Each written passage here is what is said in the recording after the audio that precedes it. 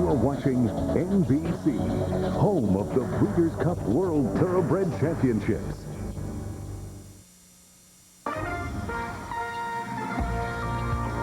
This is the Allstate NBC Sports Update.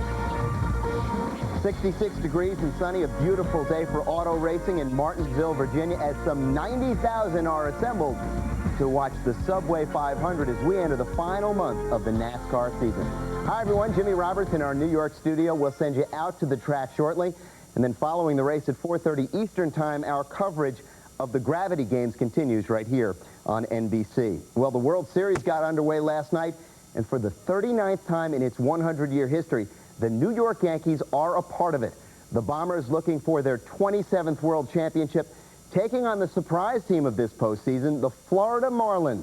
To the Bronx we go, and the hero of the ALCS, Aaron Boone, 0 for 4, involved in an important play. Juan Pierre, a catalyst, once again scored in the first. He slaps the single to left in the fifth. Matsui picks it up. Boone cuts it off and throws to first instead of letting it go home or throwing home. 2-run score. Yankees get one back in the sixth. Bernie Williams with a solo shot to right center. It's his first of the postseason. The deficit now cut to 1. But the Marlins relief pitching let the Yankees get no closer. Dontrelle Willis, a big reason why. 2 1/3 scoreless innings. The Marlins take game 1, 3-2, and the Fish snap the Yankees' 10-game World Series home field winning streak, which stands as the longest in history. And the Marlins, the absolute model of a National League baseball team, led by the man at the top of the order. Just for us to send that message, hopefully, for the series that, you know, I'm going to be on and hopefully drive in some more runs this series, but definitely score some runs. We feel, you know, we played well, you know, other than not being able to produce runs when we had them in scoring position.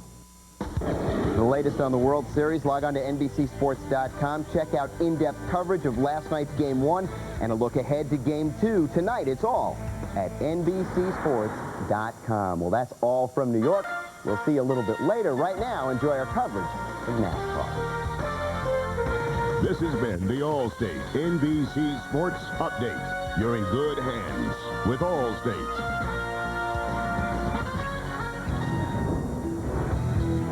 This is the Discover Car Countdown to Green as we get ready to go racing. The Martinsville Speedway in Virginia was built in 1947. The NASCAR Winston Cup Series first came here in 1956. More than 90,000 fans will be here today as the championship countdown continues. This race has a long history of exciting moments and close finishes. If you measure the road to the Winston Cup Championship in miles, 526 of the toughest miles are right here. Buckle up, Virginia. NASCAR has returned to Martinsville. The defending NASCAR Winston Cup Series champion, the victory lane. 5 races remain before we can crown this year's Winston Cup champion. Joseph will win an exciting finish here today. Since March, championship leader Matt Kenseth has been impossible to catch. Today, he brings his big lead to Martinsville.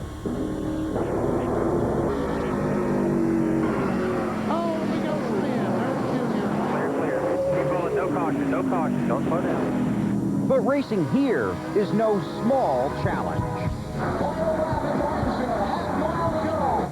Last year, Kurt Busch powered his way to the win. Now, with 5 giant steps remaining in the race to the championship, everyone wants to have a big day at Martinsville. Give me fuel, give me fire, give me double shot of time.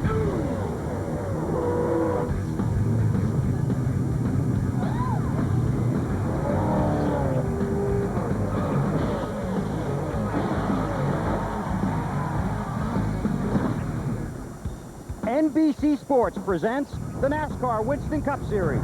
Live from Martinsville Speedway in Virginia, it's the Subway 500. Twice a year, the Winston Cup Series comes to this half-mile track, the shortest on the circuit. But with just 5 races remaining, it is one of the tallest in stature. Hi, everybody. I'm Bill Weber. Our NBC Race family welcomes you to Martinsville with this reminder. This is a very important race on the road to the championship, so please don't interfere with any foul balls that might be catchable. 43 cars on a half-mile track for 500 laps. Something big is going to happen here today. The only questions, when, where, And who? Championship leader Matt Kenseth starts 14th after starting 28th or worse in the last 3 races. We start with Marty Snyder. Bill, along the road to the championship, there are many hurdles, but for Matt Kenseth, perhaps none bigger than little old Martinsville today. How critical is this race for your race team, Matt? Well, I mean, if you look at our stats, this is probably the biggest challenge we have left on the circuit is Martinsville, just for all-out performance. So, you know, we didn't run very good here in the spring, but we had a really good test the other week here, and I feel good about our car for today. So the last few tracks coming up after this, I feel really great about, and I don't feel bad about today, but it is going to be definitely our biggest challenge. How important is this race for the 17 team? They saved their last test of the season for right here. See if they could get better at Martinsville. Matt Yoakum. Marty, the math for Kevin Harvick is simple. He has to average 53 more points over the next 5 races than Matt Kenseth to win the championship. Now, at a racetrack that demands patience to be successful, how patient can you be today, Kevin? Well, I don't think you can be too patient. I mean, you got to take care of the brakes. You got to take care of your fenders and things like that. But if you're too patient, you tend to get run over here at Martinsville. So hopefully the Jim Goodwrench Chevrolet is as good as it was yesterday, and we can keep our car at the front. Now, you've tried to have fun over this championship chase with the 17 team, but I understand someone had some fun on you. Yeah, somebody toilet papered my car last night and put Matt Kenseth's decals and license plates all over it. But it's a lot of fun right now. It's fun just being in the championship hunt, and compared to last year, it's a night and day difference. He's going to try to close that championship gap today. He rolls off from the 5th position. To Dave Burns. Matt Dale Earnhardt Jr. is 3rd in the championship, and we're at a track today where he just keeps getting better and better. What about it? Can you make up some ground on Matt and Kevin today? We've got an opportunity here. It's a good track for us, and we feel like we've got a car that can win. We got the long run set up in it, so it probably won't take off real fast here, but halfway through the race, we should have the car to beat. All right, and Junior, of course, going for his first championship. We all know that Jeff Gordon has been there before. Another NASCAR Winston Cup championship, his 4th, one of only 3 men to win 4 or more championships. Everybody wants to be the man at the top. Everybody wants to be the man at the top now. Dreaming of his record, the #1 spot. Everybody wants to be the man at the top. 4 Winston Cup championships. Today goes for the Martinsville sweep. Those 4 championships, some down to the last race, some you've won earlier in the season. Can you put us in Matt Kenseth's seat right now, what he's going through? Well, you know, you always say that you just have to keep doing what you've been doing all year long, but it just seems like there's, as the season winds down, more and more riding on every position, every lap, and you get to a place like Martinsville and you just never know what's going to happen. I mean, I'm sitting on the pole today, and I know we've got a good car, but I have no idea what's going to transpire throughout this race that's going to allow us to get a good finish out of this day, and you just got to ride it out and run as hard as you can. Well, that wipes out my second question of whether or not you can sweep. So can you get to 2nd in the championship standings?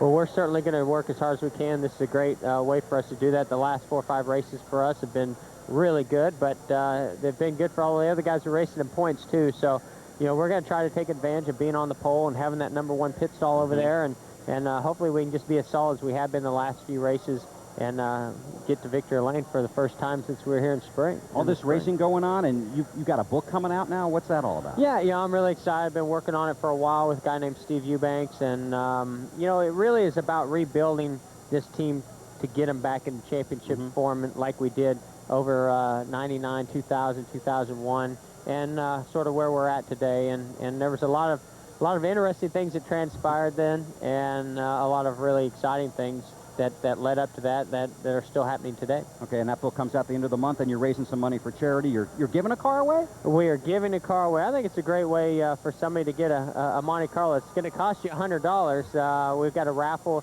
You can go to jeffgordonfoundation.org and find out more information, or be able to sign up on getting a raffle ticket. But basically, there's 2,000 tickets available. They're $100 each.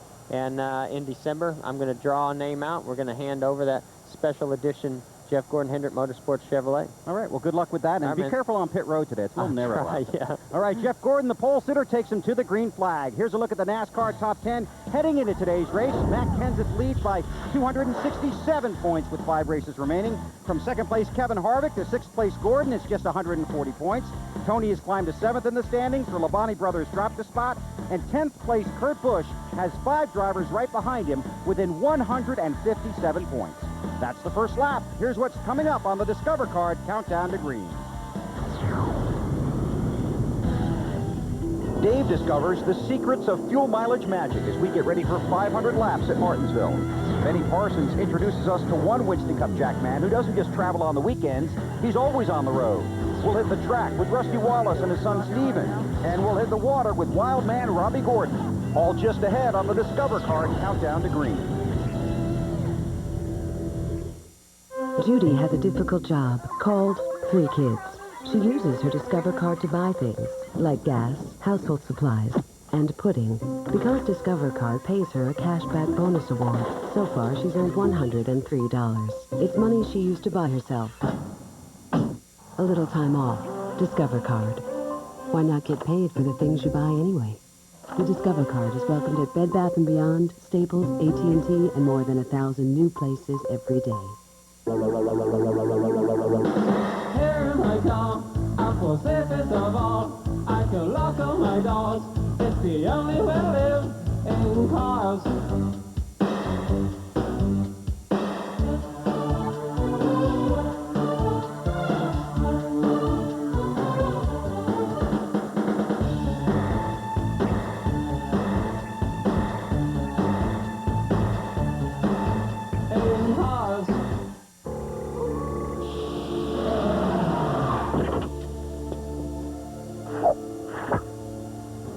I offered you protection.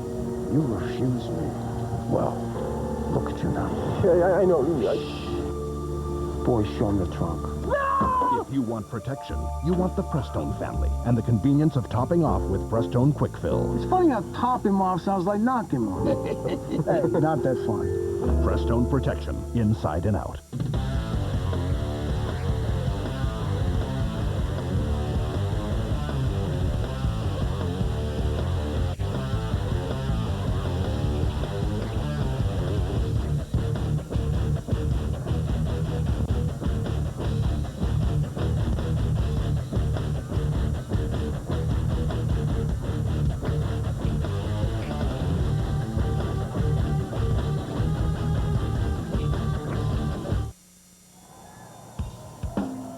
Discover Card Countdown to Green.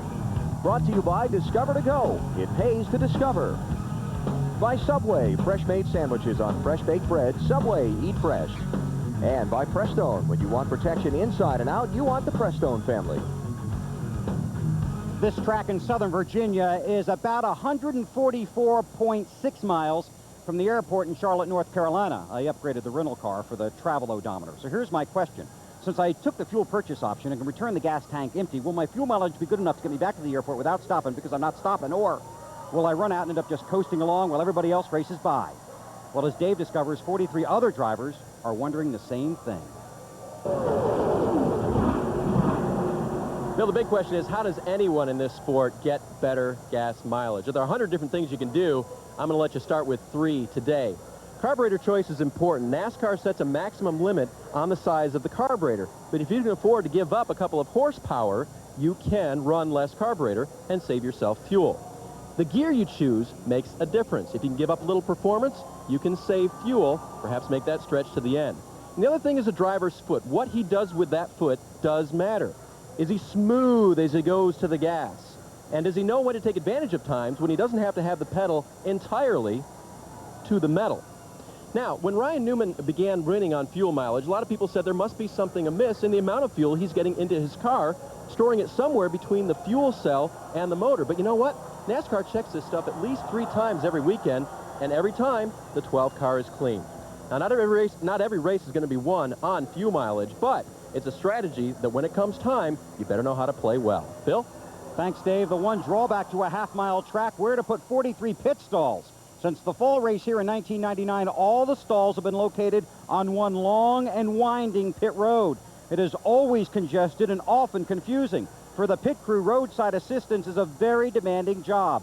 What team might have an advantage out there today? Well, maybe Tony Stewart's bunch, because Jackman Chuck White truly does know how to design the road to victory lane. Here's Benny.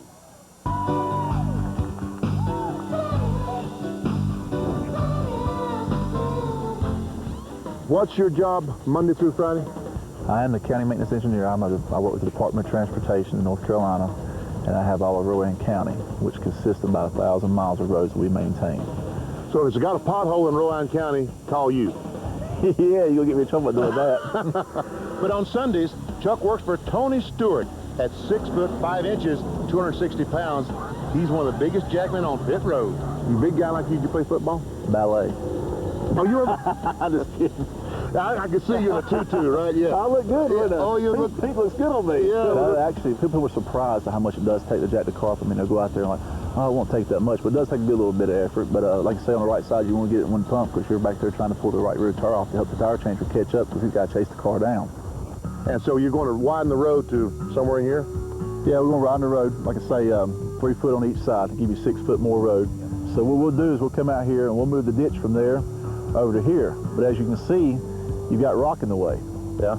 So what we've got to do with this rock is we've got to come out here and blast this rock out. Dynamite? Yes. And this machine just chops the trees down? It's organic material. They'll decompose. It's not harmful to the environment. It saves us money having to haul it to a landfill or to a dump somewhere or another. And like I say, it allows me to have my employees doing other things as far as grading that we don't have to bring it here and do clearing work with. How about the championship last year, that big thrill? We stood up on stage there and we're talking, was like, you know what? The next time we're out here having to run in a hot heat or having to do practices and stuff like that, we start saying, what is this worth? You know, why are we doing this? We're going to remember New York and say, hey, we want to get back here. Chuck and Tony start 16th today and will pit in stall number 18 along the front stretch, behind Jason Leffler and in front of Jamie McMurray. That stall, like all the others, is just 15 feet wide and 28 feet long. That's tight.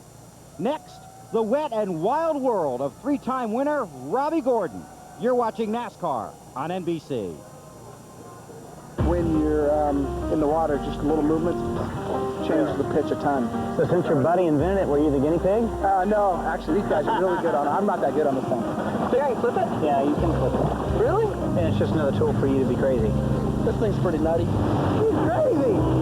That man is insane! You see that? He's insane!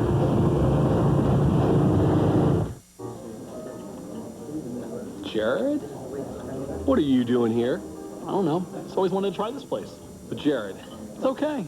I had Subway for lunch. When you have wholesome, low-fat sandwiches from Subway, it's all right to indulge now and then. Try our delicious sweet onion chicken teriyaki sandwich, made fresh with under 6 grams of fat, so you can feel good about being good and okay about being bad. Some dessert, sir? Subway, good, so you don't always have to be. If you've never spent hours trying to shave seconds, never felt like the head of a comet, never ridden in circles to reach a destination, get out of the way. The all-new Suzuki GSX-R 1000.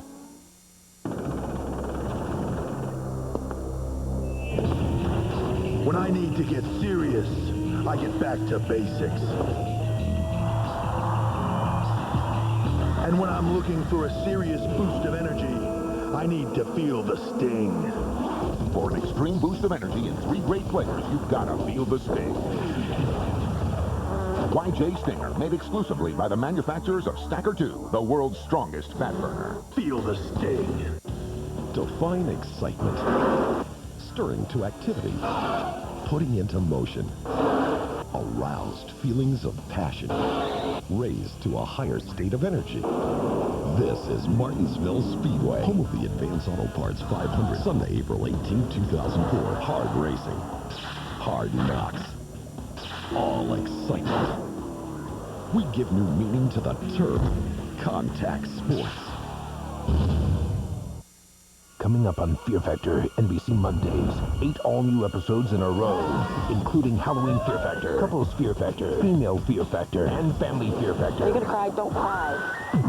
And this Monday, one stunt we can't even show you. Whoa, that one was nasty. All-new Fear Factor, NBC Monday.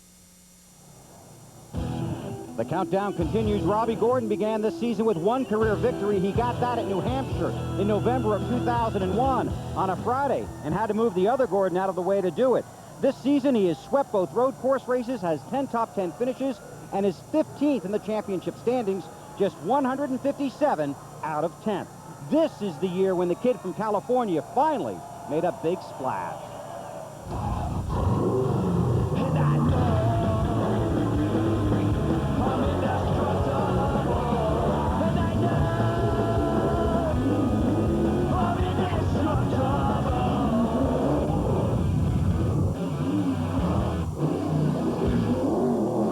You don't do any crazy stuff on the water now, do you? I mean, you keep it tame, right? What do you consider crazy? Well, upside down, maybe, I don't know, some things like that. I don't know. I just kind of ride around on top of the water. You know, I can't really afford to get injured. Spend 5 minutes with Robbie Gordon and you'll realize this guy is crazy. Marty and Pam are completely responsible for my actions today on the water. If I am injured, they report to RC. I really didn't want to play today. And from the top, it looks just like a wakeboard with a sit-down chair. Instead of having 2 feet turned sideways, 2 feet are going forward. These wings are like kind of like an Indy car on ovals, where the wings give you pitch or downforce. These give me lift or a dive. Either way, I position my body to point the things. Helmet or no helmet? Yeah. You know what? No, wear the helmet. Wear the helmet. No, we're good. Sam, what's the likelihood he's actually going to get injured? Pretty good. Now he's going to come across and flip. Here we go. Yes, sir! Very nice. Very good, Gordon. Oh, ow. You're crazy. What? You just try to flip it right away. Oh, I thought you wanted me to flip. I do. Do that again. Don't fall this time. You hurt yourself? No. Okay, good. We're glad.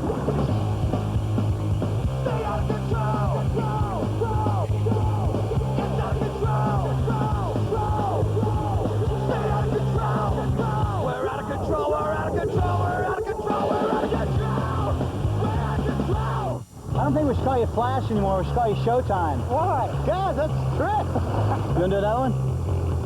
Yeah, on the way in, I'll do 2 in a row. All right. Like, same time. Okay.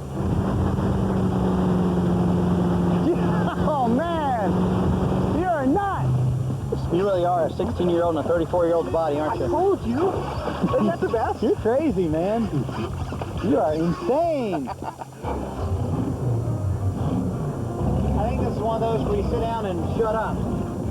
And I was right. Even our cameraman had trouble keeping pace with Robbie. She might have broke. Yeah, I might have lost fuel pump.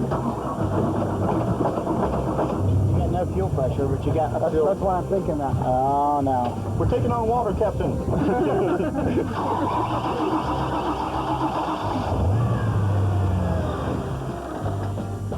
Dang, we might be screwed.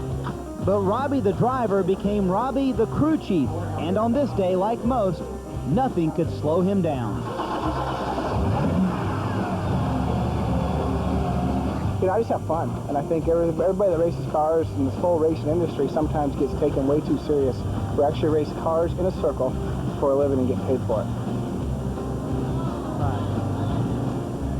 Contrary to popular reports, nobody was injured in the taping of that segment, even though Robbie did try to injure me several times. But the water's no challenge for you, Robbie. Martinsville may be a different story. Starting 37th, Kenny turned into a top 10 today. Well, we were really good. We were 11th before qualifying. Thought we had a shot at it, so I overdrove the car and ended up having to take a provisional because I got it sideways a couple times. But we were pretty good in happy hour. We were 24th the first happy hour. We went and experimented in the second happy hour, came back to where we were the first one. I think we've got a good shot at it. Passing at Martinsville is real difficult. Got to keep my nose clean, like I said. Got to keep those brake ducts and all that stuff so they're working and cool. Brakes are really hard on the cars here. Just like we saw on the boat, nothing slows Robbie Gordon down, including starting 37th at Martinsville, Bill. Thanks, Marty. Next, we'll hit the track in Wally's car. But Wally won't be at the wheel. He wasn't here. And while he was gone, his Mountain Dew Dodge got a little rusty. NBC Monday, another hot, all-new episode of Las Vegas, a college high-tech scam. Viva Las Vegas, baby! Old flames heat up, and a daughter's abduction. You find that guy and bring him to me. Will send a father to the edge. No! All new Las Vegas, NBC Monday after Fear Factor. What do you think? I say let's go for it. They've been around a long time, I'd say 30 years is a long time. so let's get to Mighty Taco. I'm hungry. Mighty Taco, 30 years of Mexican madness. We're here here at the Seneca Niagara Casino in Niagara Falls, New York. USA. Need some help? Huh? Let me show you how it's done. This is where the magic happens for the Thunder Falls Buffet. You see my hand? What are those? Barbecued ribs? So you got all-you-can-eat crab legs. Does that dessert tray come back this way?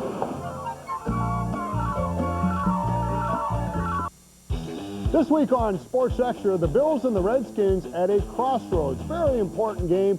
Will Bruce get the sack record? We'll talk to Ruben about that. Sabres on the West Coast. Adam, Stu, and I. Lots to talk about. Please join us. Mornings with Daybreak on Channel 2. Good morning. Thanks for joining us. Find out why more Western New Yorkers are starting off their day right here. That's nearly half the population. Well, finally this morning, get ready for an uplifting experience, shall we say. Kind of makes you wonder, what were they thinking? It's funny that you asked me that. The hairspray working well this morning for Pete. No. But brand new days start right here. Tune in and find out why more Western New Yorkers begin their mornings with Daybreak on Channel 2. On your side. So unpredictable. Channel 2 News. Ed Kilgore on your side.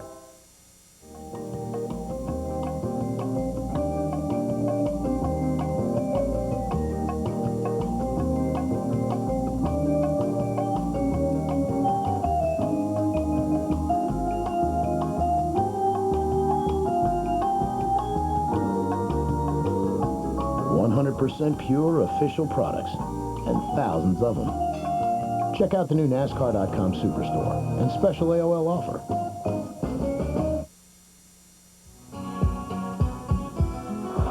Wow! Bumping, banging into the final corners. Craven runs, showered up the racetrack. Near the back of the turn. Ricky Craven is a NASCAR Winston Cup winner. I began racing in 1982. I was 15 years old with the dream of winning a Winston Cup race. And by God, we did it today. Nice guys can finish first. Big day 2 years ago for Ricky and his guys. Each week, Wally Dallenbach's only job is to take us around the track to give us some special insight into the race. Well, this week, Wally didn't do his job, went off to watch the Busch race. So we found a father-son combination that represents the past, the present, and the future of Winston Cup racing here at Martinsville. You could call it Wallace World.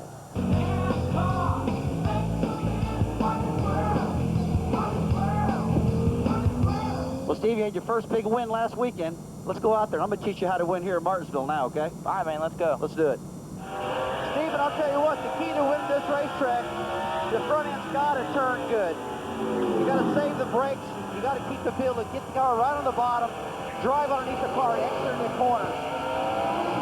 Not much past in the straightaways. Right here, enter turn 3. We're going to set this guy up, okay? We got this nose underground. Let's peel underneath his rear bumper, pick the throttle up, and then we're going to drag racing down this front straightaway. Hopefully he'll check up first and outside. We pull her down, and that's what you do. Man, I'll tell you what, this thing turns better than my car. Watch this. I'm going to show you another trick. We're going to drive it in deep here and outside. We're going to get it stuck on the outside groove. We're going to pull her down and drive underneath the guy in the bottom. See that? Yep. All right, man, we just took the lead. All right, here we go. The checkered flag's out. We're about to win this thing. All right, here we go. Yo! What do you think of that, man? The crowd goes wild. That's how you run this place, huh? That's how you run it right here, man. All right, now let's see. Rusty was quickest in happy hour, but the Mountain Dew car was a tenth quicker. I mean, how do you do that? Man, that thing handled good. I told Steven, I said, maybe it's him being sitting right alongside me. It brought me that good luck, but I went on, that thing handled great. I said, we got to find the secrets, run back and tell my guys. How about your 7th win here at Martinsville today, Rusty? That'd be great if I could. I tell you, we had a great car in happy hour. We qualified good. I like running these short tracks, everybody knows, and hopefully me and mine today could be today. Let's hope. He goes for number 7 here. Last week, Tony Stewart got number 17 of his career. He's got the fender there this time. Tony Stewart even. Tony doesn't have that wall of air to lean against. Oh, but Tony's got him, I do believe. New leader, Tony Stewart.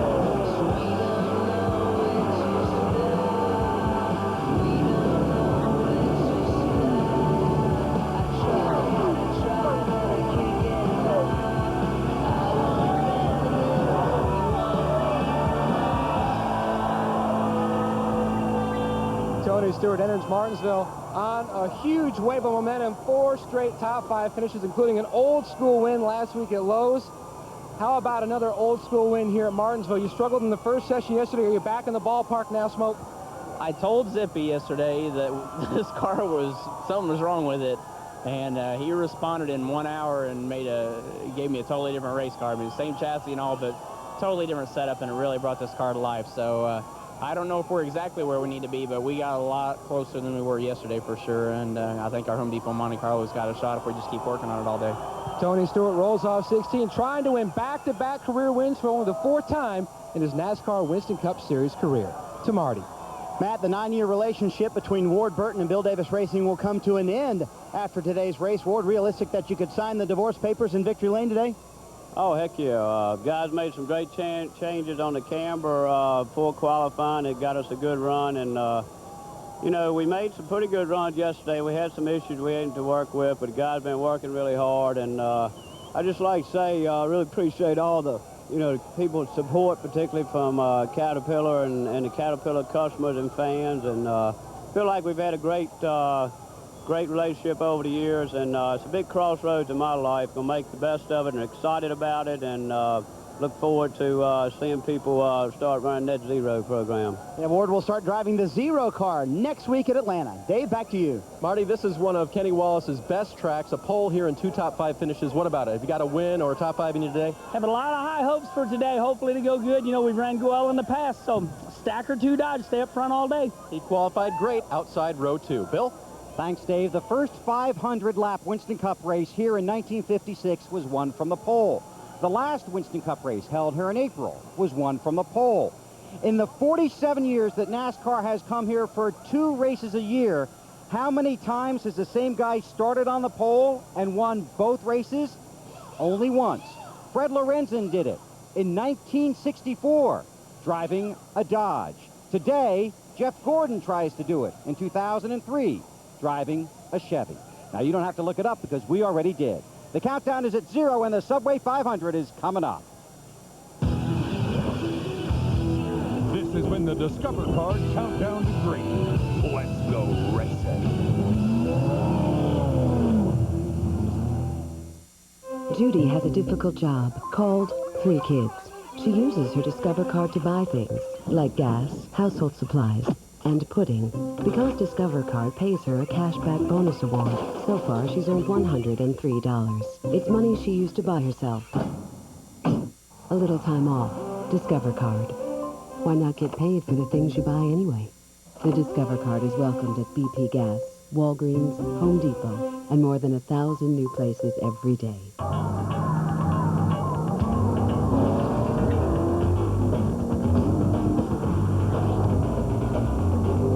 The newly redesigned 2004 Pontiac Grand Prix with 260 horsepower to help you get the most out of your ride. And OnStar stolen vehicle tracking to help you get your ride back. Fuel for the soul. At TGI Fridays, every bite is twice as good. Because our double glazed ribs feature 2 bold flavors. First, they're basted with our rich, smoky Tennessee glaze. And then finished with Friday's tangy barbecue sauce. Tear into Friday's tender double glazed ribs. Glazed twice for a one-of-a-kind taste. Double glazed ribs, only at Fridays. Define excitement, stirring to activity, putting into motion, aroused feelings of passion, raised to a higher state of energy. This is Martinsville Speedway, home of the Advance Auto Parts 500, Sunday, April 18, 2004. Hard racing, hard knocks, all excitement. We give new meaning to the term contact sports. Monday, he's a vigilante for the people. Back a dog in the corner. And he's going to war with Third Watch. You're gonna get bit. DMX on an all-new Third Watch, NBC Monday. 100% pure official products, and thousands of them. Check out the new NASCAR.com Superstore and special AOL offer.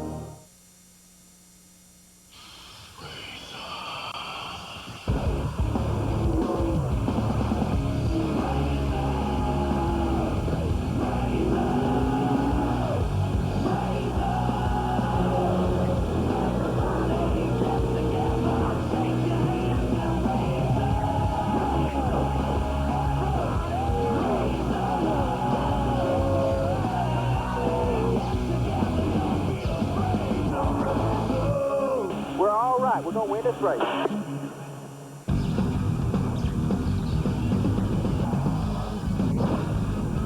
NBC Sports presents the Subway 500, live from Martinsville, Virginia.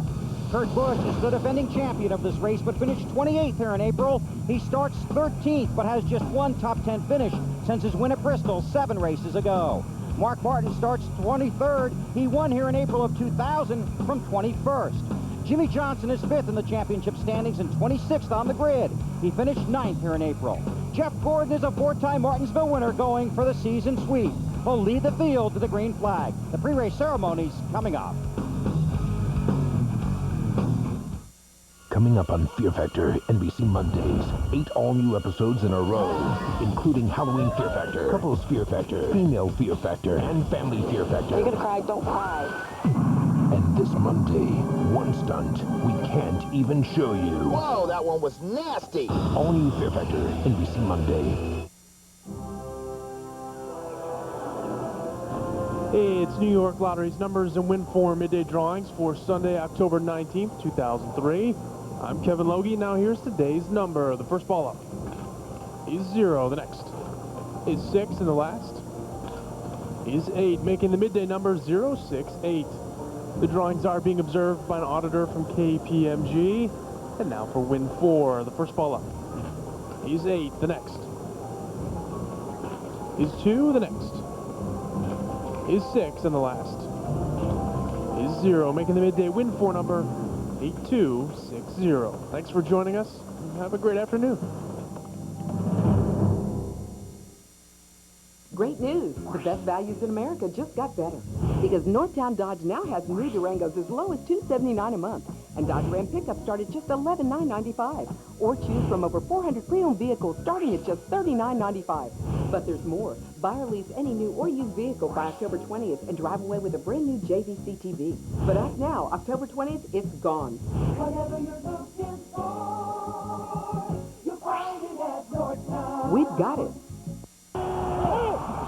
Touchdown! Ryan Holmes and the Buffalo Bills present the 2003 Game Day Giveaway. Visit any Ryan Holmes model through November 2nd for your chance to win big ticket prizes. Look on the WGRZ.com sports page for more details. Stepping Stone Academy, accepting applications now. These men are fierce competitors. But today, they are helping build the Victory Junction Gang Camp for children with life-threatening illnesses. Please join these and other dedicated drivers in support of this empowering camp being built in honor of Adam Petty. Through your donations, this dream will soon become a reality. Join the gang, the Victory Junction Gang, and feel your heart race. Okay, which one of you guys took the restrictor plate off the bulldozer? I mean, Trader. Maybe they should stick to driving. 48th running of the Subway 500, just moments away. 43 drivers chasing the win, while Matt Kenseth continues to chase the championship. Time to get you upstairs to the 3 guys that will call today's race for you, and since this is a short track, no, that'd be too easy. Here's Alan Bestwick, Wally Dallenbach, and Benny Parsons. I was expecting some line about a turkey and ham with the big cheese or something. I don't know. And this is the shortest track on the circuit, Bill, but it is far from the easiest. In fact, it may be one of the hardest to get a good finish on. This place is tough because you're in traffic all the time. You're turning, you're braking, and like I said, traffic is like an accordion here. You're worried about hitting the guy in front, then you're worried about getting hit in the back. You got to get the car to roll through the center. You got to be easy on your brakes, but it's the toughest thing may be getting in the pits. Yeah, because we've got 43 cars on a half-mile racetrack. They've got a pit on a size about 1/3 of that, and it does get so tough on pit road. Watch Jeff Gordon. He's making a pit stop. The right side guys are actually on pit lane where the cars go by making the pit stop. Very tight, very narrow, and not a lot of room. We'll see cars making contact on pit road and maybe even with some human beings. It's a tough pit road here at Martinsville. We've heard a couple drivers already say that they're going to keep the front end on their car. Somebody's going to tear the front end off their car on pit road and hurt their chances to win. Of course, we'll follow the race for the championship as well. Matt Kenseth's bid for a good finish here at Martinsville today. I was working in the garage and I smelled smoke. I quickly determined it was a grease fire. I knew grease fires were different from other type blazes, but I wasn't sure the best way how to handle such a conflagration. So I asked myself, what would Jared do? I'd get a Veggie Delight on wheat. Or maybe with the honey oat bread. Sorry, what was your question again?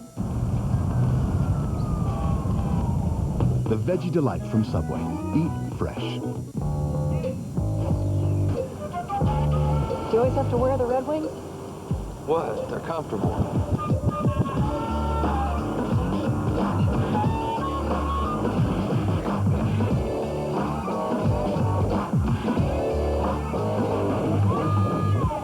Here we are. New muscle shoes from Red Wing. So comfortable, you can't take them off. Hey, those steel toes? Yeah. Sweet. I brake for yard sales. I brake for animals. I brake for, Chocolate. My grandkids. Boys. I brake for little old ladies. Bingo. UFOs. I brake for free oil changes. Visit your Midas mechanic now and get a free oil change with any Midas brake job, including installation of our lifetime guaranteed brakes. That's a free oil change. And brake pads or shoes guaranteed for as long as you own your car. I brake for no apparent reason.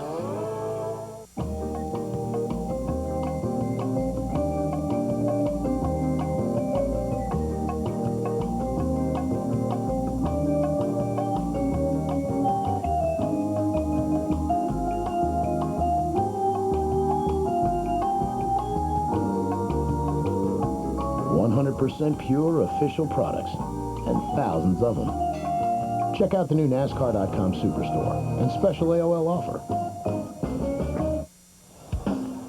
NBC's coverage of the Subway 500 is brought to you by Subway. Fresh-made sandwiches on fresh baked bread. Subway, eat fresh. By the next Ford F-150, built Ford tough.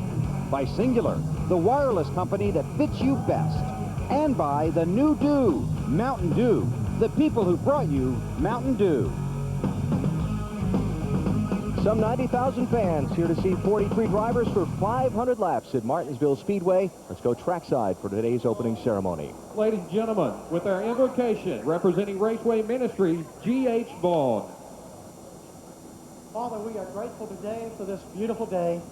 We graciously accept your presence here on this wonderful occasion to appreciate and to enjoy this race. We pray your blessings upon each driver, upon their families, those who support them, their crews. We thank you for this nation, this opportunity to be here, and for those who guard our freedom every day. Amen. Singing the national anthem today, she's a favorite and the guest of Classic Country Theater located in Pigeon Forge, Tennessee, where she performs as an artist on both the back to the 50s Rock and Roll Show and Classic Country Show. From Greensboro, North Carolina, our national anthem, Miss Lori Beth Hogan.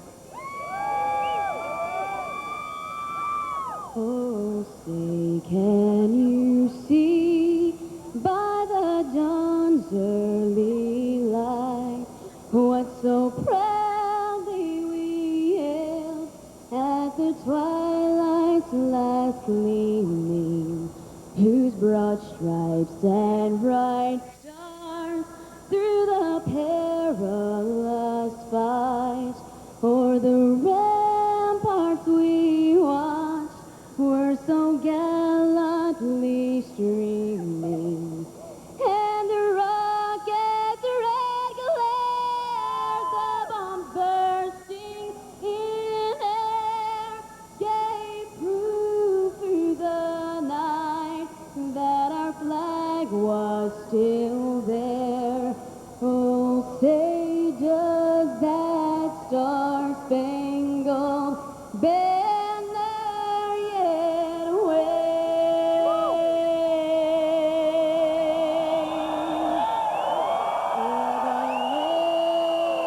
land of the free and the home of God.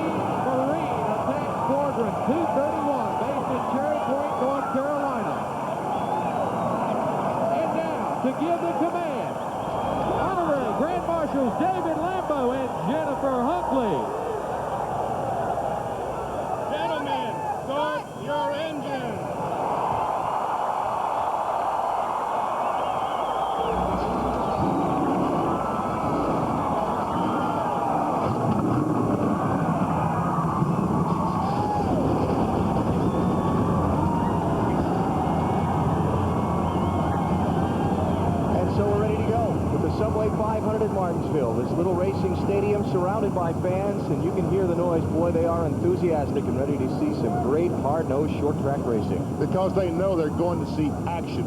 Guaranteed to see action today for 500 miles. Laps, I should say.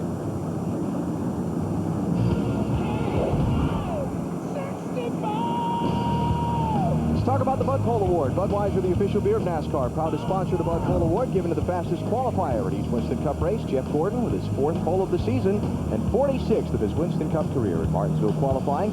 Since 1979, Anheuser-Busch has awarded more than $8 million as title sponsor of NASCAR's Pole Award program. And now a look at the starting lineup for today's Subway 500. Gordon with Ward Burton alongside of the front row. Ward in his final start for Bill Davis Racing. He moves on to the 0 car next week at Atlanta, and Scott Wimmer takes over that 22. Back in row 2, Junior on the inside, who says he has a very good race car. Kenny Wallace looking to have a great finish at Martinsville. One of his best tracks here at Martinsville for Kenny. Kevin Harvick on a lot of people's lips this morning in the garage as the man to beat today. I would agree with those folks. And Rusty Wallace, how can you argue with his record here at Martinsville? 6 times a Martinsville winner. Sterling Marlin in his 600th NASCAR Winston Cup Series start today. And Jeff Green, the Petty 43, been to victory lane so many times here at Martinsville. Will he get another one for that team today? Ricky Rudd, his team from nearby Stewart, Virginia, to about 40 miles away. And the Wood Boys' son won yesterday here in the truck race, so looking for good things. There's your championship leader, Matt Kenseth, along with Kurt Busch, the defending champion of this race, back in row number 7. Last week's winner, Tony Stewart, going to come from row number 8, along with Michael Waltrip. Ken Schrader, top 10 finish here back in April in the season's first race at Martinsville.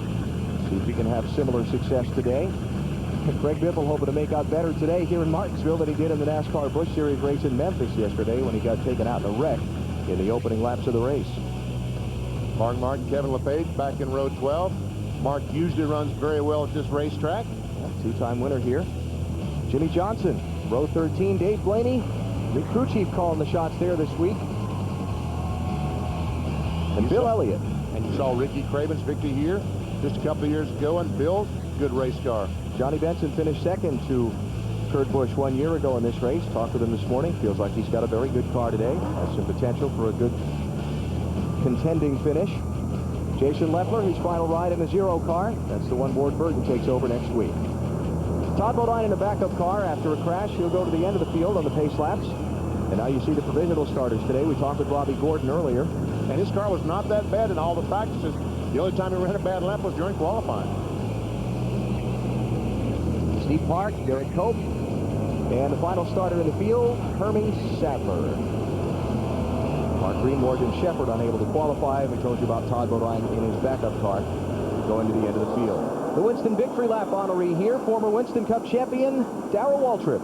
3-time champion, 84 wins, tied for 3rd all-time. DW in Martinsville are very synonymous. He had 11 of those 84 wins here on this tight half-mile track. He tried to figure out where was Darrell the most dominant. Was he here at Martinsville or at Bristol? Yeah. And the car he's... there you go. He's got him a checkered flag. That's a victory lap. There you go. The number 11, of course, the number that he had so much success with at Junior Johnson's. Car somewhat reminiscent of the 85 Budweiser machine that he won his 3rd and final championship in. So DW, today's honoree in the Winston Victory Lap. Closing in on the start. Let's go to pit road. Marty? Alan, quick check of the Martinsville numbers for Ryan Newman. His average start, 5.5. His average finish, 28. That's not so good. That's why they tested here 2 weeks ago, worked through several problems they had here in April. The result, Matt Borland says we have the best car we've ever had here. Matt? Marty, 2 of NASCAR's all-time legendary teams, Petty Enterprises and the Wood Brothers, have combined to win 21 times here at Martinsville. The last time the 43 team won here, they started 21st with John Andretti. Today, Jeff Green and Ricky Rudd start 10th and 12th. Both are very confident about their chances. Green trying for his first career win, Rudd trying for his first with the Wood Brothers. To Dave Burns. Mike Skinner makes the last of his 11 starts for the Army car here today. You'll see Mike next year in the Craftsman Truck Series driving for Toyota. Now the driver stepping into the 01 for the foreseeable future Hampshire, is making his last start in the 25 car today.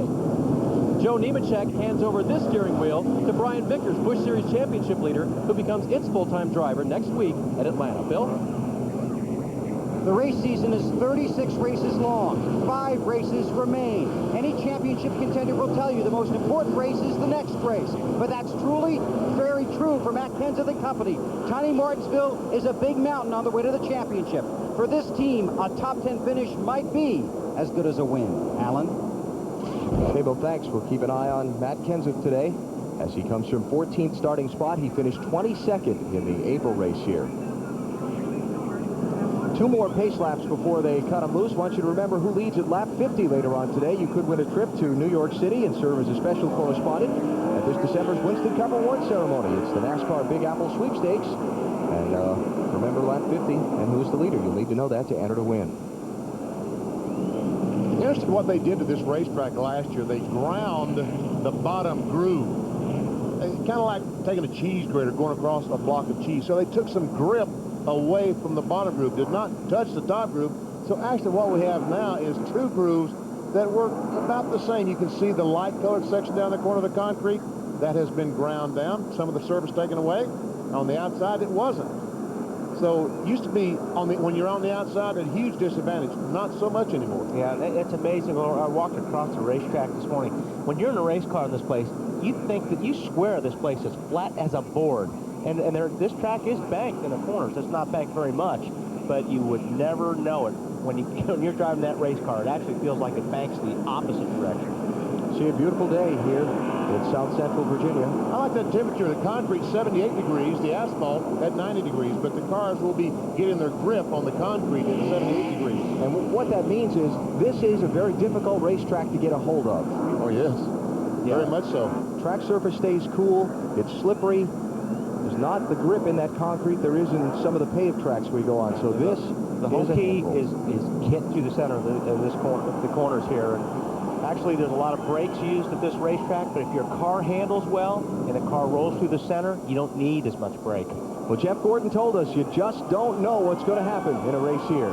It'll be fun watching to find out.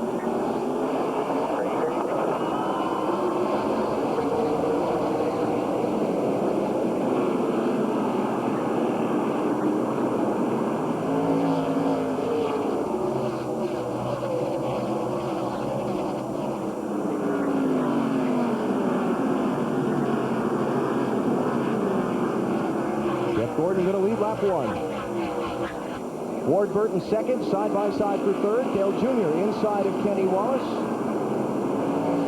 Kenny's holding tough up there, VP. He is. It's like he may take the spot. And Jr. talked about his car is not that good on the first few laps of a tire change. He expects it to be much better on a long run. Kevin Harvick creeping in behind them. So that's third, fourth, and fifth with Jimmy Spencer in the 6th position in the light blue 7 car from Harvick's view. Oh! And just that little slip on Earnhardt's part was just enough for Kenny Wallace to get in front and make the pass clean. Now, because of the changes Benny talked about to the bottom lane of this racetrack, you see these guys running up off that bottom, that makes that inside lane so tempting. Oh, yeah. It's when you see that big gap, that hole, you go, oh, man, it's all mine. But it's also when you're coming off the corner on the low side and you got a car on the outside of you, it's very difficult because you need all that racetrack to keep your momentum. So it's hard to stay underneath that car going down the straightaway when you pull up off the corner side by side. I see that yellow curb on the bottom of the racetrack when you get down like Kevin Harvick, that 29 car was down there. Sometimes the car on the outside, you hit that curb and it throws you up in that car on the outside. We'll see that before the day's over. Yeah. That usually starts about a 4-car wreck. Yeah, exactly. How about Kevin Harvick, Bill? A strong start for him, but inspection was the tough part for this team this morning. They had too much camber in their car the first time they went through. So they took the car out of line, fixed it, and went back, and the NASCAR officials said it was worse, so they held them till they were the last car through inspection, got them to the grid late, but so far okay. And that was too much camber in the rear, right, Bill? You betcha. We saw a lot of that here on Friday, Wally, as well. Guys having a tough time getting through inspection. And let's just explain what rear camber is and why they'd want to have more. On the right rear tire, they would lean it in because they go down the corner and all that force applied to that right rear tire will try to roll off the rim. So the more you have it leaned in, the more contact pass you have the complete tire when you get down in the corner. So that, basically you're getting more grip because of that, and that's what they're trying to gain. And there is a limit to how much rear camber you're allowed to run by NASCAR, and so that's that was the issue there with the Harvick car. Hey, this is a heck of a race right here. Earnhardt Jr., Kenny Wallace, Kevin Harvick, 3rd, 4th, and 5th. I think Junior's got it now. Junior and Harvick take the spot.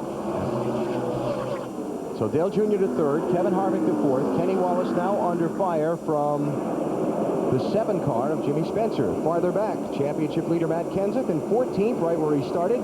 But he's being challenged for that spot by Tony Stewart. Dave? And that high line that Matt is running is what he's been running from the start. In fact, I asked him this morning, you're starting next to teammate Kurt Busch. Are you going to ask him if you can have the inside line? He said, no, I don't want it. He said, my car works well on the high side. I'm going to stay up there all day. He has not moved down for even one corner of this race so far. Matt? As Tony Stewart works the inside, trying to make the pass on Matt Kenseth. He told me this morning that in the final practice session on Saturday, he did a lot of experimenting, moving around on the racetrack, trying to see which line would work the best. On about lap 3, he clicked on the radio and told his crew chief, Red Zipadelli, I really like it up higher. That's what I'm going to try to work, unless I'm going to try to pass somebody, which he just did to the 17. The thing is, you got to watch what we're watching right here is that you got Sterling there. Matt wants to go, but Sterling's running the high side too, so it's giving Tony Stewart the advantage on the bottom. I think they helped this racetrack tremendously with their competition when they ground that bottom lane. Took some of that grip away down there. Certainly made for more side-by-side racing, which is what all these 90,000 plus fans are here to see. Tony Stewart working on Sterling Marlin. That'll be for 13th place. And just was beside him coming off of turn 2, but he was on the low side. When he got on the gas, he spun the tires, and that was just enough for the 40 car to clear him. Tony, the 2000 winner of this Subway 500. Now Ken Schrader up underneath Matt Kenseth to challenge him for a spot. Schrader in the 49. Remember, I talked about earlier, he got a top 10 finish here back in the April race. Didn't qualify all that well, starting 18th. 43.97, the battle for about the 10th position between Kurt Busch in 97, Jeff Green in 43, Ricky Rudd in 21.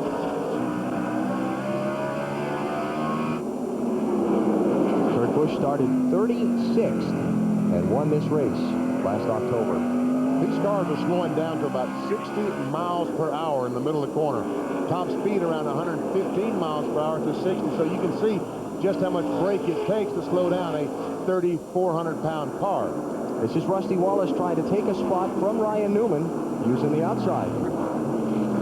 Practically leaning on each other.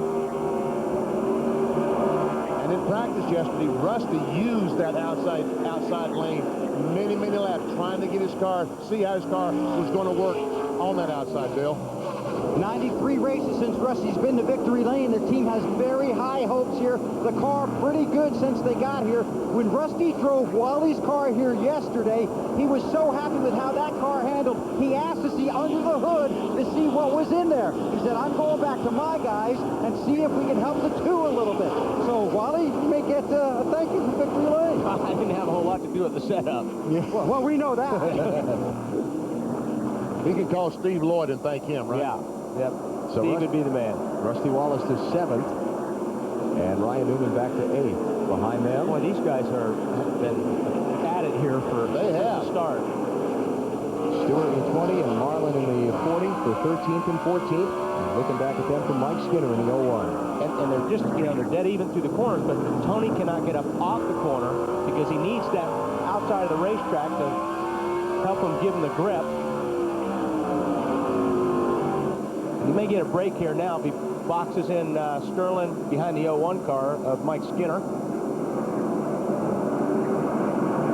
Running that lower lane, though, doesn't do anything as far as hurting the tires more than running the outside. I mean, we talked about grinding the track in a cheese grater, so people might get the impression that the track is so rough it'd be like a Darlington or something. Yeah, I think maybe you may use a tad more brake than the guy on the outside, because the car on the outside has a little bit of room to slide, where the car down on the bottom obviously doesn't have much room to slide up the racetrack because you've got somebody on the outside of you. While all that's going on in the pack, Jeff Gordon continues to lead. 21 of 500 laps complete in the Subway 500 at Martinsville.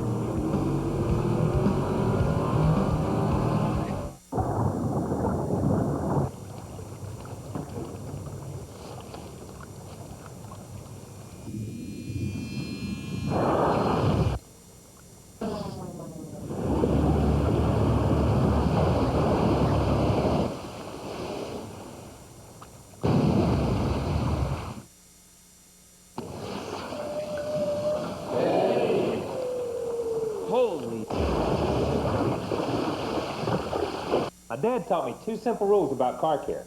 To take care of the engine, change the oil. To take care of the fuel system, add STP. When your dad is Richard Petty, you tend to listen. Now on DVD, The Matrix is older than you know. Like all systems, it has a weakness. Stay out of the Matrix. Why? The Matrix Reloaded. Buy it now on DVD. Sunday, see Big Eddie haul trees in his fuel injected Hemi Dodge Ram 1500. Sunday, Big Eddie picks up stuff in his 345 horsepower Hemi Dodge Ram. Sunday, going fishing in a Hemi powered Ram. Morning, Ed. Monday. You gotta stop. Here they come, up for safest of all. I can lock on my doors. It's the only way to live in cars. In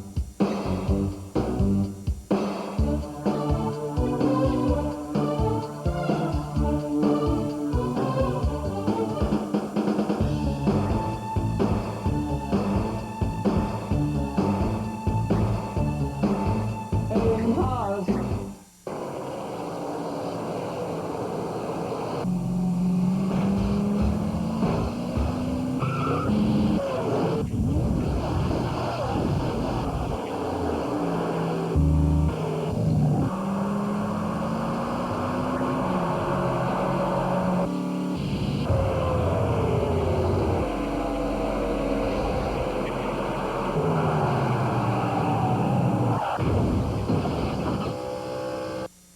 NBC Monday, another hot, all-new episode of Las Vegas, a college high-tech scam. Viva Las Vegas, baby! Old flames heat up.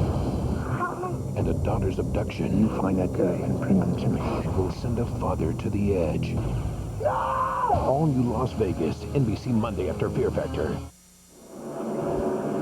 The Martinsville Speedway. They've been racing here since September 25th, 1949. And today the Subway 500. It's 48th running for the NASCAR Winston Cup Series. Jeff Gordon has led all of the laps that have been run so far. And now he's into some heavy lap traffic. He's caught the end of the field. Now 2 laps ago, the 37 car is Jerry Cope. He lapped him about, 2 laps ago. And guess what? Cope is somehow back in front of him. Marty, what's going on with the 24? He's a little bit tight right now, VP, and this is the same article, different newspaper. Same thing that happened here in April. The first 75 laps went green. Jeff Gordon led all of them, putting many cars a lap down. And Jeff told me this morning he thought the complexion of this race would be a little bit different because of the new lap down rule. People would fight harder to stay on the lead lap. Yeah, that's, the lucky dog thing is going to be on a lot of people's minds because they're expecting that to keep. We usually have a lot of cautions here. They're expecting that to keep a lot of guys on the lead lap when we get down toward the finish of this thing. He finally gets by Casey Mears. Here's a battle for second. Junior, 8 car underneath Ward Burton at 22. This battle's about a second and a half behind the leader, Jeff Gordon. And Kevin Harvick right there. Harvick's going to have to try to get a little bit closer to Junior if he can keep Ward up on that high lane. Having company is always fun. We have company. He was out on the racetrack just a little bit ago. He was out on the racetrack yesterday. 3-time NASCAR Winston Cup champion Darrell Waltrip. How you doing, man? Man, I'm doing great. And, you know, riding around there at number 11 for those first couple laps, they were just teasing me, you know? Yeah. Man, what a... So you want to do 500 more? You want to do 500 more laps, huh? Well, you know, I did 200 yesterday, Ben, and I felt okay. And I got up this morning feeling kind of racy. I thought I could hang in there for a little while anyway.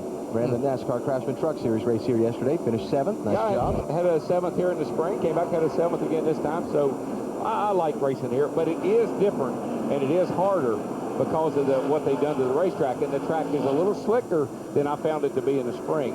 That bottom lane is so tempting to get down there, but boy, you've got to be some kind of hooked up to use it. Martinsville memories, 11 wins here. Boy, what a great place for you over the years. I guess 87 would have to be my favorite. Yeah, came out here on Sunday morning. Jessica Lee, my daughter, just been born.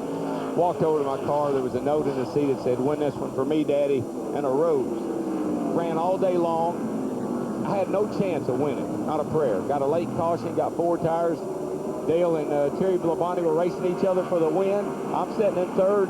I give Labonte a little bump going into 3. It shoots him into Dale. I come off turn 4. I win the race. I led all of 100 yards that whole day. Yeah, but I won one for Jessica Lee. Yeah, it was outstanding at the end of that race. I remember it well. Well, it was because everybody was saying, well, what happened? Yeah. Well, that's not what Earnhardt was saying. he was saying some things not fit for publication there. Yep, right. Jeff Gordon still the leader. Earnhardt Jr. now to second. Harvick to third, and Ward Burton has fallen back to a 4th place. Well, DW, it is nice of the folks in NASCAR to honor Winston for their involvement for the last 33 years. Benny, you know, you just think about, just like I do, what this sport was like when we were started in the 70s. Not very many people, 25 or 30,000. It was a big crowd. The places always looked like they needed repair, no matter where you went, super speedway or short track. Winston really, they stepped up our program big time, took it mainstream, and they've done an incredible job with this sport. And it's a shame to see them go, but as you well know, things change, got to move on. Jeff Gordon right now wants to move on, but he's trying to get by the other Gordon. Hang on, Robbie. Loose in that 31 car, Robbie Gordon. And that's the way that second turn is, Benny. I mean, and he is loose in and off. Weber, what's going on with Robbie Gordon? It might be more than the car. Robbie found himself with food poisoning last night. Actually was violently sick, had to take 2 liters of fluid this morning. Is feeling weak, but a little bit better. He did see someone in the infield care center before getting into the car this afternoon, but not feeling well at all after food poisoning. Second place here, Kevin Harvick. That car's loose enough. I think I'd be really sick. I'd be looking for another guy to get in that car. As bad as I'd like to be out there, Wally, I'm not getting in that thing. It's not even tempting, right? No. Tell you what, Harvick's on the move here early. Now that he's clear of Junior, it'd be interesting to see if he can make up some of the ground on Jeff Gordon. And Harvick, the 29 car, is able to use that bottom groove probably as well as any car I've seen yesterday and today. It only makes sense if everybody's going to be running a lane up off the bottom. If you can get your car to hook the bottom, you got to have some place to pass. And if you can get those left side tires right on that curve, right up against it, you got a little grip there. There's a little bit of about a foot of unground concrete right there, and you can get some grip, but you got to be right on that curve. And you get in that grip with the left side. Left side, I got you. Yeah. So, what have you been doing with your time off? I hear you've been putting together a little racing operation. I'm going to go truck racing next year, and we're working real hard on that, and looking forward to that. We're trying to hire a driver. We've got us a shop. We got Michael Cranifis' old shop over there in Concord. Bobby Kennedy's working hard to get the parts and pieces put together, and I'm just a big believer in the truck series. I think it's fun racing. Reminds me of Saturday night racing like we used to do a long time ago, and I want to be a part of it. But you are going to run the truck some next year, aren't you? Just 3 times. Stevie has let me run here twice and up at IRP. Okay. Oh, y'all laugh. Like, y'all don't, I guess y'all don't ever have to ask your wife for permission to. I'm not trying to get into a race car. Oh. I'm not going down that road. Watch this, the 2 Gordons.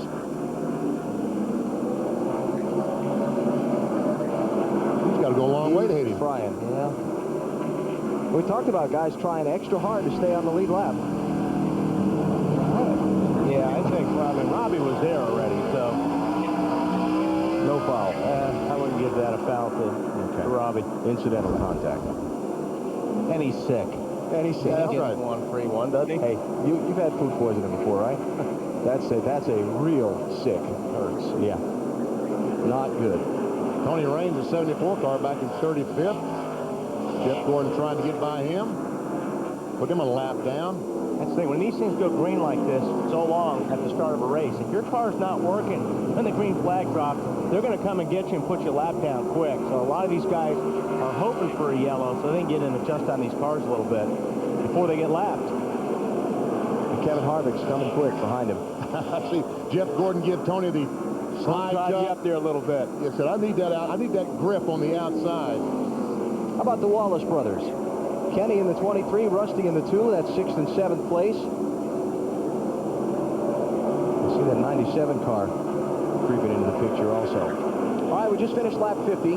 Need to know Jeff Gordon to enter this year's Big Apple Sweepstakes. You could be a special correspondent at this year's Winston Cup Awards ceremony. Log on to NBCSports.com or NASCAR.com and check out the NASCAR Big Apple Sweepstakes. The rules and your chance to register every week. And you got to know Jeff Gordon today as the leader of lap 50.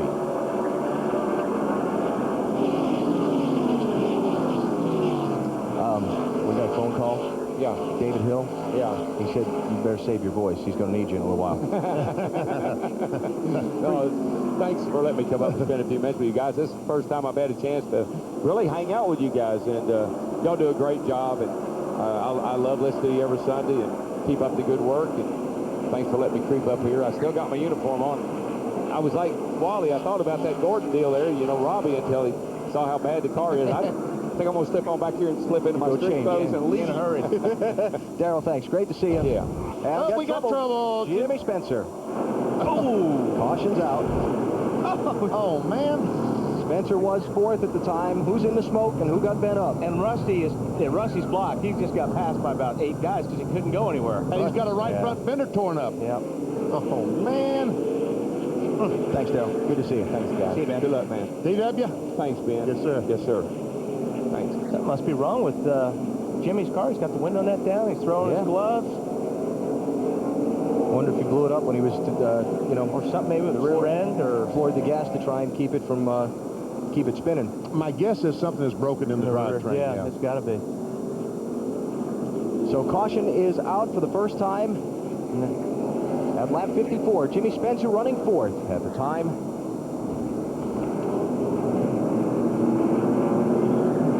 You try and get under Todd Bodine there. Looks like he was and did not want to make contact. And Yes. Backed up. I guess Rusty got him in the smoke, maybe. yeah, I guess he did. Trying to get on the gas again. Stop. That's where it's broken there. Watch for Kurt Busch's car. Stop. I mean, you have to literally stop because you can't see anything. Obviously. I mean, folks, that's exactly what you saw is exactly what Kurt Busch saw. Nothing but smoke. You know, the nice part about that, though, with the no more racing back to the caution, you can stop. Yeah. You don't have to try and go charging through that cloud of smoke to keep your position at the line. Because that would have been ugly. And especially those cars trying to get a lap back from Jeff Gordon. And by the way, Johnny Benson is the lucky dog here. He'll be the guy that gets his lap back. Good for JB. Yep. So Jimmy Spencer, Rusty Wallace torn up here. We'll see the leaders come to pit road now at the end of lap 55.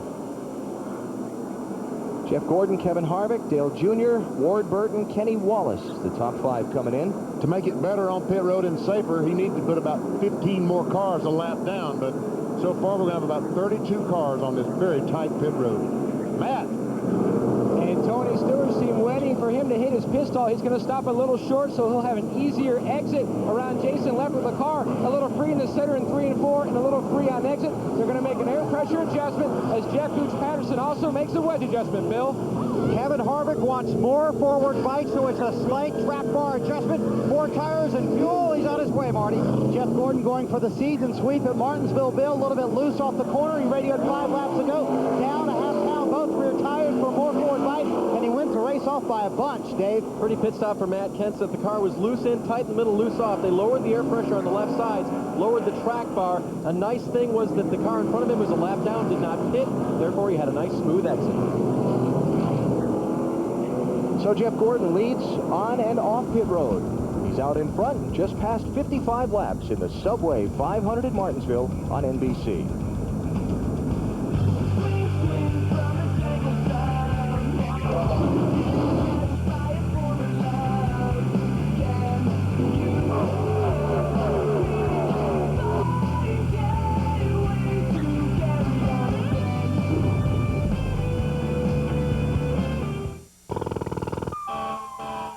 We engineered a material behind the dash called quiet steel. Only the new Ford F-150 has it, which means it's the only truck to deliver this.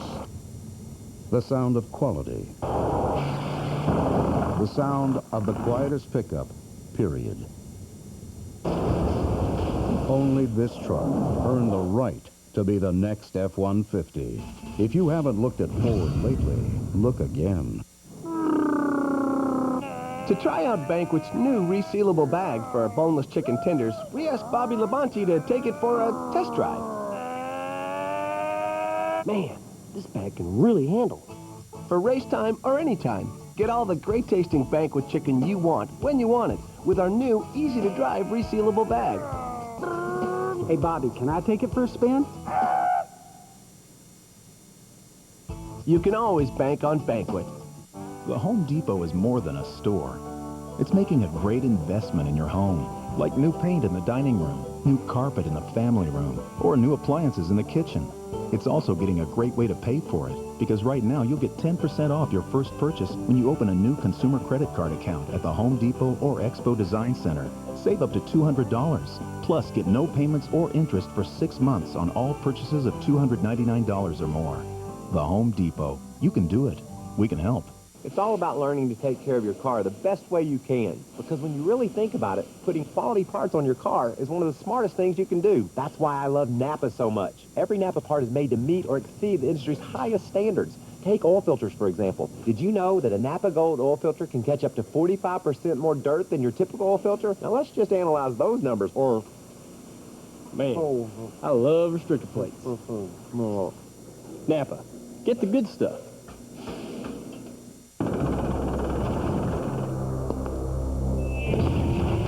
When I need to get serious, I get back to basics. And when I'm looking for a serious boost of energy, I need to feel the sting. For an extreme boost of energy in 3 great flavors, you've got to feel the sting. YJ Stinger, made exclusively by the manufacturers of Stacker 2, the world's strongest fat burner. Feel the sting. America's Horse Kentucky Derby and Preakness winner Funnyside returns to the track in the $4 Million Classic, the Breeders' Cup World Thoroughbred Championships, next Saturday, 1 Eastern, NBC. Freedom of speech. Exercised all race long. Log on to America Online or NASCAR.com and get track pads. NASCAR.com. America Online, keyword NASCAR. NBC Sports in Martinsville, Virginia. NASCAR racing, the Subway 500 under its first caution after Jimmy Spencer spun in turn 4 and Rusty Wallace piled in. And you see the damage to the right front fender. There you see the 2-car before damage, said damage. And there's Spencer, and Rusty just don't know what to do. Yeah, and there's nowhere to go. And he loses 7 spots, at least 7 spots here, I think, because he can't go anywhere. But he's got, I don't know how much that fender damage is really going to hurt him. What do you think here? I mean... Now Dale Jarrett, penalty for... See the wrench in the right there? Whoa. Too quick for me, guys. Can't take the equipment out of your pit box. That's jerked it out, but he will have to start at the rear of the field. And also Jeff Burton will have to go to the rear of the field. There's a limit to the number of pit boxes you can drive through getting in or out of your pits. He drove through too many. Wow, look at that start Gordon got. Oh, man. He cleared that cars a lap down, which is really important. Jeff Gordon leads, Dale Earnhardt Jr. second, Kevin Harvick third, Sterling Marlin, right side tires only on his pit stop, up to fourth, followed by Ward Burton in fifth, then Kenny Wallace, Kurt Busch, Tony Stewart, Ricky Rudd, and Ryan Newman.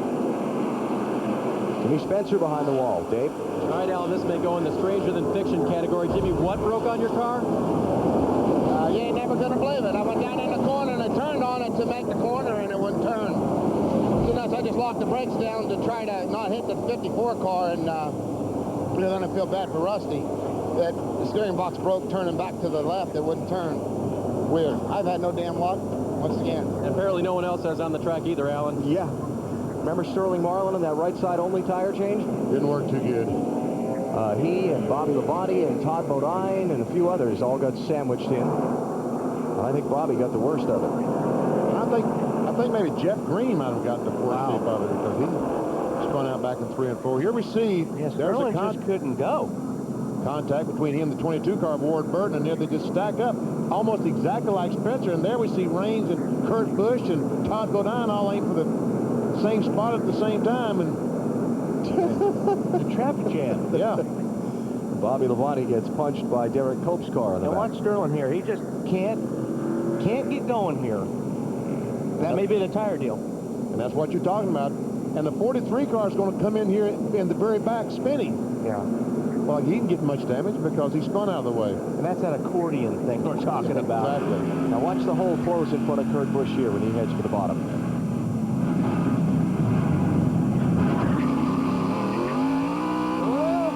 I think he just got nicked in the right side. This is Todd Bodine.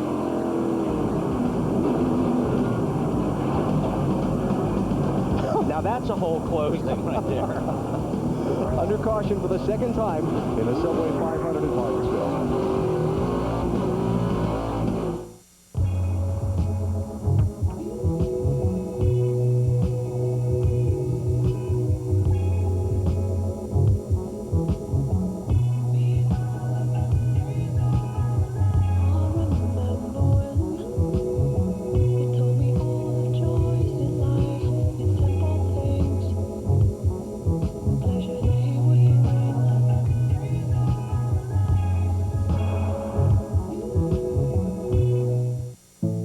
A voice is as unique as a fingerprint, defined by cadence, nuance, tones, and shades.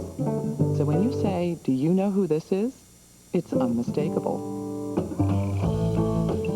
Cingular connects you to the technology with the truest sound in wireless. Just look for the Cingular Smart Chip, proof that we take your voice very seriously.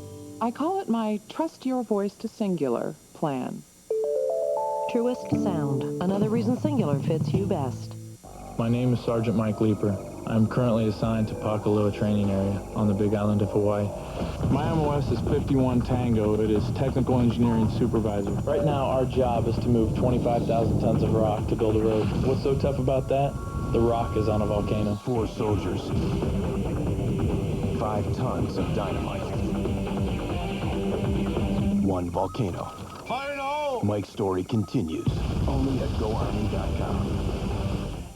You can't help but be a little bit nervous when your daughter's out there on the highway. My best friend Jessica and I are taking a trip to visit 3 colleges.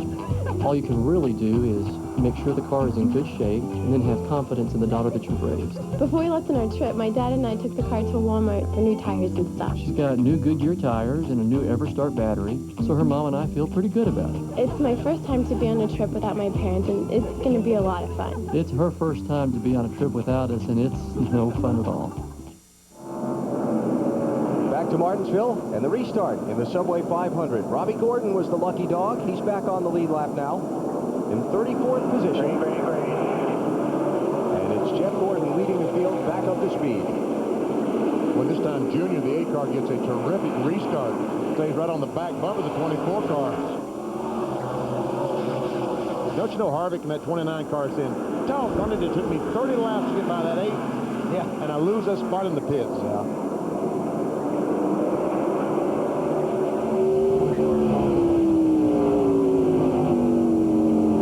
In the pits are so important, especially for a driver, because of that. He works so hard to get around a guy. Don't want to give it back up when you come down pit lane. Showing the black flag to Tony Raines. He was supposed to restart at the tail end of the longest line, I believe for pitting too soon. Came in with the lead lap cars because he got damaged in that wreck and didn't go to the back of the line for the restart. So now he's going to come in for a green flag, stop and go penalty. Been better off to go to the back of the line. Kyle Petty, 45, first car 1 lap down. Hoping to stay there and get a lucky dog pass. How about Rusty Wallace, Bill? Well, made 2 stops under the previous caution and just stopped again under this caution. They had a problem, Alan. They wanted to change 4 tires, but because the field is so strung out under caution and the pace car speed is what it is, they didn't have time to come in and get lefts. They were only able to take rights and cut away the right front. So on that caution, they came in and got left, made a chassis adjustment, and sent him back out. Very disappointed. Thought they really had a shot at breaking that 93 race winless streak today. And they probably, the speed on pit road is 30 miles per hour, and about a per second spot as Harvick goes by Junior. 30 miles per hour. Rusty got busted twice at Charlotte last week for speeding. Yeah. So this week, trust me, he will not be speeding. Here, he'll be playing it fairly close to the vest. And that's why that they could not take that chance. Other pit stops under that last yellow: Sterling Marlin, Jeff Green, Derek Cope, Bobby Labonte, along with Rusty Wallace. Guys that basically got nicked up in the jam there off turn 4. When I see Rusty Wallace's car, Wally, I'm concerned about one thing: his brakes on that right front. It looks like that the air dam might have been damaged, that scoops air and goes in and cools that right front brake on the tube. Watching Ward Burton do a little stalking on Dale Jr. for that 3rd position.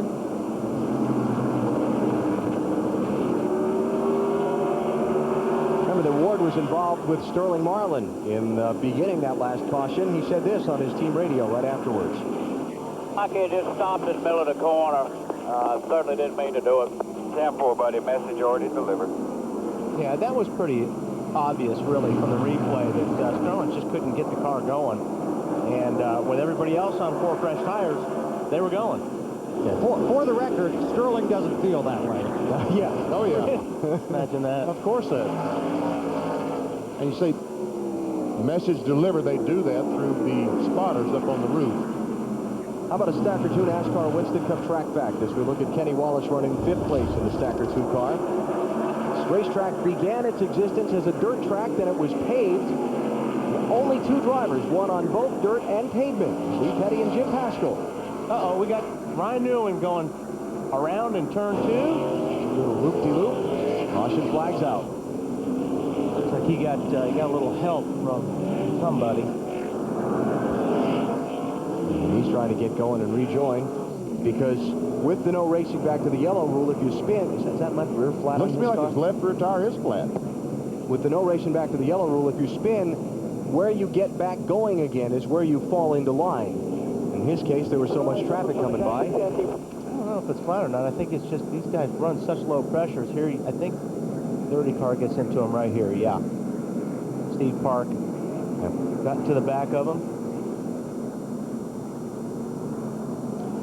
And the lucky dog on this one, Kyle Petty, will get back on the lead lap.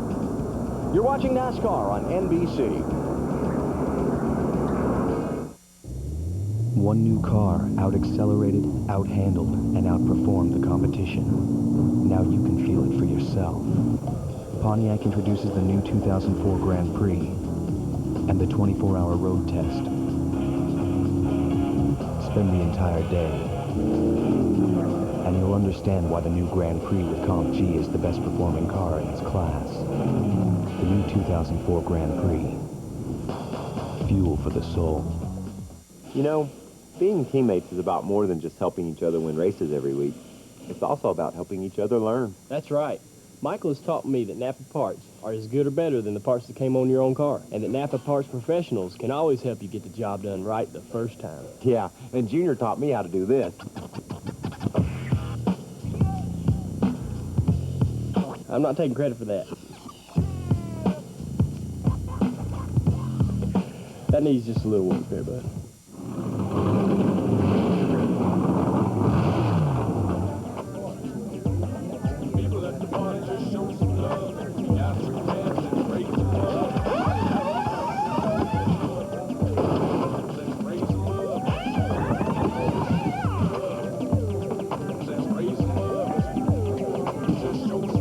Drink intelligently. A reminder from Smirnoff Ice Triple Black Premium Malt Beverage, proud sponsor of Matt Kenseth and the number 17 car. We run with a fast crowd, a tough crowd. More like a mob. 43 asphalt warriors. Guys with one motto: what goes around, comes around. Eye for an eye, fender for a fender. Paybacks are a promise. Races end, rivalries don't. You got a nice ride there. It'd be a shame if something were to happen to it. Careful who you mess with, because now the pack doesn't forget. NASCAR Thunder 2004, rated E for everyone. EA Sports. It's in the game. Jared? What are you doing here? I don't know. Just always wanted to try this place. But Jared. It's okay. I had Subway for lunch. When you have wholesome low-fat sandwiches from Subway, it's all right to indulge now and then. Try our delicious sweet onion chicken teriyaki sandwich, made fresh with under 6 grams of fat. so you can feel good about being good and okay about being bad. Some dessert, sir? Subway, good, so you don't always have to be. Coming to NBC Mondays, we told a beautiful girl she'd find a man of her dreams, but she never dreamed they'd look like this. Forget Joe Millionaire, there's a new Joe in town. Can there be true love between a beauty and an average Joe? Premieres Monday in 2 weeks on NBC. NBC's coverage of the Subway 500 is brought to you by Pontiac, fuel for the soul. By NASCAR Thunder 2004 from EA Sports. Races end, rivalries don't. By Napa Auto Parts. Napa, get the good stuff. And by Stacker 2, the world's strongest fat burner. One more lap before we go back under green in the Subway 500. Yesterday's NASCAR Busch Series race at Memphis. Great finish, coming to 2 to go. Johnny Sauter with a little wiggle, and Bobby Hamilton Jr. helping him out of his way. Yeah. And Bobby Hamilton Jr. went on to score his 3rd win of the NASCAR Busch Series season. Championship really took a twist, too. There's Hamilton Jr. winning. And we check our top 5 finishers from... share the victory with the crowd and the spotter. Our NASCAR Busch Series update. David Green had some engine trouble, so look at the championship. 4 races to go. 44 points, 1st to 5th. That is outstanding. Atlanta next Saturday for the NASCAR Busch Series. We'll have it on TNT. All right, now. Harvick is in front of the 8. Got a sight set on the 24. Jeff really hasn't had anybody knocking on that rear bumper all day, so we'll see if Harvick can apply the pressure. Just might change with that 29 car back there, Wally. Not been a very good racetrack for Kevin Harvick thus far in his NASCAR Winston Cup career. Best finish of 16th. He's running second now and dogging leader Jeff Gordon. I'd say he's dogging him. Looks like that last 2 laps anyway. Harvick can run lower. Jumps up the racetrack a little bit. But Jeff is getting that bite off the corner. Justin up to stay ahead, pull ahead. Jimmy Spencer coming back on track after repairs to the steering box on his car. 36 laps down to the race leader in 43rd position. Here's on board now. Look how flat these corners look. It looks like it's flat as a board. Yes. But there is banking there. And it feels like it's flat as a board on these race cars. When you go in here, you just slide over like Kevin Harvick's doing. That banking, it doesn't seem like it helped you in the corner. What is it, banking? 9 degrees here? 12 degrees? Yep.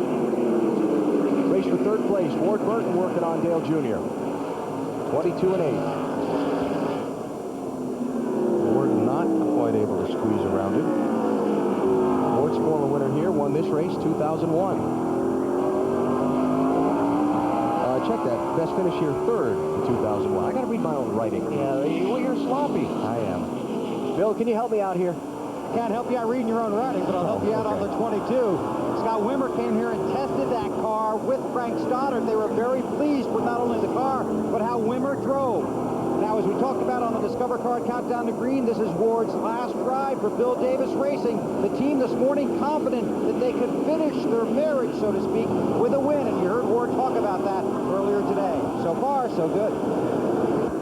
It looks like that the test that Scott Wimmer did in the 22 car has helped Ward Burton because he is very competitive today in that 22 car. Well, it's helped the whole team because Kenny Wallace is running well also in the team car to that 22. He's up in 5th. Now, what about Ryan Newman? Bill, you got an update on him? Yeah, they stopped 3 times as he bangs with the 0 car. Changed the right side tires. They continue to bang back and forth. Then they had to come back in and change the left. They brought him in for a 3rd time, tried to put a big tape bandage on the left rear of that car, and you can see it just flopping around there in the wind. 0 looks underneath. So far, nothing much for Brian, but his car was very, very tight before he got spun a few laps ago.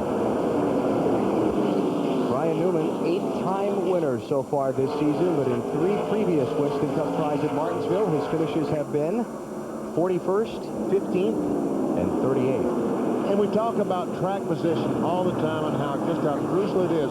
There's the 40 car, Sterling Marlin. He was running about third or fourth. Spun, had to go to the rear of the field. The 12 car got a bump, had to go to the rear of the field. Now those guys are back battling for 30th and 31st. And it's hard to go anywhere. It's almost impossible to go anyplace. And that's just what, like you see Ryan here, he's searching. Well, Sterling's working here. I have to try down here.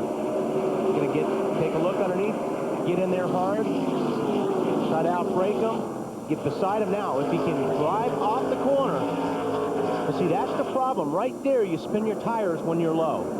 And that outside car will just get about a half a car length on you getting into the next corner.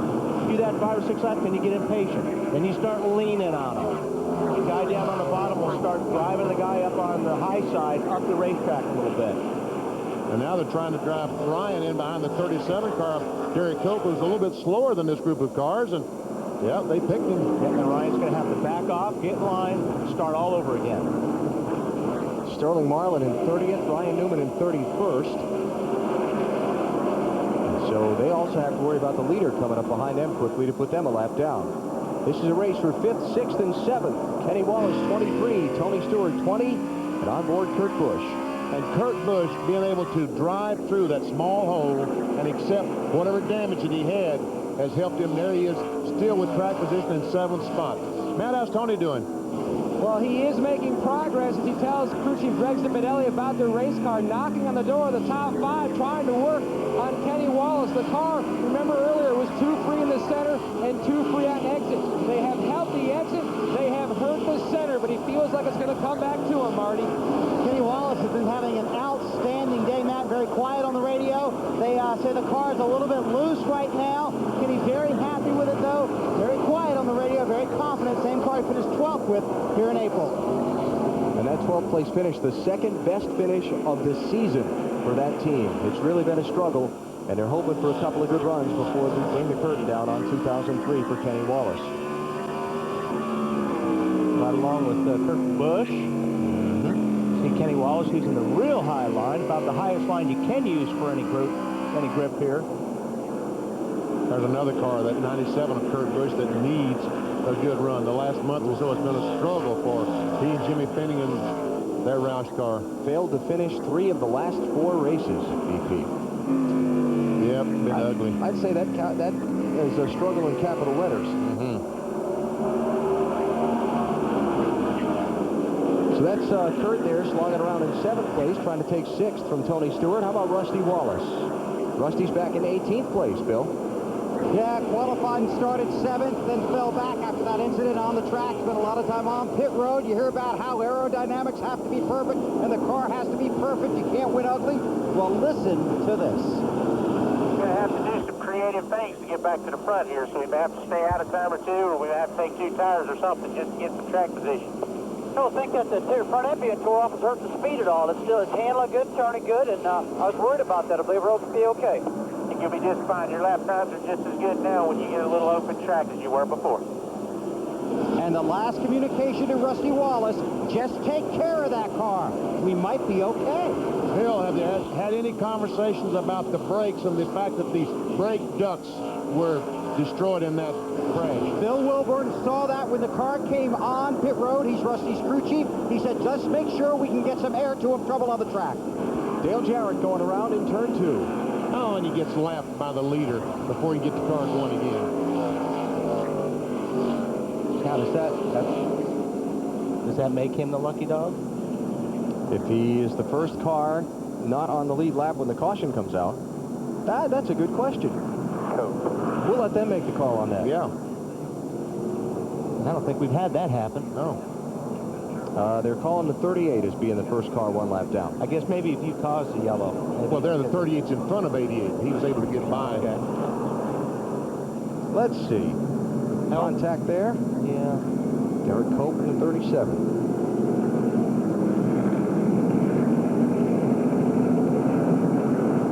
Like I said, these folks come here because they're guaranteed to see action. And we're going to have some action on pit road as the leader heads in. First 7, 8. Looks like everybody on the lead lap so far. Going to We come in for a stop here at lap 107. All right, Dave, you're first. Matt Kenseth said we're definitely better on this run once the tire pressures came up. Therefore, 4 tires and no changes to the chassis on the 17 car. Matt? Tony Stewart hits his pit box, enters pit road in the set position. Still needs a little more help, though, on the forward bite, but the center has come around, Bill. Air pressure guessing for Tony. Kevin Harvick can't get off the turns the way he wants. They're going to make a front tire air pressure adjustment for tires and fuel. Morning. Jeff Gordon's led every lap, and he wins the race off pit road by a 2-tire stop, Bill. So the car's really good. I need a little bit more drive off, but I'm afraid to make big changes, so let's not do anything to it now. Got some guys did not fit under the caution. Got some guys took 2 tires. We'll reset it all for you when we come back to the Subway 500. Hey, hand me that there, wrench? Yeah. Oh! What do you think? I got that insurance or something? What? It puts money in your wallet in case you're like, not on your back. Never heard of it. Well, you can get it at work. Get what?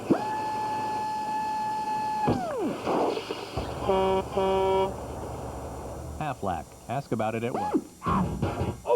Say aloha to a great new taste from Papa John's. Introducing Papa John's Barbecue Chicken and Bacon Pizza and our new Hawaiian Barbecue Chicken Pizza with juicy pineapple. Try one of Papa John's new barbecue pizzas. Only $10.99 for a limited time.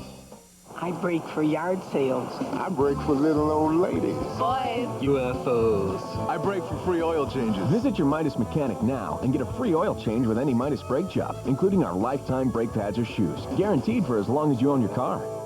Judy has a difficult job called 3 kids. She uses her Discover card to buy things like gas, household supplies, and pudding. Because Discover card pays her a cashback bonus award, so far she's earned $103. It's money she used to buy herself a little time off. Discover card. Why not get paid for the things you buy anyway? The Discover card is welcomed at Bed Bath & Beyond, Staples, AT&T, and more than 1,000 new places every day. This is the weapon Jack uses to defeat the enemies here. Would you like to check it out?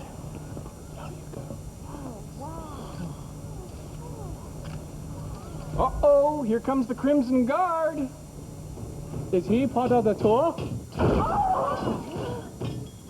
No, he's not part of the tour. This world is better left to Jack. Rated 2 for Teen. Let's go take care of business.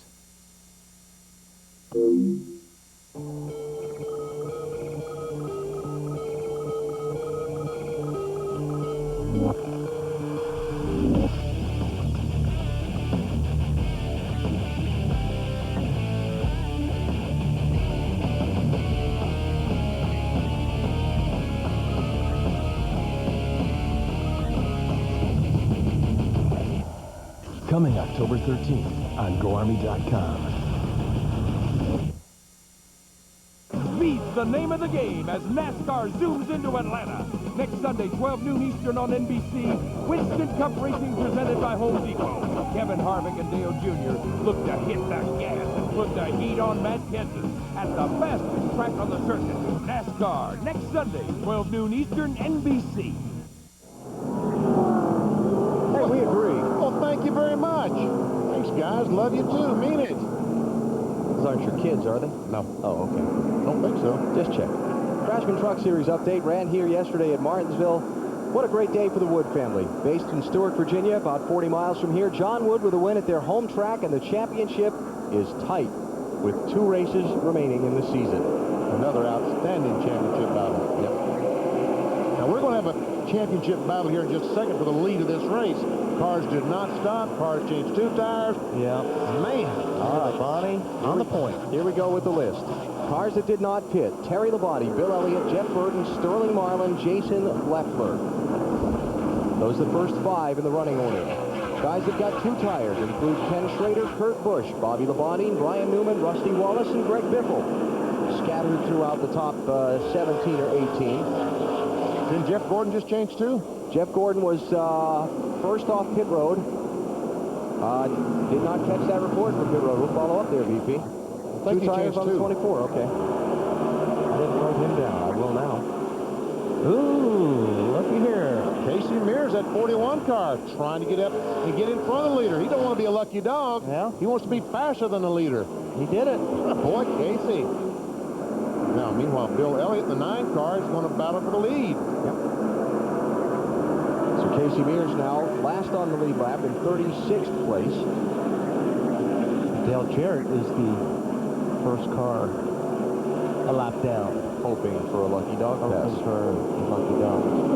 More on today's race and NASCAR at NBCSports.com. If you love BP like those folks did, you can email them a question on NASCAR and check out analysis and opinions on the sport from Benny and myself. NBCSports.com. One of the things we've been talking about, should they change the system used to determine the NASCAR Winston Cup champions?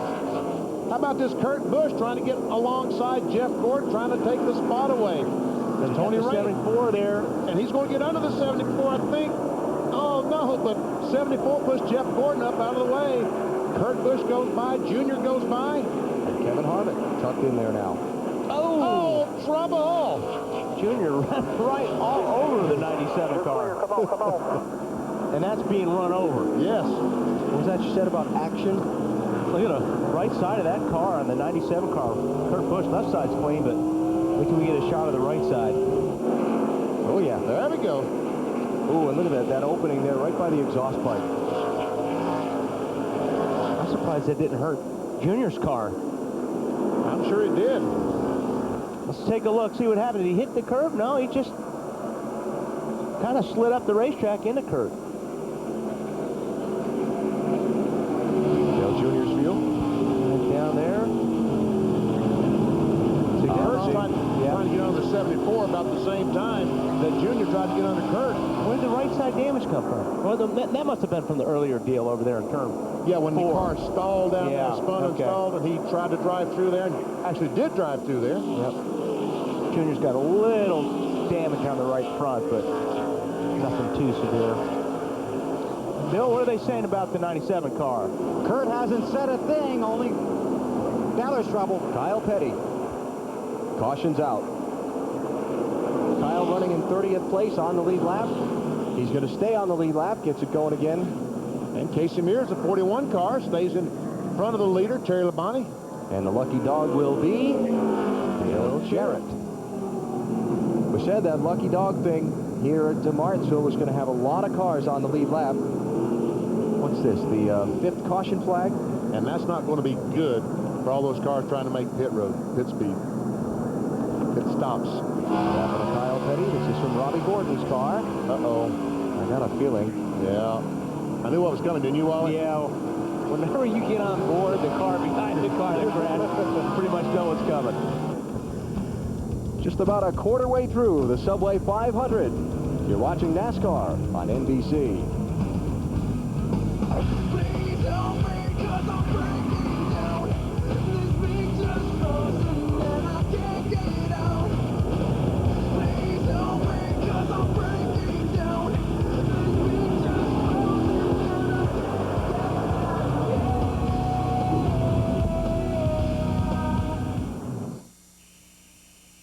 Bill Tandetsky races with Craftsman tools. Why? Because out here, you need every advantage you can get. And because Craftsman tools are so tough, they're the tools the pros use. You see, Bill may never have taken a checkered flag at Indianapolis or a victory lap at Darlington, but he likes knowing his tools have. Craftsman has the right tool for every project. The official tools of NASCAR. Craftsman at Sears. When I got to drive 400 miles or more, I get in the car I'm most comfortable in, a Ford Taurus. Of course, my Taurus goes 200 miles per hour. With its personal safety system and roomy interior, Ford Taurus gets you there in comfort and style. I could use more room in my Taurus. All those belts, helmet, straps, wish I'd have thought of that myself. Catch the Ford 300 and Ford 400 on NBC November 15th and 16th at Homestead Miami Speedway. If you haven't looked at Ford lately, look again, only at your local Ford store.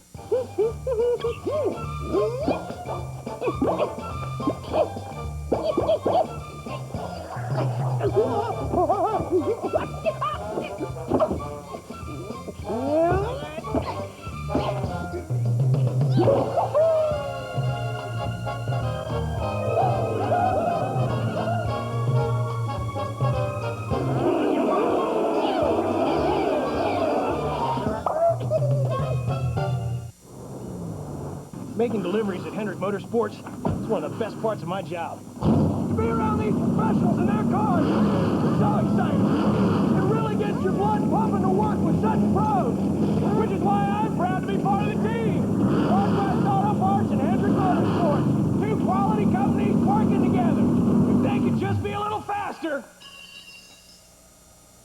they could keep up with me. CarQuest, the professional choice. At TGI Fridays, every bite is twice as good.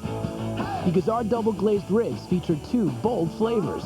First, they're basted with our rich, smoky Tennessee glaze. And then finished with Friday's tangy barbecue sauce. Tear into Friday's tender double glazed ribs. Glazed twice for a one-of-a-kind taste. Double glazed ribs, only at Fridays. Monday, the first of 8 all-new Fear Factors, and one stunt we can't even show you. Whoa, that one was nasty. All-new Fear Factor, NBC Monday. 100% pure official products, and thousands of them. Check out the new NASCAR.com Superstore and special AOL offer.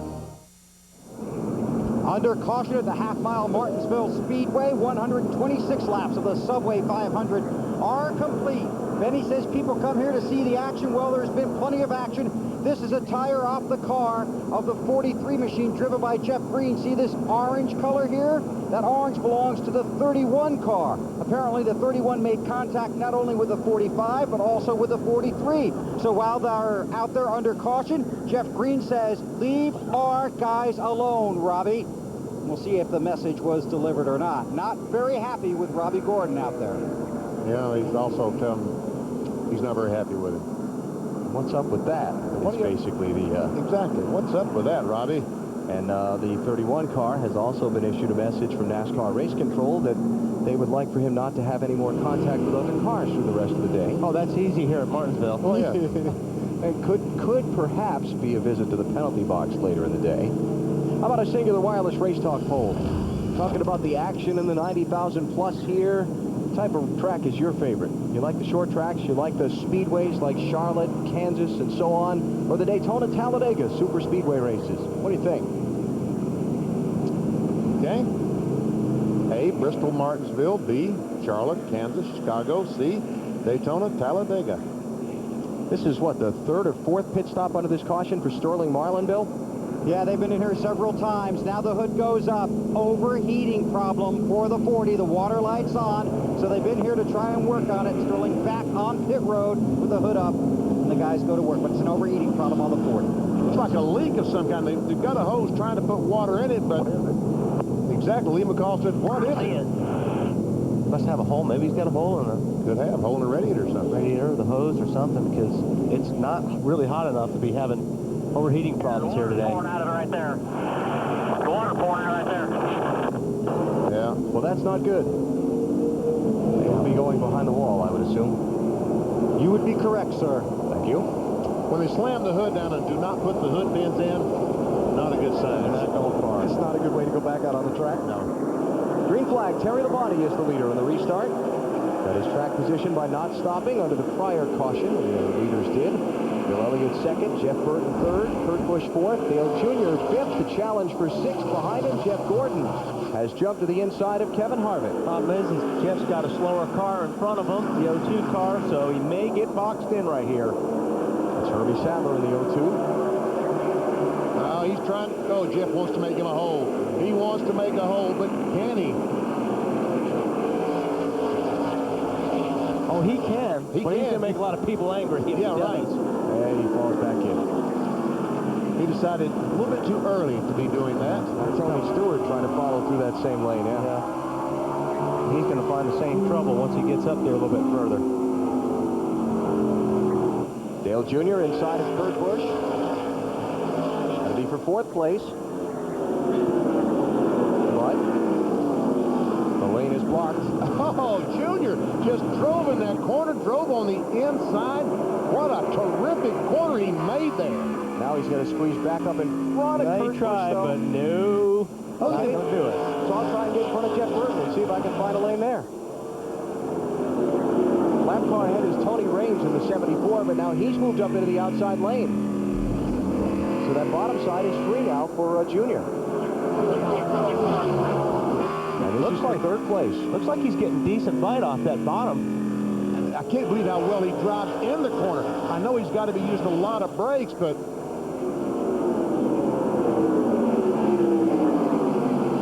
Tony Stewart almost slid up into Kevin Harvick there.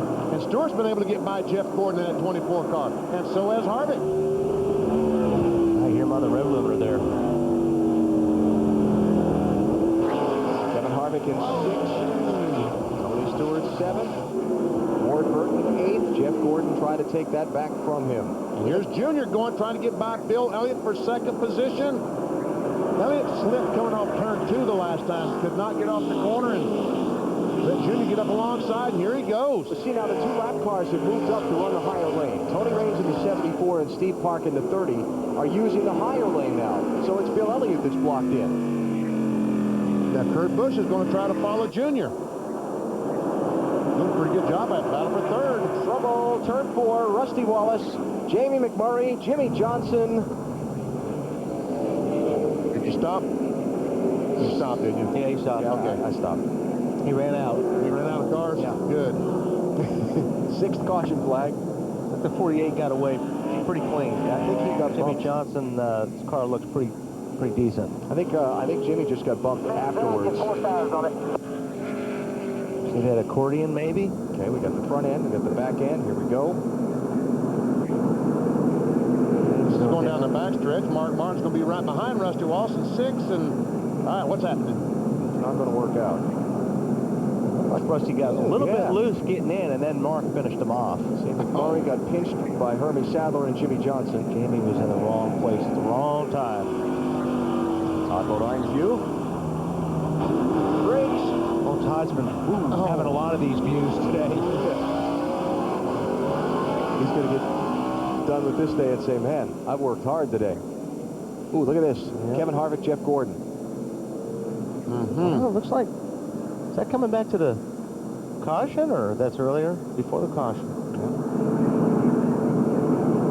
Okay, little crease in the back bumper there on the 29. That'll make things interesting. Bill Elliott, the only leader to pit under this caution, so let's take a break. You're watching NASCAR on NBC.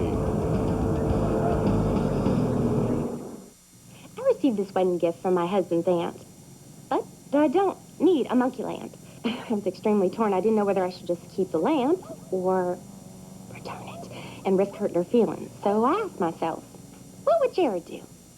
I would return the lamp. She really just wants you to be happy. Then I'd get a red wine vinaigrette club. So, where's the lamp? The Red Wine Vinaigrette Club from Subway. Eat fresh. Dale. Go to Napa. Use top quality auto parts. Get expert advice at Napa, Dale. Hey, how are you doing that? What's that, bud? The voices in my head talking about Napa. You can hear them too? What are they saying now? They're saying, Michael is the greatest driver ever. man, now I know you're doing that. Napa, get the good stuff. Let's say this is your car. Nice hardtop. If you drive safely, meaning you do stuff like obey the speed limit, always check your blind spot, and avoid accidents, hey, watch it, lead foot, then Allstate could reward you with something you'll eat right up. Some green. Up to 20% off your insurance bill. It's the Allstate Safe Driver Discount. Call today and find out how you're in good hands with Allstate. Hey, this is for the safe driver. Here you go.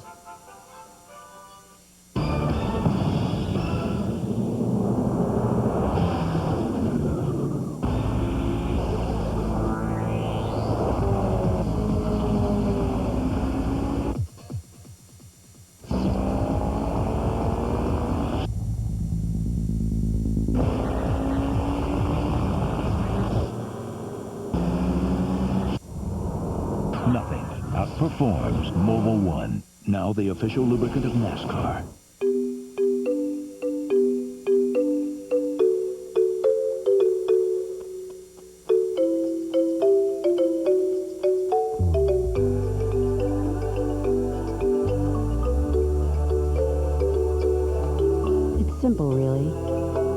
If we could get everybody in the country to drive the all-new Chevy Malibu, we think you'd agree. It's just about perfect. Sunday's #1 drama, Law & Order Criminal Intent, is all new. Her ex-husband was found murdered. Her new husband might be next. He's been so good to me. Have they found the ultimate Black Widow killer? The twist is who's next. What a lucky guy that'll be. Law & Order Criminal Intent, NBC Tonight. Still under caution here at the Martinsville Speedway. Back in the garage area, they continue to work on the 40 car of Sterling Marlin. Obviously making a radiator change back here. That's a problem, leaking some water, but they've got some other damage to repair. Sterling still sits in the car, dropped the window net, the visor's up, talking to his crew. Obviously very disappointed. Lean in here for just a second. Sterling, a tough 100 laps for you out there.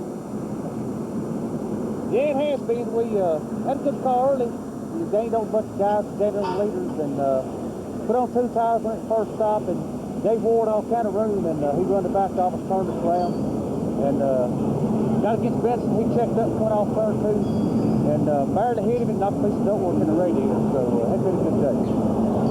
Not having a good day here at Martinsville. The 40's still in the garage. Knocked a piece of ductwork into the radiator. Now, this incident a moment ago, watch Matt Kenseth, your championship leader, right behind it. Managed to get through all the mayhem. And we're back under green. Well, Labonte has been out there for a long time on those tires. I can't believe he didn't stop that time. They talked in the garage area over the weekend that it seemed like that the tires ran a good speed for a long time, don't they, Dave? Yeah, Terry Labonte has only pitted one time. He pitted on lap 55. No changes to the car. It handled so good in traffic. I asked Jim Long, how's it handle out front? He said, even better. Terry's never won here, but he's finished second 3 times. This would be a nice trophy.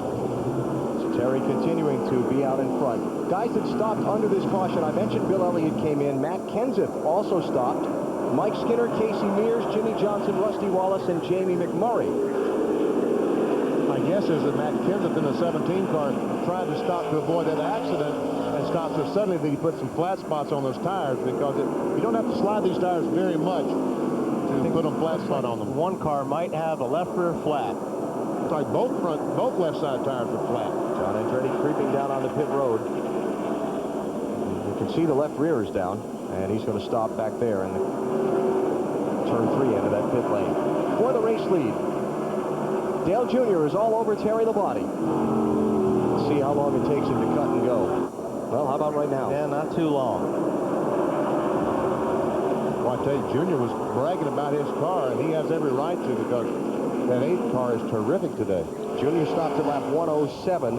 Terry Labonte stopped at lap 55, so they got a lot of track position difference between their tires.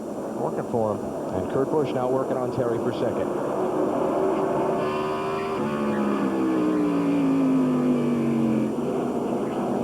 So the age on the tires starting to show up. Now, this was Jamie McMurray's pit stop a minute ago. Watch when he tries to leave. They've got the air hose tangled in the car.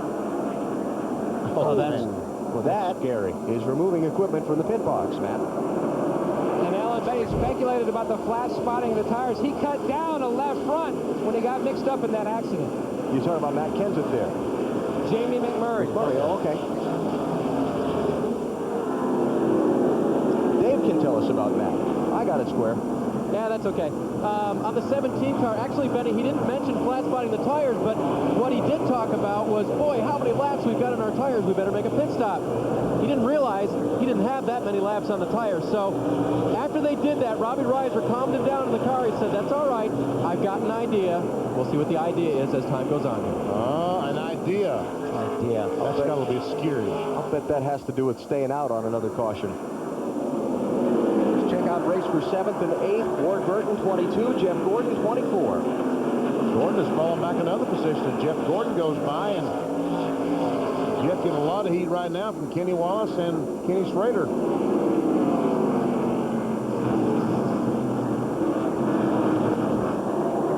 It's so difficult to pass here. I mean, it's just really, really hard. You really got to baby the throttle, because it's so easy to jump on the throttle here.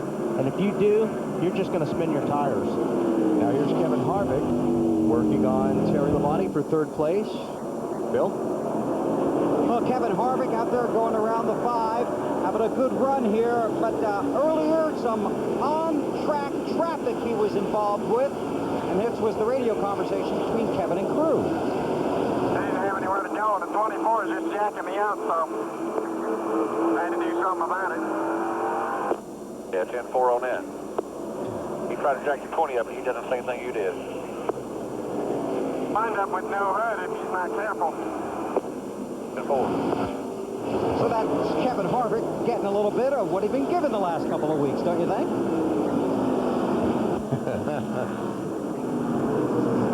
Well, Kevin Harvick is getting himself some track position right now as he continues to try and close in on the top 2 as he runs in 3rd. There's Junior, the leader. Kurt Busch 2nd. Now Harvick 3rd. Terry Labonte 4th. Tony Stewart is 5th. This is the race for 7th. Jeff Gordon, Ward Burton. Jeff Gordon surrounded by Burton brothers. Jeff Burton, the 99 car in front of him. Ward right beside of it. The 22.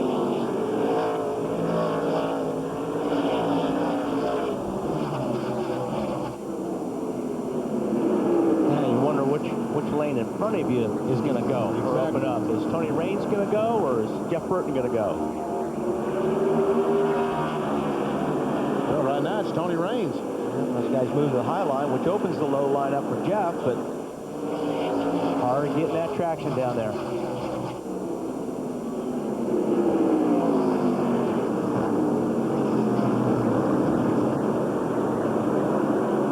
A little bit of an advantage there. Oh, hornet's nest going on here. Oh, Jeff trying to move up the racetrack, put those right sides in that smooth part of the concrete to get some grip. And also, you're trying to run the guy up the racetrack a little bit, so he'll hesitate just that little bit so you can turn the wheel cut and clear him when you get off the corner. We heard from Kevin Harvick a minute ago. Marty's been monitoring Jeff Gordon for us. What do you got, Marty? He's got his hands full out there. The car tight for Jeff Gordon right now. And the odd thing is it acts differently in 1 and 2 than it does in 3 and 4. Oh, it's so weird. I mean, my car will not work on the outside down here in 3 and 4. It loves the bottom down there, but it sucked on the outside. What's it do out there? Is there anything we can help you with it? It just pushes really bad. I don't know if there's anything you can do. Speaking of pushing, just got pushed by the one car pretty good. Now, remember, John Andretti had the flat tire, so he's got fresher tires. Yeah. He was on pit road under the green. Unfortunately for him, he's 3 laps down in 39th place. And really, you're better off in the position that Jeff said. Just let him go. Yeah. But that does tell us that new tires can make a car a little bit faster, can make you run faster. So Andretti, they're working to try and get close to the front of the pack and see if he can get one of those couple laps he's lost down. It's 2 laps down that he is in 39th place. Look at this behind him. Ward Burton, Ken Schrader, Kenny Wallace, Ricky Rudd, Brian Newman, all racing for a spot. The last time by off turn 2, Kurt Busch, 97, took a look under the 8 car. Did not quite make that pass.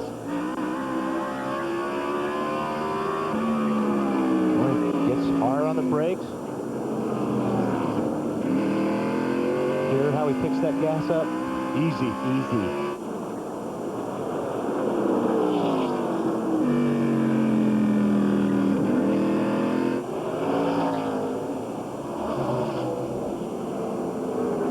Dale Jr. trying to hold off Kurt Busch. Marty? Kind of have the same thing going on Jeff Gordon has going on. He's very good off turn 4. He said he can't get off turn 2 as well as he would like. Wally, what we're seeing is a lot of drivers not driving the top, not driving the bottom, but in the middle, trying to get some left sides in on the stuff that's grooved in, right sides up on the smooth pavement. That's where it seems like the grip is. That's where the 8 car is working best as Kurt Busch tries to track him down. John Andretti, flat left rear tire again. Wow. I wonder if he's got something like a brake duct or something rubbing that tire. I would guess that would be exactly what the deal is. Dave? Yeah, that's what they're looking at. They said, look in the left side this time. Make sure there's nothing rubbing. They think something is. Yeah, I bet there is. Yeah. You run so many hoses and brake ducts on these cars because this place is so hard on brakes that sometimes you get them a little bit too close to the tire, and the tire will rub on that and it'll just slice it.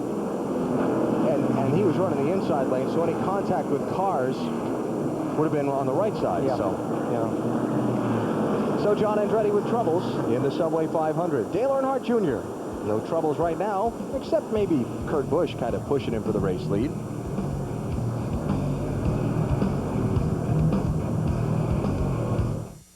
I mean, my haircut is nice. The dye job at work, good. It's good, huh? Uh-huh.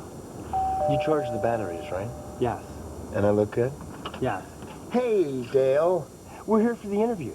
Oh, right. Where do y'all want to do it? You know, wherever you're most comfortable.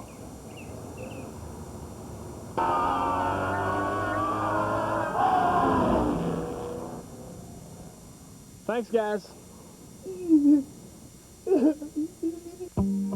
We build over 700 engines a year with a staff of 70 people. The biggest problem we face is friction. It robs us of power. We're looking for two things: getting the most available power and keeping the engine alive. One of the simplest ways to reduce friction in the engine is to use Quaker State, engineered to deliver a 10% lower coefficient of friction. In the last 7 years, we've been fortunate enough to win 8 championships, and Quaker State helped us get there.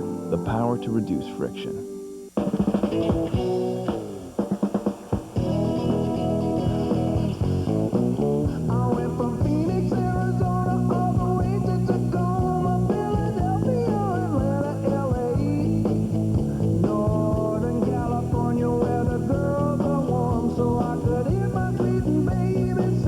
Wrangler 5-star premium quality denim.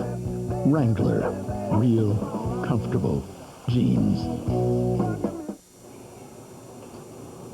I've got to have this for Saturday night. What's Saturday? This is awesome!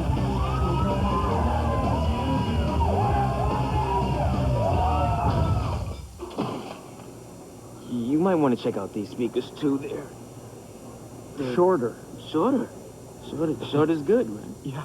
Thousands of possibilities. Get yours. Best Buy. NBC's coverage of the Subway 500 is brought to you by Wrangler, real, comfortable jeans. By Little Debbie single-serve snack cakes, perfect when you're on the go. Unwrap a smile today. By Dodge, you can take life as it comes, you can grab life by the horns. Dodge. And by TGI Fridays. Coming now for TGI Fridays double glazed baby back ribs. Glazed twice for a one-of-a-kind taste. Only at Fridays. 23 looks like he's got a left front. Up in turn 3, Kenny Wallace off the pace. Left front. Caution flag is out. Right front, yeah. Debris on the backstretch. Oh, I see why he's made some hard contact with a wall because of the flat right front tire. Had a lot of trouble here in just these last couple of seconds. Kenny Wallace running well and had that problem that slowed him. Johnny Benson just took his car behind the wall. Now we see that there is some contact between players. That might be what happened to the right front tire on the 23 car. The 23 car gets a little bit loose.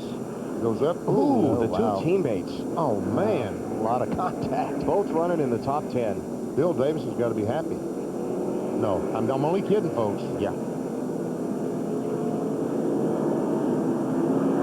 Kenny Wallace got a little bit loose there, and when he corrected it, Ward Burton was already there.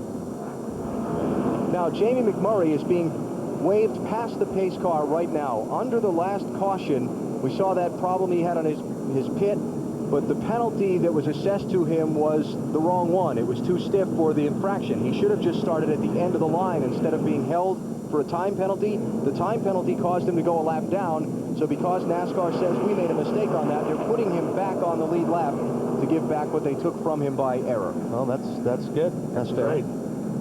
So they wanted to do that before they opened pit road, so McMurray could come in and pit with the lead lap cars like he should be able to. And that's debris from Kenny Wallace's car that he's been shedding down the back straightaway. And now Kenny on pit road. And pit road is still not open. Right. Well, Kenny hit that wall pretty hard. I'm sure he's going to have a lot of bent suspension pieces on the right front of that car. Yep. And Warden didn't do his any good. Bet we see Terry Labonte pit here. I would think. Tires might be great, but he's probably getting low on fuel. Looks like they're going to keep pit road closed another lap because they want to get that debris picked up off the back straightaway. That's where the cars exit the pit lane. They don't want people running over that just after they make a pit stop. So let's take a break. From Martinsville, it's the Subway 500. NBC Monday in 1 week. One night in Vegas will rock the entire world. Live, the 2003 Radio Music Awards featuring Beyonce, Jewel, Justin Timberlake, Avril Lavigne, Tim McGraw, Nella, Kelly Clarkson, and a special appearance by Michael Jackson. Ryan Seacrest hosts the Radio Music Awards. NBC 1 week from Monday. The universe, vast and expansive. Minerals, water, and sunlight are abundant throughout the cosmos, and possibly life itself. But there's only one place in the universe where you'll find mighty tacos. Are we lucky or what? So, how do people really feel about the deals on the 03 Fords? It's all here. It's all good. Wow, must be that Focus LX for just $156 a month. Let's see that again in slow motion. It's all good. It sure is. A Focus LX for just $156 a month with 100,000-mile extended powertrain coverage. So, how good are the deals at your neighborhood Ford store? It's all good. This week on Sports Extra, the Bills and the Redskins at a crossroads. Very important game. Will Bruce get the sack record? We'll talk to Ruben about that. Sabres on the West Coast. Adam, Stu, and I. Lots to talk about. Please join us. DuPont Stainmaster, the world's best carpet just got better. Now it's installed for free. Mad Max is right. DuPont Stainmaster on sale now at Max Pies. But first we'll have to move the furniture for free. Then we rip out the old rug and haul it away. Next, we'll install our deluxe carpet cushion for free. No deposit, no interest, and no payments for 6 months. It's the American dream. Stainmaster, tested and warranted by DuPont. On sale now at Max Pies. Sheridan Drive, Amherst, and Transit Road, West Seneca. WGRZ.com, your link to news and features that matter to you. NBC Sports in Martinsville, Virginia with NASCAR's Subway 500 under the caution flag after teammates Kenny Wallace and Ward Burton tangled. It's the 7th yellow of this race. Leaders have all just come on to pit road for stops. Most of the leaders. A couple of guys have stayed out. Rusty Wallace, Jimmy Johnson, Dale Jarrett, Jeff Green did not pit. And Kevin Harvick is the first off the pit lane. Of the cars that did come down pit road. Had a lot of things happening on pit road under these stops. Watch this. This is Tony Stewart. We talked about just how tight it is. Oh, man. Stewart is trying to leave his pit as Mike Skinner and the Army car is coming in. How much damage did it do the 20 car? I don't think it did anything, really, BP. But look at it here. I think it slid right underneath the back bumper of the 01 car of Mike Skinner. Didn't really see much there, but now if he got into that fuel cell there, that would have been damaged, but it doesn't look bad. No, it doesn't look bad at all. The front corner would have been where he got him. It looks pretty clean, huh? Just see the black marks there right by the word Carlo there, the Monte Carlo. Race off pit road of those that stopped. Kevin Harvick and Kurt Busch outside of him. Look at that. That was close. Junior.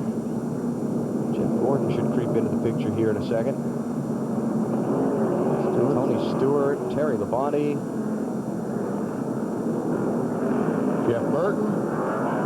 I know Jeff Gordon made a pit stop. I saw him. Wow. There he is. Yikes. Trouble. That would be a lot of track position lost. Bill Kurt Busch up to 5th. And a routine pit stop for him. Just 4 tires and fuel, able to get in and out without trouble. So it's a good run for him. They tested here. That seems to be paying off. Routine pit stop for the 97. Matt? You saw the video, the contact between Mike Skinner and Tony Stewart. You can also tell by the video just a slight buffing of that front bumper. Tony's car needed a little more help on forward bite, so Greg Zipadelli made a track bar and air pressure adjustment. Marty? In first, out 6 for Dale Earnhardt Jr. They had it sitting there. I need a little bit more forward bite. Half pound out of both rear tires. Pretty small adjustment, Dave. Sarah Labonte gave up 4th place. Marty to pit. They changed 4 tires. Took a little air out of the rears to give him more grip up off the corner. Now, championship leader Matt Kenseth came in and changed 4 tires. He said that that set of tires made his car very, very tight, so they didn't make any chassis adjustments. Give the same air pressures in a new set of tires. Bill? The 29 car of Kevin Harvick came down pit road. Also, 4 tires and fuel, no changes. I wondered why I hadn't heard much on the radio for this team today, and they just told me they agreed before the race, because of how hectic it is here, not to talk on the radio unless it was an emergency. Marty?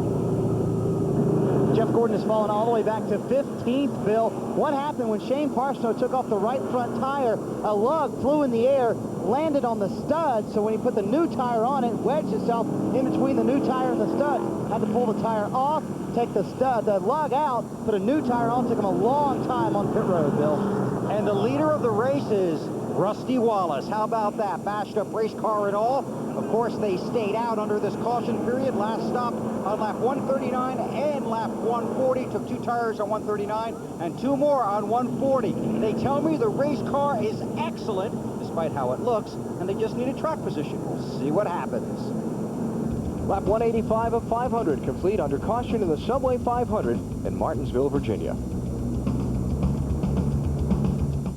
It's me. This is my voice. I own it. Quite frankly, I made it. You hear me? You hear what I'm saying? Here's a little word I like. Man.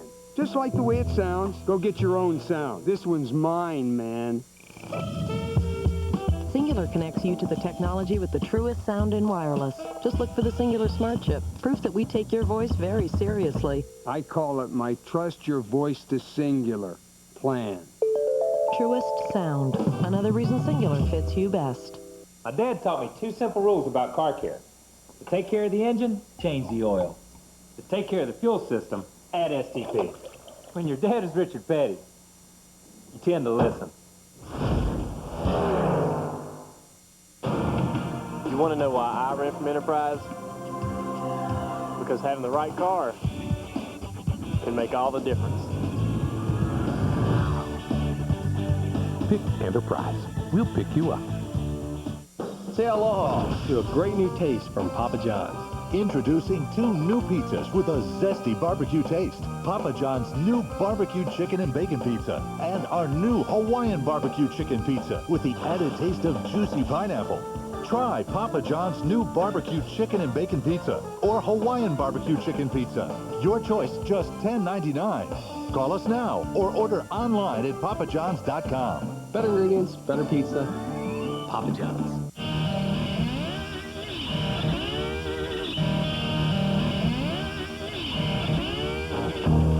If you've never seen a sunset through muddy goggles,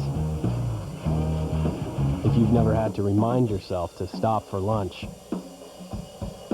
if you don't use adventure as a compass, get out of the way. From the makers of the Z400 comes some powerful companions. The Eiger 400 series from Suzuki. Back under green and back in Martinsville. Rusty Wallace has just led the field around.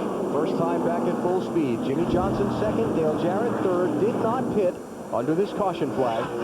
Then Kevin Harvick fourth, and Kurt Busch fifth. Kyle was in the race yesterday, Kurt today. Yes, yes. Dale Earnhardt Jr., Tony Stewart, Terry Labonte, Jeff Burton, Ken Schrader make up your top 10. Jeff Gordon, 14th place. Here comes Harvick, boy. He's going to get to the front pretty quick, I've got an idea here. He just turned left going in turn 3 and drove on the inside of DJ in the 88 car and takes that spot away. But Kurt Busch trying to follow him through in that 97.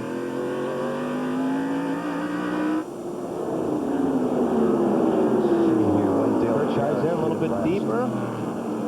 Dale Jarrett did it last at 123 clear.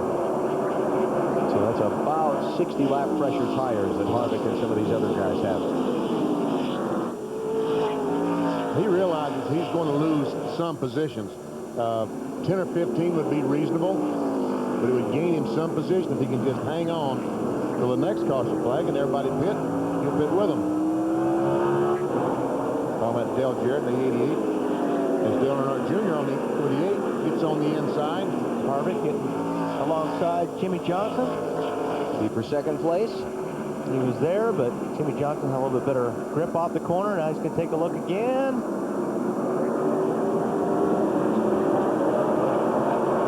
Not so much the advantage this time for Jimmy. Matt, what are they saying about Jimmy Johnson's car? It's been a struggle all day, but it's been a horrible weekend for Jimmy Johnson.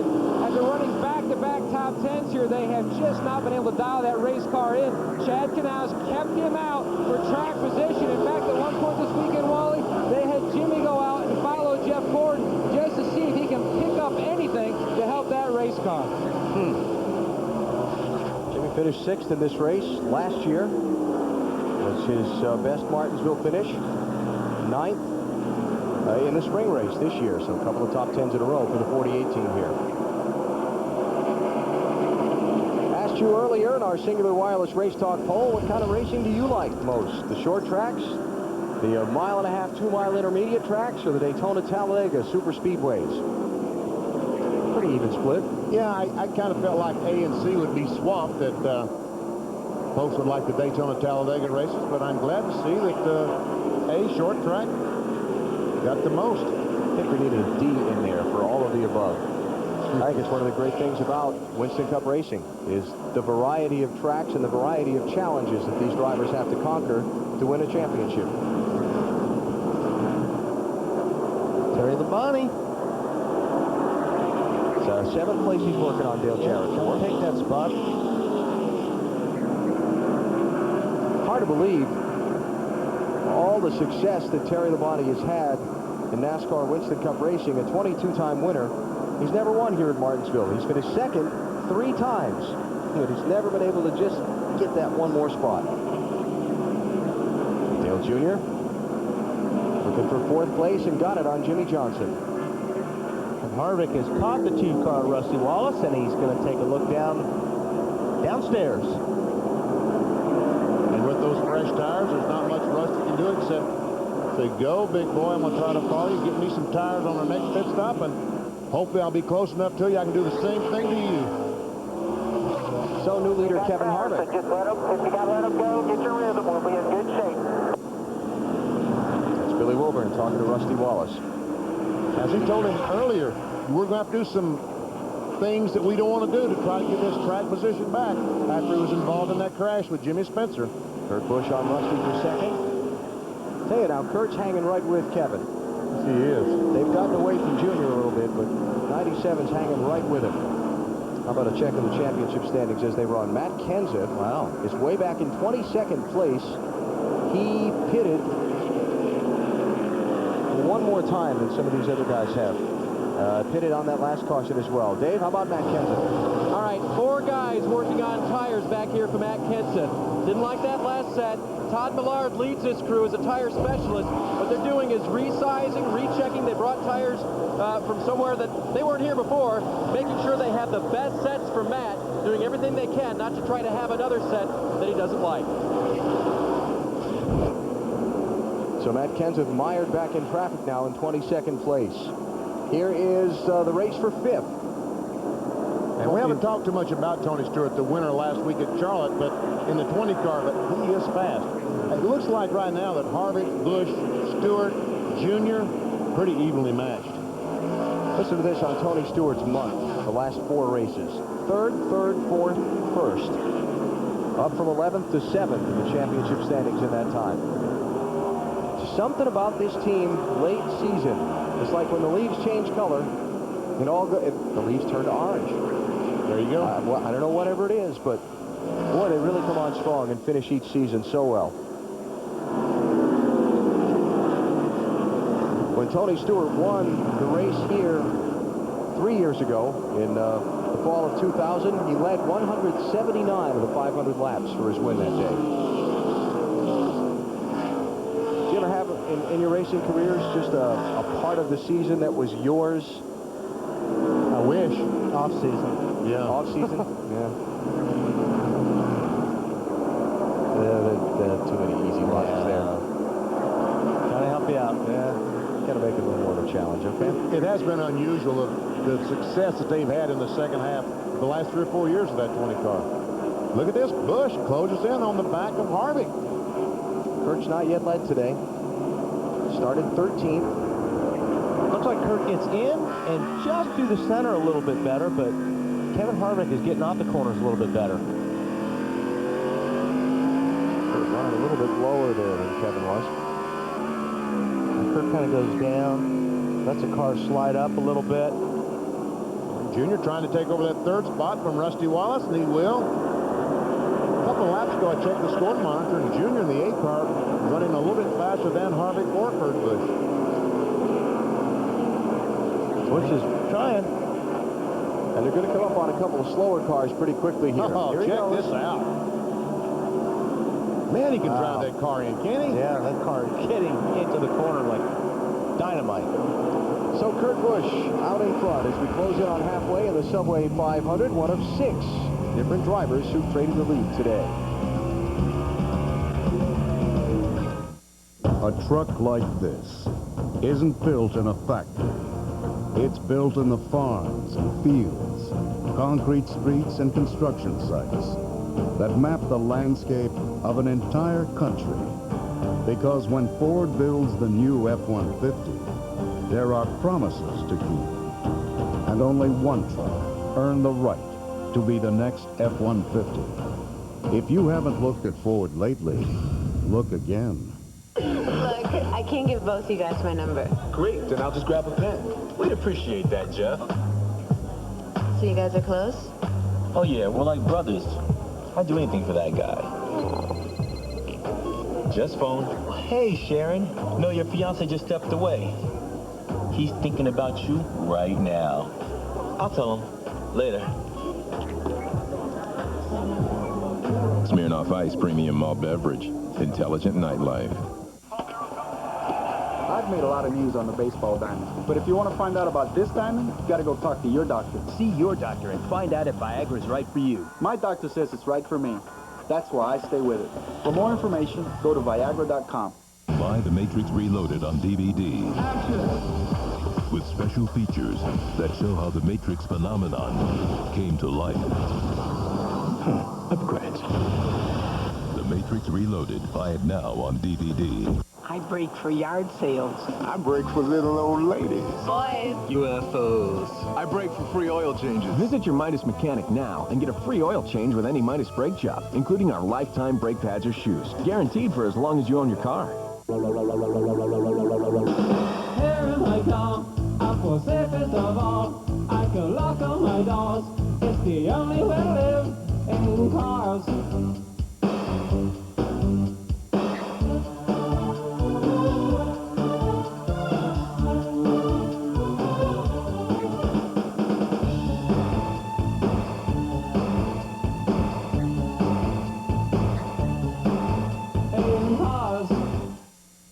Coming up on Fear Factor, NBC Mondays. 8 all-new episodes in a row, including Halloween Fear Factor, Couples Fear Factor, Female Fear Factor, and Family Fear Factor. You're gonna cry, don't cry. And this Monday, one stunt we can't even show you. Whoa, that one was nasty. All-new Fear Factor, NBC Monday. We welcome you back to the Martinsville Speedway in Southern Virginia. 217 laps of the Subway 500 are complete, and on this short track with 43 cars that started all trying to find room to race, we're going to attempt to get you through the field before something big happens. So let's start at the front of the field with the race leader, Kurt Busch. Came here, tested. Crew Chief Jimmy Fennig said they had a good test, got 4 tires and fuel, and that's all on their last stop. That helped them a lot because they'd only got 2 tires on their previous stop at lap 108. Right behind him, the 29 car of Kevin Harvick. Having a solid run, did not test here, has not said hardly anything on the radio, but I was reminded there are nearly 300 laps to go in this race. We're just taking our time. Marty? Bill, the third-place man in the championship, Dale Earnhardt Jr. is in third right now, trying to catch Kevin Harvick. A little bit tight to start this run. That's good news. They get looser the longer they run, and they're very good on these long runs, Matt. Tony Stewart has climbed up the 4th looking for a second Martinsville win. He hasn't said anything on the radio about those adjustments on that last stop to help the forward fight, Bill. Rusty Wallace was leading on the restart, has fallen back to the 5th spot, but still the car is good. He's on older tires. Last stopped on lap 140. Winning ugly maybe for the 2. How about the 5, Dave? It's better, Bill. No comment from Terry since he came in and took that air pressure out of the rear tires. Better grip, better car for Terry. Matt? Remember, Jimmy Johnson stayed out on that last caution for track position, still holding steady in the top 10, currently 7th, battling a tight race car all day, a tight race car all weekend, Marty. Jeff Burton started 21st looking underneath. Jimmy Johnson for the 8th position, gets that position, not so quickly there. Car's coming around for Jeff. Had a rough start to the race. He says, calm down, we have a chance to win it if we stay in control. Bill? Thank you, Marty. Right there in the 12 car, Ryan Newman started 8th, fell all the way back when he had that trouble, had to come in, get tires, get back out. Now looking inside the 99, trying to pick up positions, falls back in line. We check in on the 49. Kenny Schrader holding steady also in the top 10. On the last stop, they took on 4 tires because the previous stop, Kenny took on 2. He didn't like that set of tires. No changes, though, on the last stop. In fact, at one point, Marty, he came on the radio and said to Beth Ann Morgenthau, the owner, if you stand up the whole race like you are going to be very tired at the end. And he rounds out the top 10 guys, Marty. Matt, after the 19-second pit stop, Jeff Gordon restarted 16th. He's now trying to take 10th away from Ken Schrader. Says he has no forward bite right now, a little bit loose off the corners, Bill. And right behind them, the 31 of Robbie Gordon. Remember, got food poisoning last night, had to take 2 liters of water. An IV this morning, did stop at the Infield Care Center. I just asked Kevin Hamlin, his crew chief, how are things? I got a smile and a thumbs up. So I guess they're okay right now. Marty? Bill, 3-time Martinsville winner Ricky Rudd in the 13th position right now. They asked him what was wrong with the car, and he said, it won't turn left. I think that's a problem here at Martinsville, considering there's no right-hand turns, Dave. The problem for Bobby Labonte is it won't turn the middle of the corner, and track position, biggest thing for them right now. Pat McSwain very frustrated that he can't get the car through the field. Matt? Mark Martin, 2-time winner in the 6th car, currently runs in 15th, started 23rd. They really haven't adjusted a lot on this race car all day. He's just been mired back in traffic. Dave, 17 car of Matt Kenseth, he restarted in 25th, has moved his way up to 22nd. Not a lot of commentary other than, please tell me where the leader is. Got to make sure I stay ahead of him. And so that is through a chunk of the lead lap cars. Well, there are 33 of them. And 97, the leader, is having some problems. Yeah, everything that Kurt Busch worked for to try to put some distance between he and Kevin Harvick is gone because he ran up on slower cars. And behind them, Jeff Burton, 99, and Jimmy Johnson, 48, racing for 7th. Ryan Newman in the mix there. Oh, no, not 3 wide, Kurt. Please don't. Oh, no, that's not going to work. Okay, go ahead now. Maybe it will work. Kenny Wallace 2 laps down in 35th place after his troubles we saw earlier. Todd Bodine in the 54 was trying to stay on the end of the lead lap. He's in 33rd place.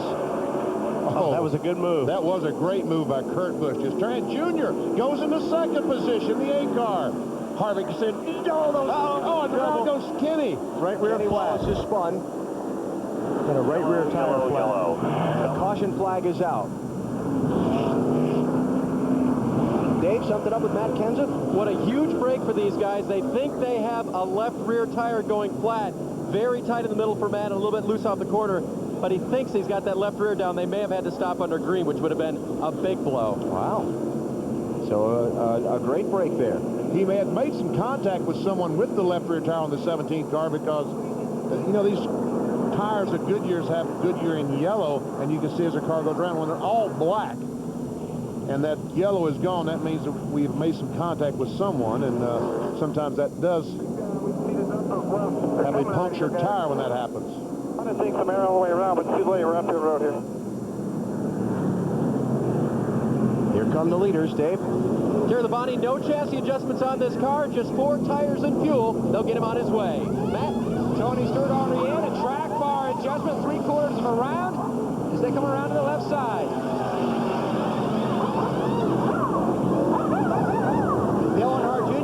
Did not come down pit road, meant to come down pit road. He was upset on the radio. Jeff Gordon, however, in front of him, car a little bit loose. They go, or tight rather. Bob Gordon round on the track bar, 4 tires for Gordon. And Jeff Gordon is too close to the wall. They're having trouble getting the left side up. The Jackman had to pump the thing 2 or 3 times, and that just cost him all kinds of time. Dave? Costing time for Matt Kenseth was Casey Mears pitting right in front of him. Matt pitted at the front of his pit stall, Casey near the back. They had to push Matt back before they let him go forward. As I said, these pits are tricky. Very, very tight. So all kinds of things happening here. All at once. Kenny Wallace spinning out on the racetrack as Matt Kenseth thinks he might have a left rear tire going flat. We got guys who did not pit under the caution, including Kurt Busch, Dale Earnhardt Jr., and Kevin Harvick. Bill? These guys down here are furious, the leaders, about when the pits were open and when the flag was waving. Nobody, they claim, saw that the pits were open when the leaders actually went by the first time, claiming the flag came out too late, and the guys in the back of the field saw it before they did. They are livid down here. Oh, man. Dale Earnhardt Jr., BP, he is absolutely livid on the radio as well. He said the flag did not come out until after he passed pit road and passed the flag. He was very upset, talking to his team at first and just venting his frustration on the radio about the leaders did not see the flag. He said their radio, the team told him everybody else around you is upset as well. He said, I don't blame them, I am too. Man, that puts him at a big disadvantage. Huge. Obviously. There he is, and green flag, when he waves it, means it's okay to pit, but the question is, when did he wave it? If they wave it right now, those 2 cars can't see it. Right. And when the red flag with the yellow cross on it, the other flag that's there is out, that means pit road is closed and you're not supposed to make a pit stop. Now, we think we've figured out what happened to Matt Kenseth and why that left rear might have been a problem for him. This is Jason Leffler in the 0. Ooh, there's definitely contact there. And that all that sheet metal on the right front, like a knife. Dave. And so here's what you do. You tell your guys, I had contact with Jason Leffler. I may have flatted the left rear. Get up on the wall, get ready. And when the tire eventually came off, it was full of air. But you get ready just in case. Yeah, all right. Okay. Now let's go back and show you the reason for the caution flag. You see Kenny Wallace going into turn 3. And he just loops it getting into the corner.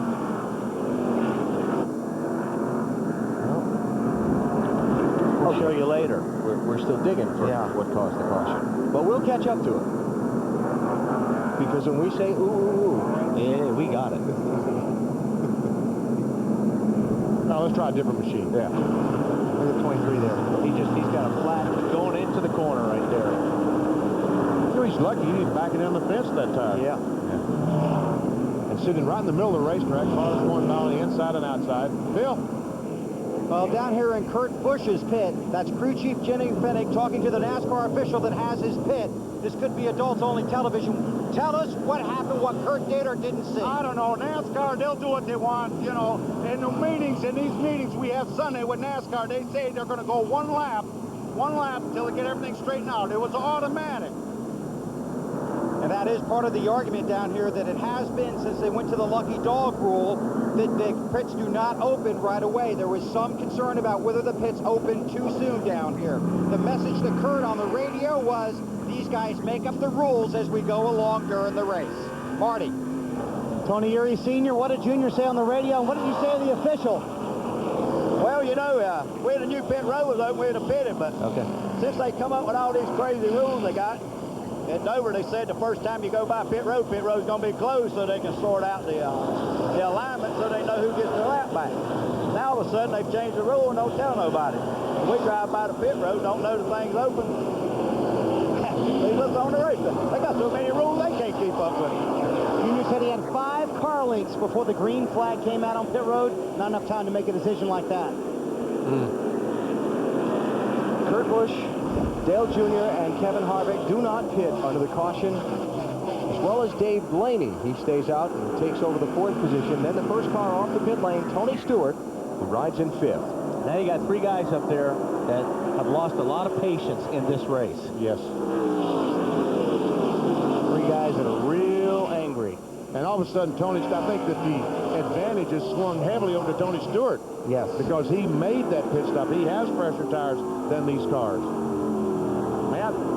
And, Benny, that's why Greg Zipadelli lets spotter Mark Robertson have the authority of when pit road is open. He is the one that tells Tony, okay, come in. Pit road is open. He saw the flag, told Tony to come in when running fourth. It was a great move. They got first off pit road. Good move by Mark is right. So now Stewart with fresher tires by about 50 laps, and these guys he's trying to chase down in front of him. Yeah, I think Tony will be there pretty quickly. I tell you what, it looks to me like driver 8 is a little hot right now. Just hot about life, you know? A little aggressive behind the wheel. A little aggressive, yeah. Taking a look. Here he comes. For the race lead. Junior led earlier for 33 laps. I'll tell you what, that Kurt Busch driver in there. Eight's coming, Marty. I think incensed is a good word, BP. He is livid on the radio. Still upset all the way coming to the green about what happened on the racetrack. He said, we're going to get killed here because the old tires are going to go away, but I'm going to do my best to keep those guys behind me.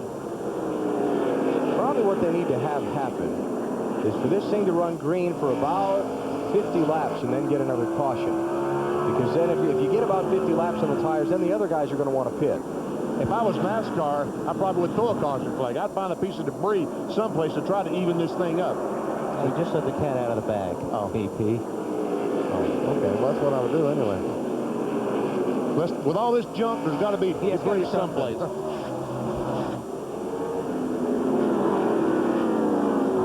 But in saying that, BP... Oh, here we go, Junior. Almost got in the back of the 97. Do what? I was just saying, in saying that, you're taking the stance that they would feel that they made a mistake in the call, but if they don't feel they made a mistake in the call, there it is. Get out there. Bill, Kevin Harvick didn't stop there also. Same situation for him? Exactly right, Alan. So he'd probably vote with Benny on that. But Kevin came across the radio and said it wasn't out when we went by. And he goes, I might have missed it, but I guarantee you the guys in front of me wouldn't have missed it. It was not there. Yeah, it's unusual for 3 guys to make a mistake like that. One you could maybe. So Dale Jr. goes to the lead, and Tony Stewart with those 50-lap pressure tires. Oh, yeah. He's closed right in on all of them. He's gone by Dave Blaney to take fourth. Work around the lap car of John Andretti in the one. The mix in this right now is Andretti. The one car who seems to be faster than these 3 leaders, and he may slow Tony Stewart's progress down some because he's going to take the inside lane or whatever lane he feels like he can pass these cars. Tony now could try to follow him. Yeah, I think he probably will. And then once the 1 car clears, then Tony will get by the 1 car. Yep. Remember John Andretti with 2 flat left rear tires under green earlier. It's put him 4 laps down back in 39th place. But he has a great race car, talking about John Andretti, as we see this battle for the 2nd position. Now, you think these guys were hot before? Now they're really hot when these fresh tires are going by. Oh, yeah, even hotter. Yeah. Tony Stewart underneath Kurt Busch. Now, I realize you folks listen to us talk about these fresh tires and say, well, they only had 25, 30 miles on the tires. Good gracious, don't tires last 30, 40,000 miles? No, they're lucky to last 75, 80 miles on these race cars, and 40, 50 miles can make a huge difference in how they grip the racetrack and the speed around the track. Yeah, a little bit better here at Martinsville when you're only talking about a couple of tenths of a second a lap between everybody. Just that little bit better means a lot. Tony just can't finish the pass. Poking him out, poking the nose out, but he just can't get up in front of him. Well, he might right here. Yeah. Kurt had a slip there. Just a matter of time. Now, those tires on Kurt's car are 41 laps older than the tires on Tony's car. 41 laps. And here's Jeff Burton underneath Kurt. And that's the point I was trying to make. 20 miles difference on the tires, but it makes all the difference in the world in how the cars grip around the corners. So Jeff Burton by, and Kurt pushed back another spot. So Junior's going to be yelling when that 20 car goes by him. He's got to catch him first. 2nd and a 3rd advantage for Junior on Tony Stewart. You see the gap? John Andretti, the lap car, Junior's teammate, is closed up on him on fresher tires. Yeah, well, it's gonna happen. And here comes Texas Terry. Started 31st, running 6th. Working on Kevin Harvick and Kurt Busch for 5th and 4th.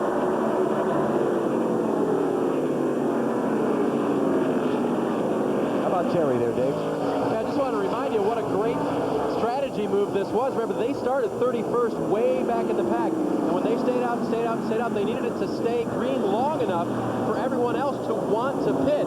And then they got back on the same pitting strategy as the leaders. It worked. Yeah, and that's kind of what I'm talking about here with Junior and Harvick and Kurt, is if the race runs green long enough that the guys who just got the fresher tires are going to want to pit, then they can be back with fresh tires, the same equal tires with these other guys. Yeah.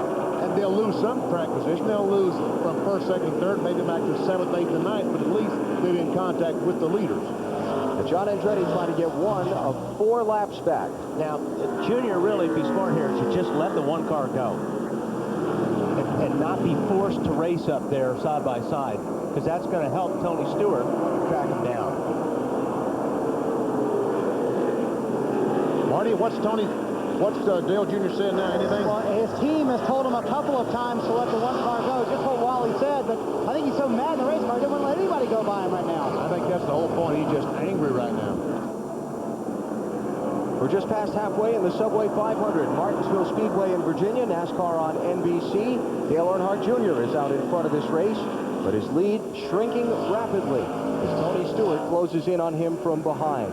We've got 34 cars on the lead lap. We've had 8 caution flags for 57 of the 258 laps that have been completed so far. Only one driver not on the racetrack, Sterling Marlin, with overheating problems after something went through his radiator earlier.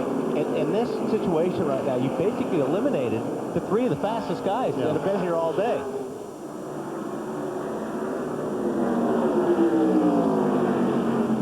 Now let's go back and look at a replay of the pit road open close flag. It's going to come into the left side of your screen.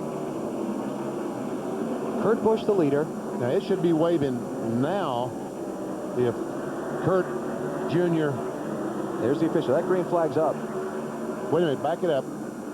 Back it up. Is that?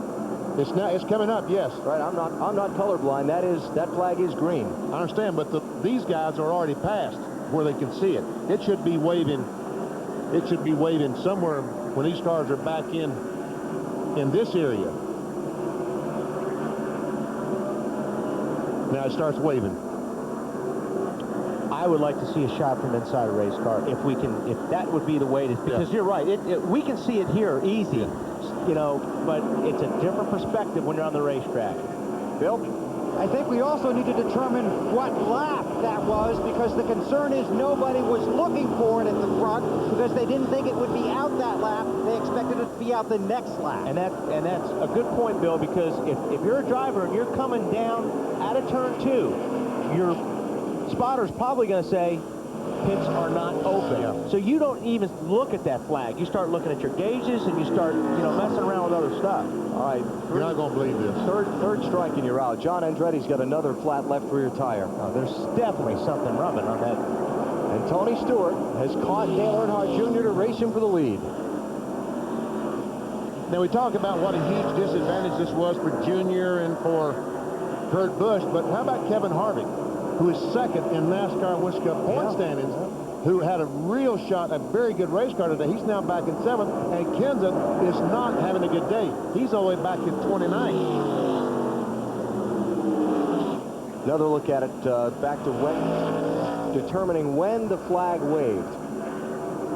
You see on the right of the screen, you see the official there at the end of the pit road. Okay, he's waving the red flag right now. Right now. Those are lap cars going by. Now see, look at that. Yeah, the green is out. Out plenty early. Yeah.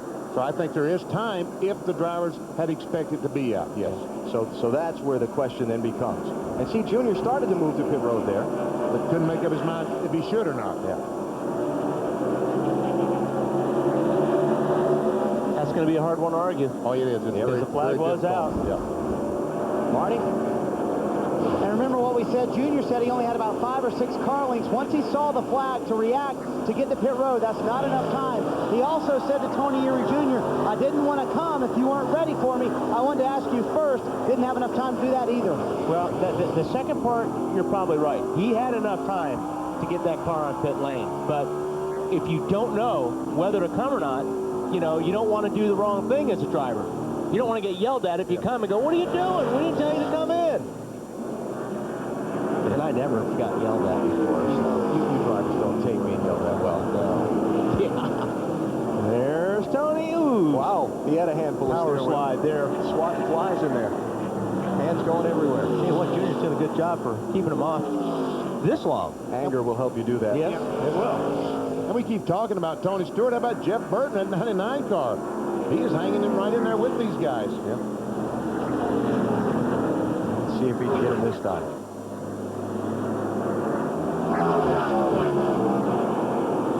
Bobby Labonte has fallen off the pace for a couple laps, been showing a little bit of smoke. Dave? His last reply on the radio was, well, it's going to blow up. Earlier, he had switched ignition boxes to try to fix the problem, but now the crew's leaving, and they think their day's done. That's tough. Yeah, that blue smoke is a bad sign. A bad sign when the crew leaves. Yeah. And he gets put a lap down by the leader, Dale Earnhardt Jr. Derek Hope's car also just pushed behind the wall. So from no attrition, suddenly we've got a couple of mechanical issues here as we work towards the 2/3 mark of this race. Stewart's going to have, well, he's got company with Jeff Burton right now, but he's going to have some more company with Jeff Gordon and Jimmy Johnson here if he doesn't get by the 8 car and try to get away. Bobby Labonte being black flagged by not making minimum speed at this point, so he'll be coming to pit road and probably back into the garage. Dale Earnhardt Jr. holding off Tony Stewart for now. You're watching NASCAR on NBC.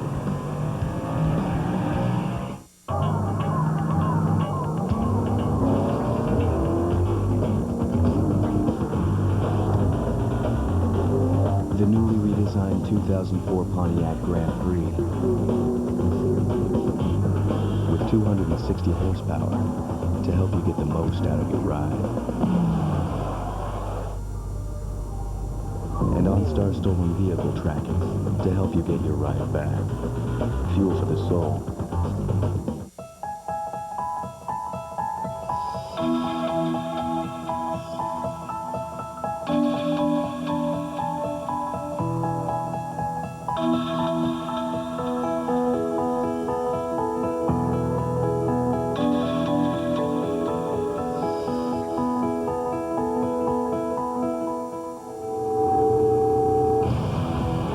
No surprise, the Home Depot is NASCAR's home improvement warehouse. Jared? What are you doing here? I don't know. I just always wanted to try this place. But Jared, it's okay. I had Subway for lunch. When you have wholesome, low-fat sandwiches from Subway, it's all right to indulge now and then. Try our delicious sweet onion chicken teriyaki sandwich, made fresh with under 6 grams of fat, so you can feel good about being good and okay about being bad. Some dessert, sir? Subway, good, so you don't always have to be. Pit stops underway. Tony Stewart, the first leader to hit his pit stall. Only 40 laps on his tires, but they decided to pit to continue to work on that chassis. Needs more help with the forward bite. A track bar adjustment for Tony, Bill. Rusty Wallace is on pit road. This will be 4 tires and fuel, no changes. The big thing is getting the fuel in because the vent is banged up from contact on the track, Marty. Dale Earnhardt Jr. loose off the longer he runs, a pound in both left tires for more forward bite. Also a half round down on the track bar. Don't tighten it up too much.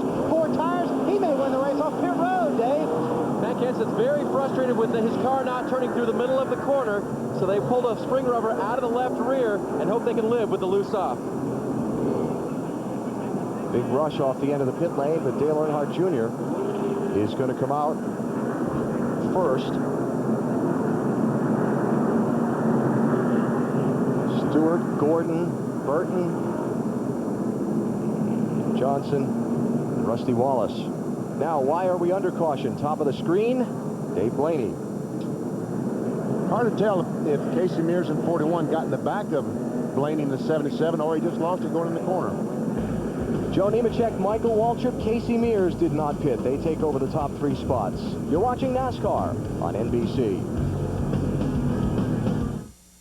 NBC Monday, Third Watch is going into battle. He's a vigilante for the people, and he's going to war with Third Watch. You know what happens when you back a dog in the corner. Music superstar DMX. Trying to get bit. All new Third Watch NBC Monday. You'll be surprised to know that a Ford Taurus with similar features costs more than the Honda Accord from Leah. It's simple. Honda's a smart car, and Leah's the smart choice. Leah Honda, the smart choice. May I say one thing? Kill Bill is the #1 movie in America. No kidding. Ebert and Roper give it 2 thumbs way up. Rolling Stone raves, it's wildly funny. Mommy, I'm home. Hey, baby. How was school? And Newsweek declares it's astonishing. Now, if any of you got anything else to say, now's the time! Quentin Tarantino's Kill Bill. Now playing. What do you think? I say let's go for it. They've been around a long time, I'd say 30 years is a long time. so let's get to Mighty Taco. I'm hungry. Mighty Taco, 30 years of Mexican madness. Channel 2 News, standing up for you. How come Buffalo can't do it? Very good question. Will this area be any different than it is right now? I believe it will be. Asking the tough questions. That $94,000 basically went for salaries to help come up with a plan. Yeah. Because you deserve We want this mess cleaned up. real answers. Today, national fuel crews were out fixing the problem. Channel 2 on your side, always. Standing up for you. We are 2 on your side. Channel 2 News at 5:30 tomorrow. We are 2 on your side.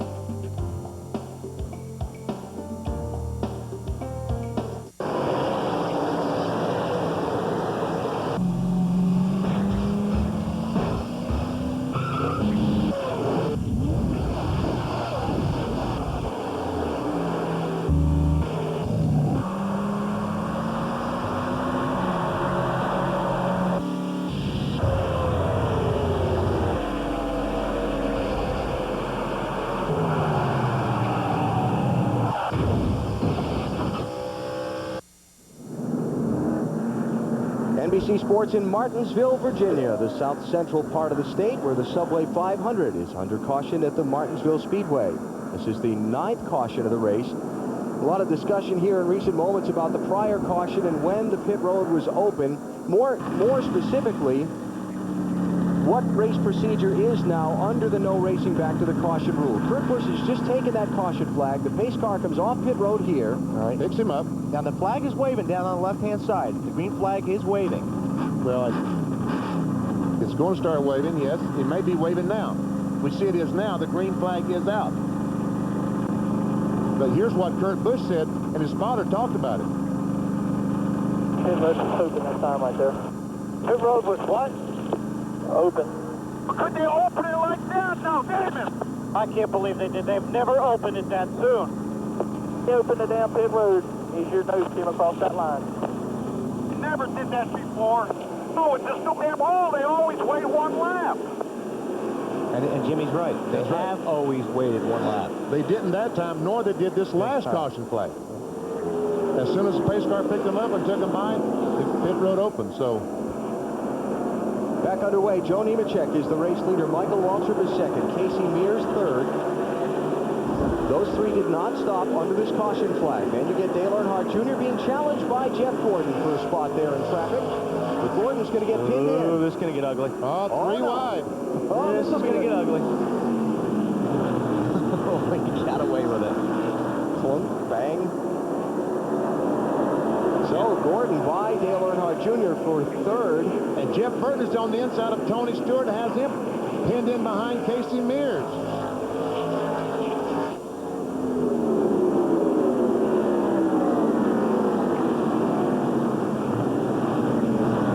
Casey Mears is currently in the 5th position.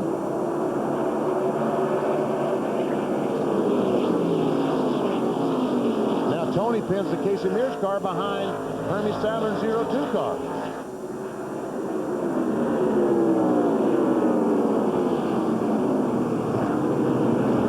Junior goes by Michael Waltrip, the 15, his teammate, taking over the 3rd position.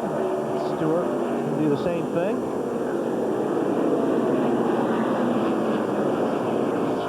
Jeff Burton's boxed in there. We'll get clear of the 02 right now.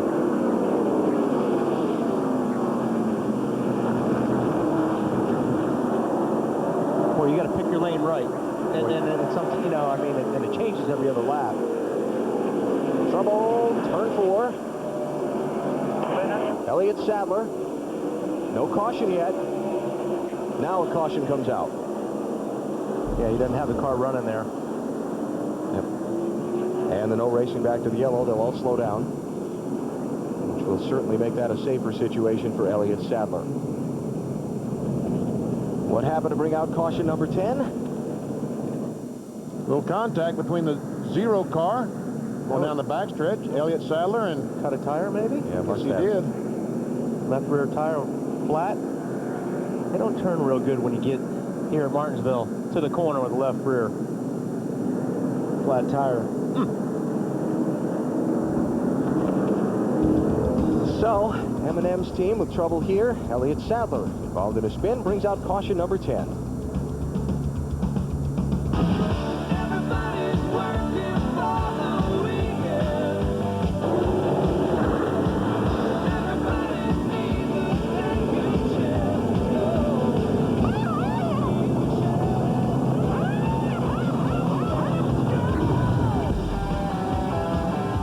It's all about learning to take care of your car the best way you can. Because when you really think about it, putting quality parts on your car is one of the smartest things you can do. That's why I love Napa so much. Every Napa part is made to meet or exceed the industry's highest standards. Take oil filters, for example. Did you know that a Napa Gold oil filter can catch up to 45% more dirt than your typical oil filter? Now let's just analyze those numbers. Or, man, I love restrictor plates.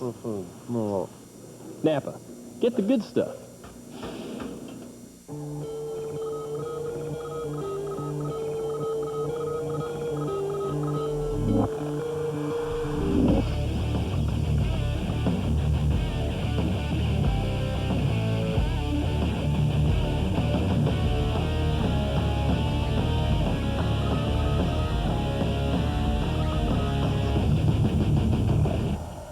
Coming October 13th on GoArmy.com. You want to know why I ran from Enterprise? Because having the right car can make all the difference. Pick Enterprise. We'll pick you up. Stronger. More comfortable. Guaranteed. Wrangler 5-star premium quality denim. Wrangler. Real comfortable jeans. Oh, look, it's the guy who falls. Fall now. Oh, I don't really do that anymore. It's not like I got that insurance. What insurance? Flat. They pay you cash if you can't work when you get hurt. Not that I ever do. Aisle 5 under lingerie. Price check.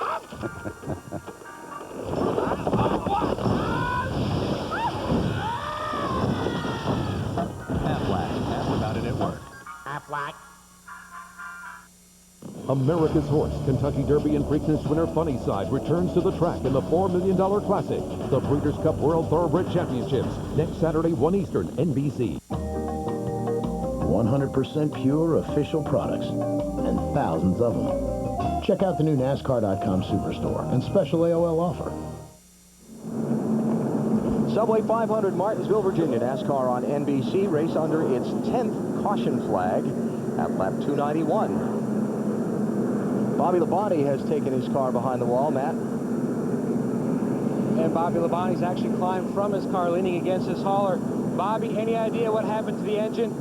We might have dropped a valve first. Thought we broke a valve spring. We took the valve cover off, and the valve spring one broke. But it's liable to have dropped a valve and ended up broke a piston. So, you know, it wasn't meant to be. Our car was pretty good today. We were got tangled up there one time, had to stop to miss a wreck, and lost a lot of track position.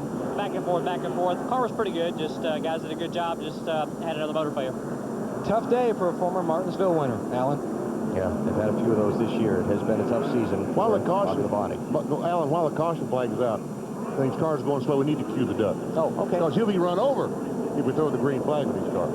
So, duck. Here it is, our Aflac NASCAR Winston Cup Trivia Quiz. Who's the only driver to win 4 straight Martinsville races? Richard Petty. No. Rusty Wallace. Nope. Jeff Gordon. Got to go back farther than that. Oh, farther than that. Yep. Oh. Wow. Fred Lorenzen. 63, both of them in 64, and the spring race in 65. Wow. Richard and Cale and Darrell and Rusty all came close. They all won 3 straight races here at Martinsville, but Freddie's the only guy to win 4 straight. Fearless Freddie, back to the green. Joe Nemechek leading, Jeff Gordon second, Dale Earnhardt Jr. third, Tony Stewart fourth, and Jeff Burton in fifth.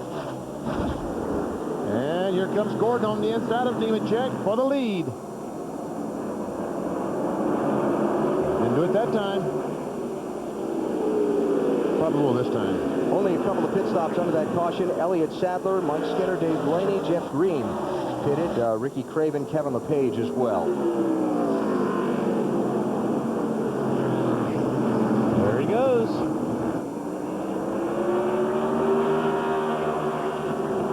So new leader, the 24. Jeff Gordon has led the most laps today, 107 earlier in the race. Dominated the opening part of the race, then got shuffled back when they had a problem on a pit stop. A lug, when they were changing tires, popped up in the air and came back down as they were swapping the wheel and got hung between the tire and the hub, and they had to pull the wheel back off and get the lug clear, and it cost them a lot of track position. Then they've been kind of digging out of that hole ever since. Dale Jr. going for second on Joe Nemechek. Marty? Wally, you drivers are fickle, aren't you? You know, you can be mad one moment, next moment you're loving the world. Junior very happy on the radio, very proud of his crew for helping him stay up front. They kept him calm, even though he was very angry in the car a little bit earlier. They had a great stop this last time, has 4 fresh tires. His quote on the radio, we just averted disaster, and to get second place. Well, that's why he's happy. He wouldn't have been happy if they didn't get that yellow, but because they got that caution and they caught that brake, obviously it'll change your mood a little bit quicker that way. Tony Stewart getting in front of Nemechek to pick up third. Joe shuffles back to fourth, and Jeff Burton working on him. Been talking about this when the pit road is open, and what the confusion seems to be with some of the teams is whether or not the pit road is open on the first time the pace car comes by with the field in tow. NASCAR President Mike Helton has stepped in here with us. Appreciate you coming over. Clear us up on this, will you, please? Well, I think you got to back up to Dover. When we first introduced this element, we said in Dover that we may keep pit road closed long enough to sort things out. Well, after we left Dover, we went to Talladega, which is 2.6 miles, and the pit road's down in turn 4, opening in turn 4. Kansas City's a mile and a half. Charlotte's a mile and a half. The pit road opening is down in turn 4. We get to Martinsville, which is unique. It's a half mile. The entrance to pit road's on the backstretch. But we have opened pit road since Dover on the first lap that the caution car has captured. Everything happens very quick in Martinsville, and we have also kept it closed. Earlier, one of the cautions earlier, we closed it for about 3 laps because we had the carcass and everything on the backstretch, and we wanted to get out of the way before we opened that pit road. So we open it as quick as we can. And in the case of the lap earlier, we were able to open it as soon as the caution car collected them. We feel like we've done the right thing. We'll do it again. We don't think we've done anything wrong. I'm sorry that there's confusion between 2 or 3 of the crew chiefs down there. We think the flag came out at an adequate amount of time, and we think that it's a lot of it has to do with the uniqueness of the playing field that we go to every weekend is so different, and this is the first time we've had Martinsville under these rules.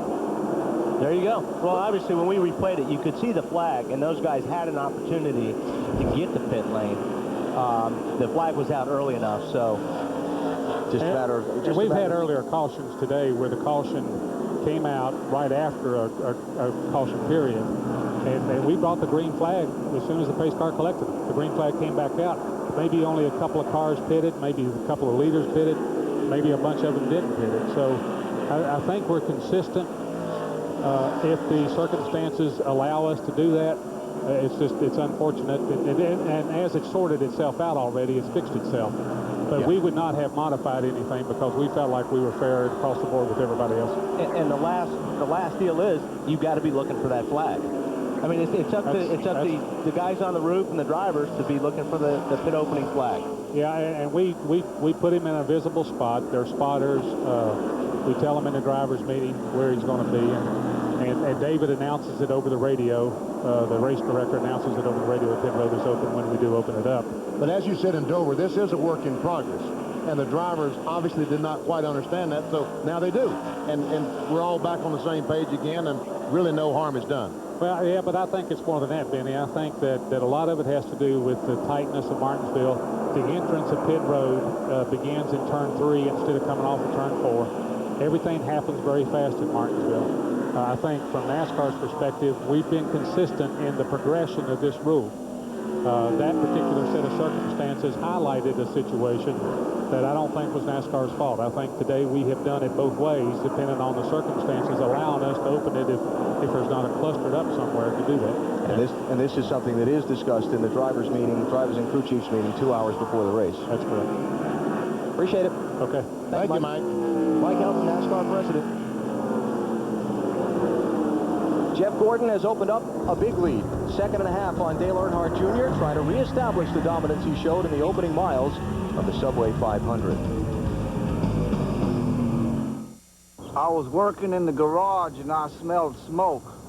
I quickly determined it was a grease fire. I knew grease fires were different from other type blazes, but I wasn't sure the best way how to handle such a conflagration. So I asked myself, what would Jared do? I'd get a Veggie Delight on wheat, or maybe with the honey oat bread. Sorry, what was your question again? The Veggie Delight from Subway. Eat fresh. Meet rookie Jamie McMurray and this. It's 800 horsepower V8 monster protected by Haviland motor oil. The Haviland can handle this much power. Even if your TV can't. Haviland. Sorry. Speedway race day, the gang's out here. 43 teams out getting it in gear. Time trial run, 90 seconds to lose. Tune it up, tweak it out, run it in the groove. This is for the people giving it the best. Who said Sunday was a day of rest? This bud's for you.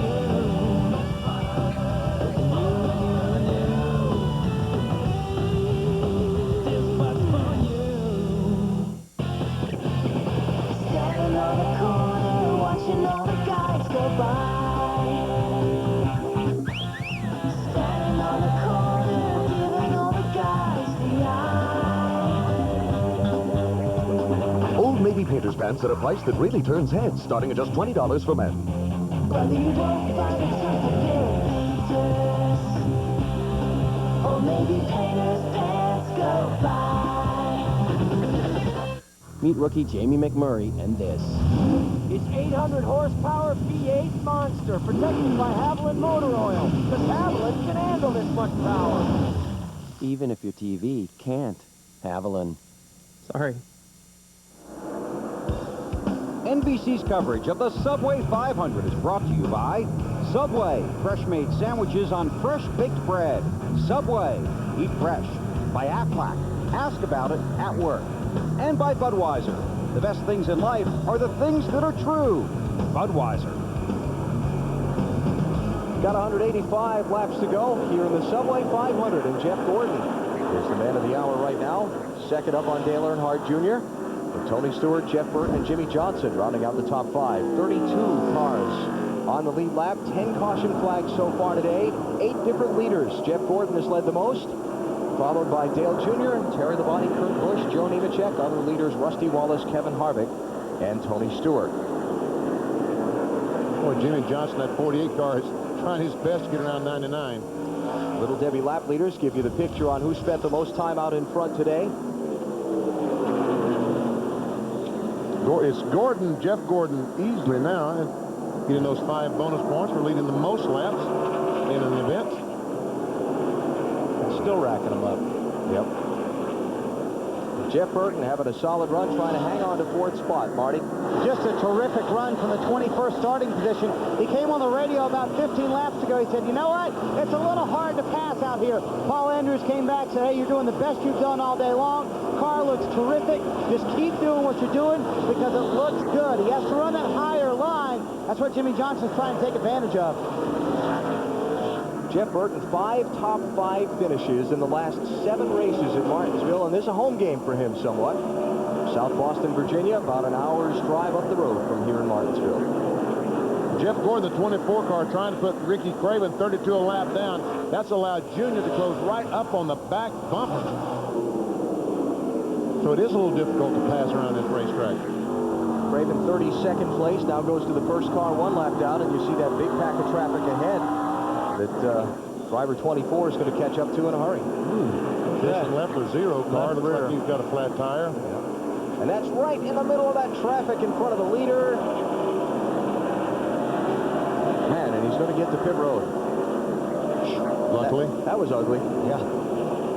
And luckily that casing that carcass did not come off the wheel and stay on the racetrack. Otherwise, the caution flag would have had to have been waved to remove that. Seen a lot of left rear tires go down today. Yeah, and it can all be, well, I don't know. My guess is it's contact, between yeah. cars, or I wonder if brake heat. You wouldn't really see it there. You wouldn't think in the rear it would be a problem because the fronts, I don't know, brakes are probably 100, 200 degrees warmer in the front than are the rear. So just a lot of contact between cars. More than that even, I bet. I saw a lot of cars today with blowers on their rear brakes, not just the fronts. That's why I brought it up. Yep. Jeff Gordon on Michael Waltrip. Michael did not hit under that last caution, restarted second, and he's just gone a lap down, so that didn't work out. That's a plan that did not come together. These guys are starting to come up on a lot of cars that can be putting a lap down.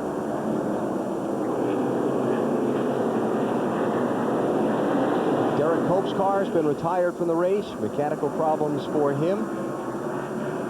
We talked about Bobby Labonte's troubles earlier. The only other car that's in the garage, Sterling Marlin, with a punctured radiator. Take a look at Mike Skinner's brakes. Brake cam.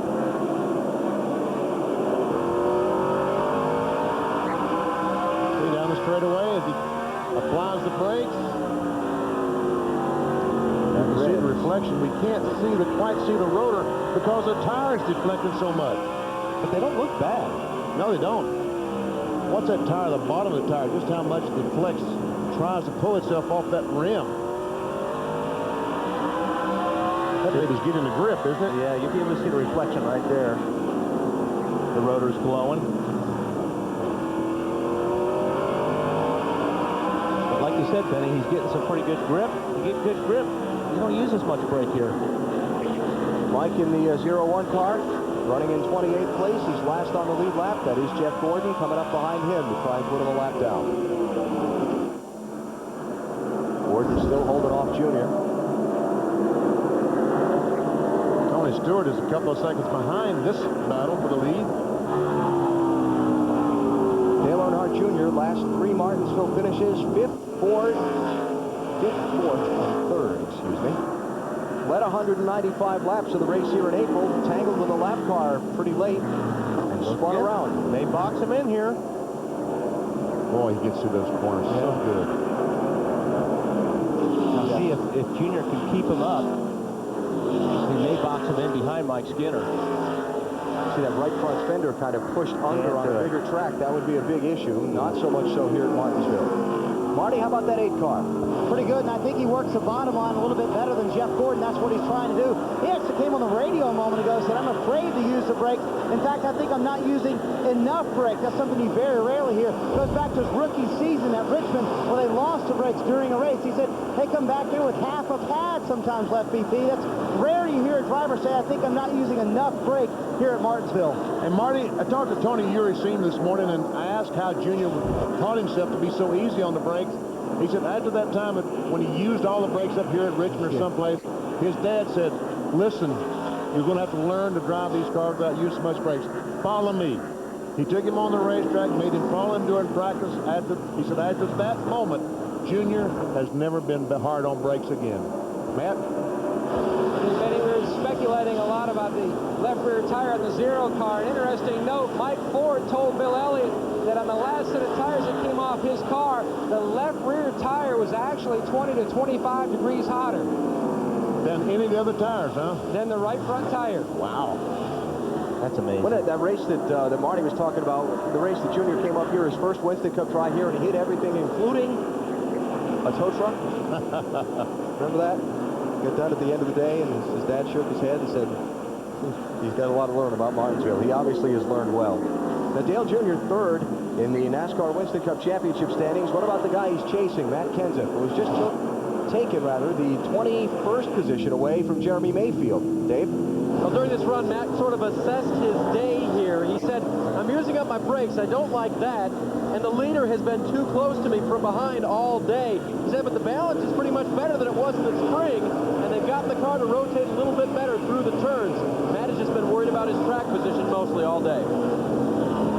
As they run, Kenseth running in 21st, Kevin Harvick running in 9th, and Dale Jr. running in 2nd. And Jimmy Johnson, the 48 car, has just gone by Tony Stewart. Wow, taking over 3rd spot. What's going on with the 20, Matt? Well, he says the car's lost a little bit in the center of the corner, but the forward bite issue that they have been fighting most of the afternoon is better. The 48 car, though, they are starting to hit on it, Benny. I got you. Tony Stewart running 2.5 seconds behind Jeff Gordon, still holding off Dale Earnhardt Jr. for the lead in the Subway 500. 163 laps to go here in Martinsville.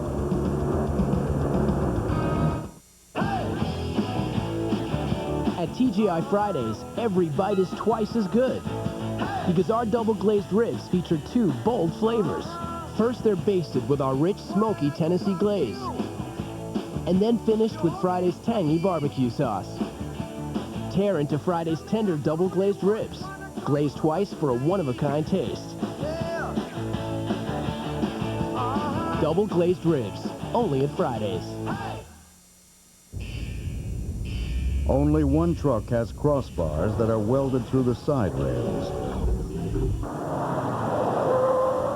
That truck is the new Ford F-150. It has the strongest, toughest frame of any full-size pickup, which also gives you the highest payload. Only this truck earned the right to be the next F-150. If you haven't looked at Ford lately, look again. Meet Bob Keselowski, NASCAR owner and crew chief. When you race trucks, eventually you're going to run into something.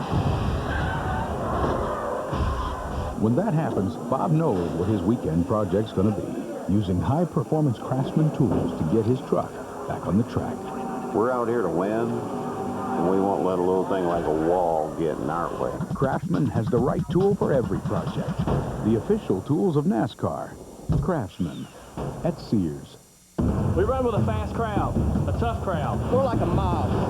43 asphalt warriors. Guys with one motto: What goes around, comes around. Eye for an eye, fender for a fender. Paybacks are a promise. Races end, rivalries don't. You got a nice ride there. It'd be a shame if something were to happen to it. Careful who you mess with, because never the pack doesn't forget. NASCAR Thunder 2004, rated E for everyone. EA Sports. It's in the game.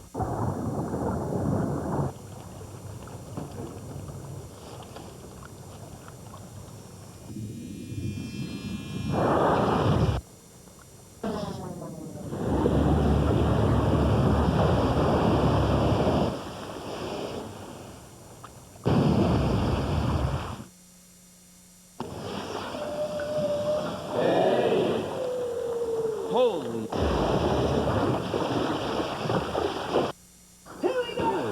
Next on NBC, get ready to soar as defending champion Dave Vera and Ryan Nyquist unleash amazing aerials when they look for Gravity Gold in the Bike Street Finals. Plus, the wet and wild men's wakeboarding finals, the Gravity Games, coming up next on NBC. NASCAR on NBC from Martinsville, Virginia, with the Subway 500, the last short track race of the NASCAR Winston Cup Series season. Jeff Gordon started on pole today, has led 159 of the 346 laps, but got shuffled way back in traffic when he had a problem earlier, though he has now reestablished himself in the top spot. Check out this race for a 6th and 7th spot. Jeff Burton in the 99 being challenged by Ryan Newman in the 12. And Burton in the 99 is struggling a little bit right now because Kurt Busch, this 97 car, drove by in the lap before. Now he's in jeopardy of losing another spot to Ryan Newman. How about Jeff Burton? Marty? Alan, about how many people are at the race today? About 90,000 maybe? Yeah, it's a little bit better than that. Yeah, how many of them do you think would be happy if this 99 car went to victory lane, the home state boy? Jeff Burton won this race back in 1997. I remember that day. A big home crowd following that afternoon, and his record at this racetrack is fairly spectacular. 9 top 10s in his last 10 races here, including that win back in 1997. Jeff Burton would be a very popular victor right now if he could pull off this win. But the car, a little bit loose for Jeff, getting looser the longer he runs. You haven't looked at Ford lately. Look again. Been a lot of talk about Jeff Burton as far as what's up with his team for next year. That sponsorship goes away at the end of this season. Oh, here we go. Jimmy Johnson, 48, has Claude Jr. You know, this is kind of like he was at Charlotte last week. We kept talking about Tony Stewart, Ryan Newman, and looked up, and here Jimmy Johnson has worked his way into the picture. Still got some work left to do before you get close enough to him to challenge him, though. Well, he was close enough at one point, but I think he lost it a little bit. I think the traffic has been an issue. Going by Todd Bodine, 54 car. Where's Todd at? Todd is the second car, one lap down in 25th place. 77 of Dave Blaney. So just behind Todd there. He's in 26th. So those two guys are racing for a spot while the other two race for second and third around them.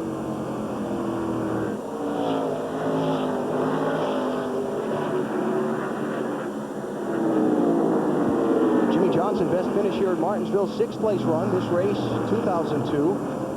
6 top 10s in the last 8 weeks. Led about a third of the race at Charlotte last Saturday night. Came up with a 3rd place finish. Hey, the team kind of, I don't know if I want to use the word struggle, but they had a lot of finishes in the teens in the spring and the early summer. 12th, 14th, 12th, 13th. Trouble turn 4. Mark Martin, Hermie Sadler. Wow, right in front of Gordon.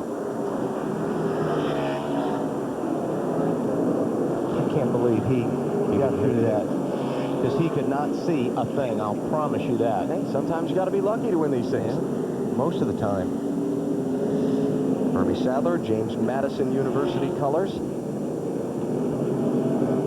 Where his brother Elliott started school and finished there 1 year. All right, now then, all the leaders will be coming down pit road. And pit road is open this time. You see the green flag there. And this could be the last stops of the race if this thing goes green to the finish. Yeah, probably will be. 145 laps to go, and leader Jeff Gordon crosses the start-finish line on the pit road. Matty. And I just spoke with Chad Knaus right before that caution, and he said, I don't know, we are just slowly working on it. They started out with a very vanilla setup as they go to work on the left side of that 48 Chevrolet. Phil. Kurt Busch on pit road. They'll take the tear off from the windshield. It's 4 tires, a quarter pound out of the right front and the right rear tires. His car's good. Marty. Jeff Gordon in the lead, happy with the car, said I could use a little more forward bite. Robbie Loomis thought about a chassis adjustment, decided not to do it. They will make no changes on the stop for Jeff Gordon. Give him 4 tires and a windshield tear-off. Matt Kenton, no delay leaving his pits this time. They changed 4 tires, made an air pressure adjustment in 3 of the 4 tires, and lowered the track bar. His car was loose off the corners. Looks like Harvick had some trouble down there. Yeah, it looked like left front, maybe they had an issue. We're going to follow up on that in a minute.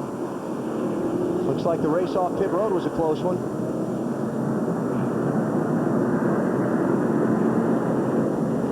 All right, let's check out the reason that we're under the caution. Trouble in turn 4. Hermie Sadler and Mark Martin got tangled up just in front of leader Jeff Gordon. See Jeff Gordon trying to put a lap on Greg Biffle in a 16 car and gets alongside, and around those 2 cars go, and look at all that smoke. And Mark keeps his car going, and that's important. He beats the 16 to the line, so he becomes a lucky dog. There's 2 lucky dogs in that deal. Yeah. Jeff Gordon being the other one.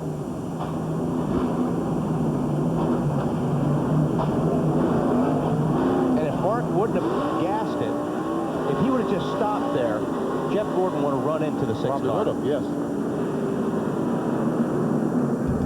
So under caution with 143 laps to go, Jeff Gordon is the leader of the Subway 500.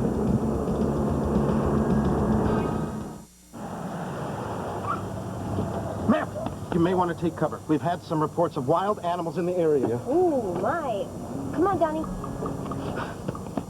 Wild animals? Where? Let's get out of here, lady. The anniversary edition Dodge Caravan, featuring a no extra charge rear seat video system. Thanks, officer. Keep up the good work. Disney's The Lion King Special Edition on DVD and in Dodge Caravan. Starting at $18,800 after $2,500 cash allowance and $500 in DVD coupon. Jared? What are you doing here? I don't know. I just always wanted to try this place. But Jared, it's okay. I had Subway for lunch. When you have wholesome low-fat sandwiches from Subway, it's all right to indulge now and then. Try our delicious sweet onion chicken teriyaki sandwich, made fresh with under 6 grams of fat, so you can feel good about being good and okay about being bad. Some dessert, sir? Subway, good, so you don't always have to be. Jack is searching for his son's athletic talent. The search has proven problematic. But every time Jack uses his Discover card to buy things, he gets paid a cashback bonus award. So far, he's earned $130. It's money he used to buy his son something more suitable. Discover card. Why not get paid for the things you buy anyway?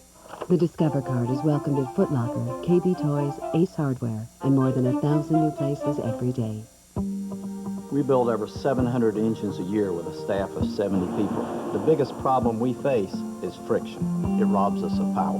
We're looking for two things: getting the most available power and keeping the engine alive. One of the simplest ways to reduce friction in an engine is to use Quaker State, engineered to deliver a 10% lower coefficient of friction. In the last 7 years, we've been fortunate enough to win 8 championships, and Quaker State helped us get there. The power to reduce friction. We do things as a team. For a coach who lives to win, sometimes you've got to break the rules. Goes by radio. He'll be helping us out for a while. Radio, rated PG, opens everywhere Friday. NBC Monday, another hot, all-new episode of Las Vegas. A college high-tech scam. Viva Las Vegas, baby! Old flames. Hey, what's up? Are heating up. Plus, a daughter's abduction. You find that guy and bring him to me. Will send the most powerful man in Vegas. This is crazy. Come on! To the edge. No! America's found the hottest place to be. Las Vegas, NBC Monday after Fear Factor. How about a Wrangler 5-star finish from here in Martinsville? We look back to the 2002 Old Dominion 500. This is lap 206. Kurt Busch goes into the spin cycle. But with about 100 laps to go, he's back in the lead, and he held off a fast-closing Johnny Vincent in the final laps to pick up the win. Kurt Busch started 36th in this race 1 year ago. Lowest starting position for a Martinsville race winner. And for more on Wrangler 5-star finishes, log on to NASCAR.com. And we are getting down to the late stages of this one, the Subway 500 today. Here in Martinsville, just after a round of caution flag pit stops, Jeff Gordon held on to the lead. He's got Dale Earnhardt Jr., Jimmy Johnson, Tony Stewart, and Ryan Newman behind him in the top 5. Have some horsepower of a different variety next Saturday at 1 Eastern on NBC. The Breeders' Cup World Thoroughbred Championships from Santa Anita Park. Kentucky Derby and Preakness winner Funnyside returns to the track in racing's richest day. It's the Breeders' Cup World Thoroughbred Championships next Saturday, 1 Eastern on NBC Sports. Jeff's been getting great restarts, BP. It's important right now because these cars down below want to clear them. Junior laid back in the 8 car that time. See him lay back trying to get a run on Jeff so he wouldn't get hung on the outside of 22. Didn't work. Ward Burton in the 22, 23rd place, first car lap down. Remember, he and his teammate Kenny Wallace tangled earlier while both were running in the top 10.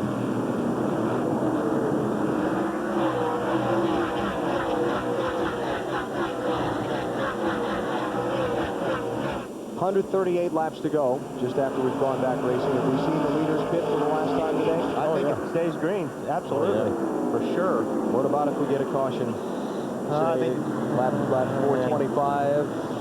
I think with 75 laps to go, they might stop. With less than 50 laps to go, I don't think they'll stop and give up track position because somebody's going to stay out there. Right. 138, 139 laps on a set of tires. The speed differential between fresh tires at that point, that's going to make it a tough call on these crew chiefs. Yes, it is. See, Jimmy Johnson hung up on that 22 car, and he's lost, at least 2 or 3 seconds now on the leader because he can't clear that slower traffic.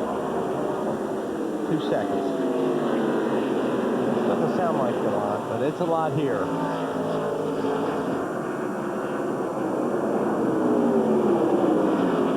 This is when you really want to run into that guy. It's a top race today.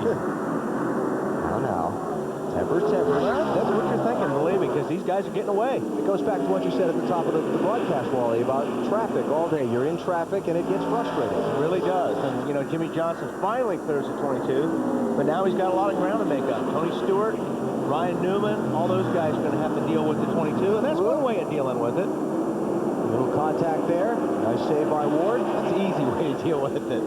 Tony got in the back of him? Yeah, just moving.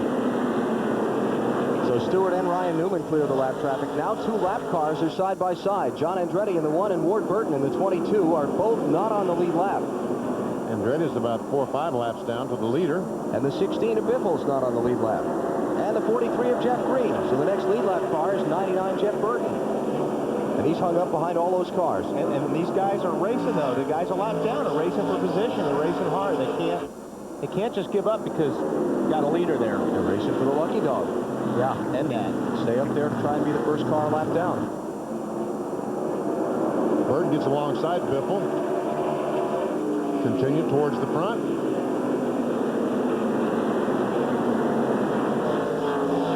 Jeff Green and who is that? Mike Skinner just rubbed together. Some tire smoke flying from between them. And look, now Skinner's got a fender rub. Left front tire is rubbing the fender. Robbie Gordon.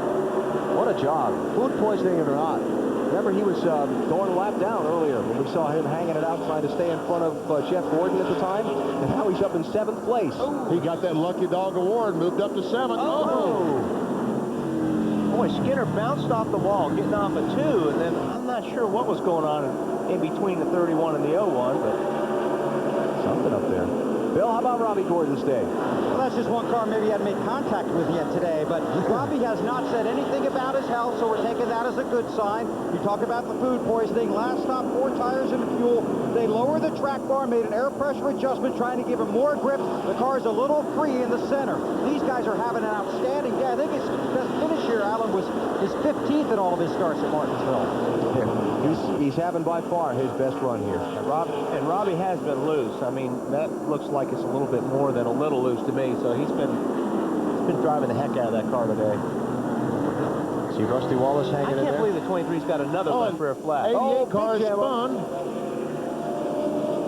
Caution flags out. How many left rear flags is that for a 23? Dale Jarrett was running 13th when he got spun around in that jam up.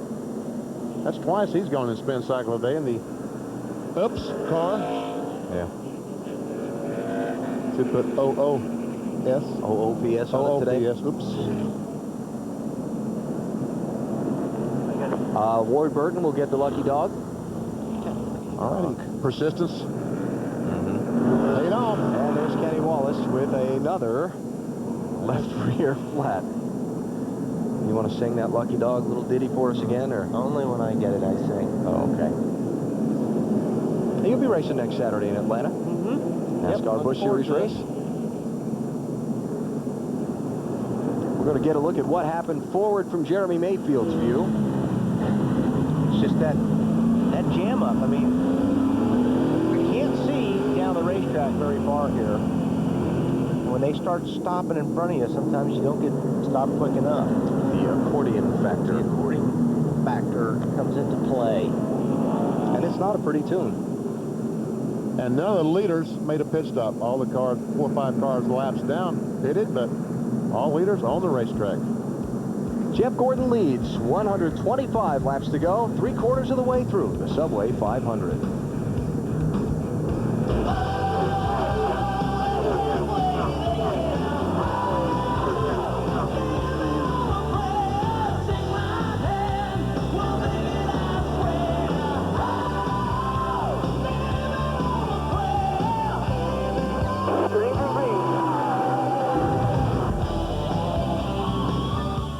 You know, Kenny, thanks to you and Stacker 2, the world's strongest fat burner, I've made some great new friends in racing. Last night, Jeff Hammond took me to a movie. Guess you didn't take your Stacker 2 today, did you? But nobody compares to my new best friend, Tony Stewart. Hey, big show. There's room for one more. Yeah.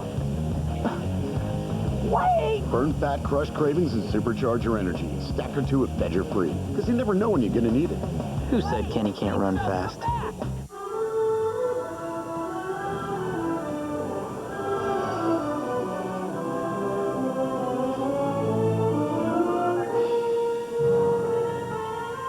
What are you doing? Shopping. The one you want. Right now at Circuit City, pay no interest for 24 months on all Hitachi projection TVs, like this 46-inch high-definition widescreen with built-in DVD player. Just $1699.99 before instant savings. Circuit City, we're with you.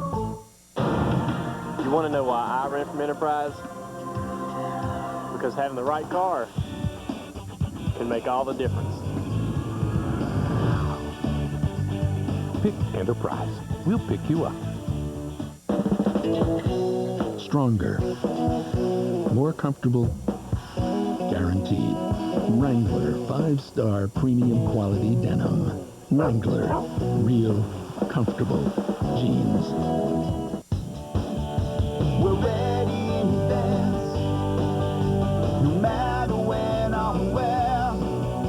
We're ready in advance, whatever's waiting there around these parts. Trouble doesn't stand a chance. For the best parts, people and price, we're ready in advance. Yeah, bring it on. Speed's the name of the game as NASCAR zooms into Atlanta. Next Sunday, 12 noon Eastern on NBC, Winston Cup Racing presented by Home Depot. Kevin Harvick and Dale Jr. look to hit the gas and put the heat on Matt Kenseth at the fastest track on the circuit. NASCAR, next Sunday, 12 noon Eastern, NBC. NASCAR's race for the championship continues with the Subway 500. Martinsville, Virginia just crossed the three-quarter mark of the race, and we're under caution for the 12th time.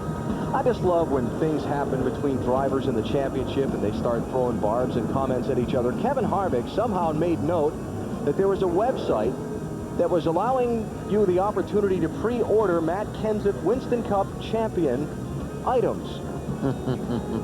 The folks at Roush Racing said, well, yeah, when you're in the hunt for a championship, you have to design these things in advance. You can't wait until the last minute, but we didn't give anybody permission to start offering them for pre-orders, and in fact, that website has since been taken down, this stuff from it. But Kevin said, let me see if I get the quote right here. He said that the Roush team allowing somebody to do the pre-ordering was, quote, showing a lot of confidence for an organization that screwed up championships in the past, end quote. Oh, yeah. Harsh words. He doesn't hold anything back, does he, Harvick? Good. And, of course, again, just to clarify, the Roush group didn't give anybody permission to do anything, but you do have to start designing those things in advance. And, in fact, Roush Racing President Jeff Smith came back and said, you'd think if the 29 was in the hunt for the championship, they'd be designing those things, too. And there are eyes everywhere. People are going to find that stuff. How about it, Bill? You hit it right on the button. I talked to Matt about that this morning. He had no idea that stuff was being posted. It's pre-orders for retailers. It's not something you can order yourself. You don't even pay for it. If you do, you get your money back. But the thing about it is, he said, go talk to Richard Childress, who's won 6 championships, and ask him. So I went to Childress at the driver's meeting. He goes, you have to order that stuff long in advance so you have the opportunity to prepare it, get it out to retailers, and have your merchandise ready for the banquet in New York. So it was Kevin Harvick's car owner, Richard Childress, who said, yeah, you kind of have to do that. But isn't it fun? It's outstanding. Tell you what, Junior is in jeopardy of losing his second spot. Jimmy Johnson's 48 car is fast. Yeah. Jeff Gordon leads, Dale Jr. second, Jimmy Johnson third, Tony Stewart fourth, Ryan Newman is fifth. 23 cars on the lead lap. Very, very few of them pitted under that last caution. Mostly guys toward the back end of the lead lap group. Mark Martin stopped, Ricky Craven, Casey Mears, Joe Nemechek, and Jeremy Mayfield stopped. Looks like he's trying to get them lined up, BP. I mean, all of a sudden the 8 car just will not turn in the middle of the corner. He gets in the middle. Before we've seen him turn and just go low. He can't do that now. Well, now remember, Junior and Tony Eury Jr. have said this car is set up for the long haul. The first few laps, they're not going to be very good, but after a while, they're going to be better than everybody. Marty, I get that right? You got it exactly right, Alan. It takes a little while for Junior's car to come in. Much better when the tires are hot and sticky. Now they're a little bit cold. He will be good at the end of this run. Matt? Rick Hendrick has cars in the first and third position. We have a spin. Trouble down the front stretch. Dave Blaney. And also Todd Bodine. A lot of damage to that 77 car. He's hit that wall hard. And the 54 has gotten both the left front and right front corners. No, he didn't help that car. Look at the nose on that 77. Yeah. It may be the smallest track on the circuit, but you're still crashing into something at better than, 75, 80 miles an hour. Oh, yeah. When you take a hit like that. And these walls are just as hard here as they are any place. Yeah. There's proof. So this is yellow number 13. And I know you're going to ask me this. We're not even close. No, I'm not, because I know that. I know. Check this out. The radiator's broken in the 31 car. Has to be broken. There's a lot of stuff broken on the front of that car. Man. Doing 220 right now. Pits are open. I'm going to come in, okay? 4, come on. All right, let's see if we can dissect all this. See Blaney down on the left side. Robbie. When Papadine bounced off the wall, when he slowed down, nowhere to go for Robbie, or Dave Blaney for that matter. Looks like 54, and who was that? I don't know who he made contact with off the corner. So yellow number 13 out. The record for most yellows in a 500-lap Winston Cup race here is 18. It's John Andretti that he made contact with BP. Oh, that's going to hurt. You're watching NASCAR on NBC. NBC Monday, another hot, all-new episode of Las Vegas, a college high-tech scam. Viva Las Vegas, baby! Old flames heat up. And a daughter's abduction. You find that guy and bring him to me. Will send a father to the edge. No! All new Las Vegas, NBC Monday after Fear Factor. Great news. The best values in America just got better. Because Northtown Dodge now has new Durangos as low as $279 a month. And Dodge Ram pickups start at just $11,995. Or choose from over 400 pre-owned vehicles starting at just $39.95. But there's more. Buy or lease any new or used vehicle by October 20th and drive away with a brand new JVC TV. But act now. October 20th, it's gone. Whatever you're looking for, you'll find it at Northtown. We've got it. May I say one thing? Kill Bill is the #1 movie in America. No kidding. Ebert and Roper give it 2 thumbs way up. Rolling Stone raves. It's wildly funny. Mommy, I'm home. Hey, baby. How was school? And Newsweek declares it's astonishing. Now, if any of you got anything else to say, now's the time! Quentin Tarantino's Kill Bill. Now playing. Channel 2 News, Ed Kilgore, on your side. Now another NASCAR Winston Cup memory. February 18th, 1979, the final lap of the Daytona 500. Donnie Allison and Cale Yarborough pound fenders, pound the wall, and pound on each other with Bobby Allison in the infield. Their rumble hands Richard Petty his 6th 500 win, and it all takes place before NASCAR's first live flag-to-flag national television audience. 33 years of NASCAR Winston Cup racing memories. A race a lot of people credit with pushing NASCAR racing onto the national scene. Been a big blizzard in the Northeast, people homebound, and CBS had it live, and what a finish. You couldn't have written it better than that. I was running around there on overheating, and those guys passed me with 3 laps to go, and I said, I got to run fast enough to watch the wreck anyway. Did you? Did you see it? I was there. And then did you see the fight? I didn't see the fight. Oh, okay. I did see the wreck, though. What a day. A lot of memories over Winston's tenure as sponsor of this NASCAR Winston Cup Series. Here at Martinsville, few of the leaders pitted under this caution, but a couple did. That's right. Mark Martin is trying his best to steal a page out of Ryan Newman's book. The last 2 caution flags, he has stopped, changed 4 tires. As soon as these leaders stop, if they do, he's not going to. He's going to stay on the racetrack. Matt? Manny, Rick Hendrick has his cars running first and third. 9 wins here, could have had a 10th. Under the previous caution, he told his driver, Jimmy Johnson, complimented about his day, but also gave him a brief history about Martinsville.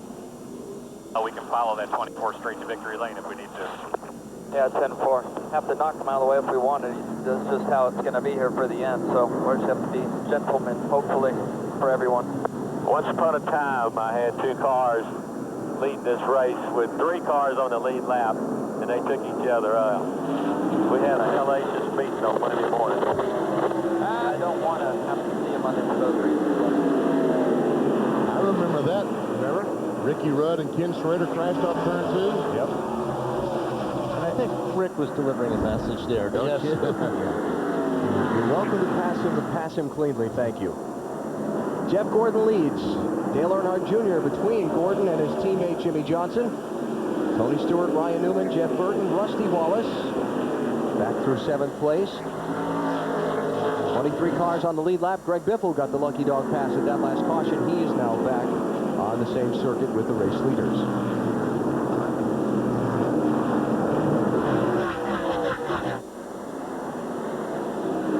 See these guys up front here clearing the lap traffic pretty quickly. That's important for them. Ward Burton in 20th place. He got a lucky dog pass last time. And Robbie Gordon gotten a lucky dog pass earlier in the race, but now he's got some heavy damage to his car, Dave.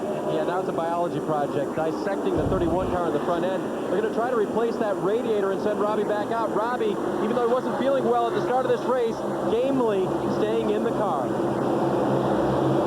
That's no fun. No. He's having fun. He's having fun. He's got an open track in front of him and a pretty fast race car.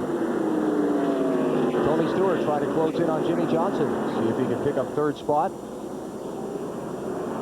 Meanwhile, Ryan Newman, the 12 car, has worked his way up to the 5th position. And now really, a lot of what the question becomes here, where do the cautions fly in these final 100 laps? And will the leaders pit? They've all got enough fuel to go to the finish. The question is, will they stop for tires? And if they do, some of these other guys who are in the back of the lead lap now, like Mark Martin and Ricky Craven, for example, they pitted under this last caution, they won't stop. No, they're not going. Marty, what's the 24 car? What are they talking about doing? I just asked Robbie Loomis that very question, BP. I said, will you pit again?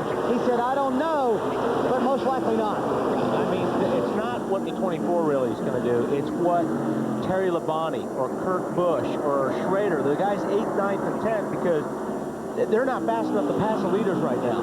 So if the leaders pit, obviously, they have to make the call. But if the leaders don't pit, I think you come in for tires. If you're running 7th, 8th, or 9th spot. When we say you never know what's going to happen in Martinsville, we mean stay right until the checkered flag, because drivers leading the most laps have failed to win 9 of the last 10 races here. Here's the guy that's led the most laps today. Don't go away. And he's got a pretty clean race car. We look around and see a lot of damage to some of these cars, but Jeff Gordon, pretty good shape. Marty? And you guys talk about Jeff Gordon leading the most laps. He's done it 5 times this year. His best finish in one of those races is 5th. He has never won when he's led the most laps this year. Well, that's not a good statistic. Don't tell him that. I don't think he's going to back off and run second for a while, do you? And then, Weber, what was the thing he closed? He looked up so we didn't have to at the end of Countdown to Green about drivers winning from the pole in both races here in Martinsville. Long, long time ago when that happened, right? Yes. 1964. Busy. Oh! Kurt Busch, Rusty Wallace. And no others. Everybody else dodges. 3 wide didn't work too good. No, it never does at Martinsville. Let's see. Kurt might have gotten the radiator on his car. There's steam pouring out of it. And that's not out of the window we're talking about.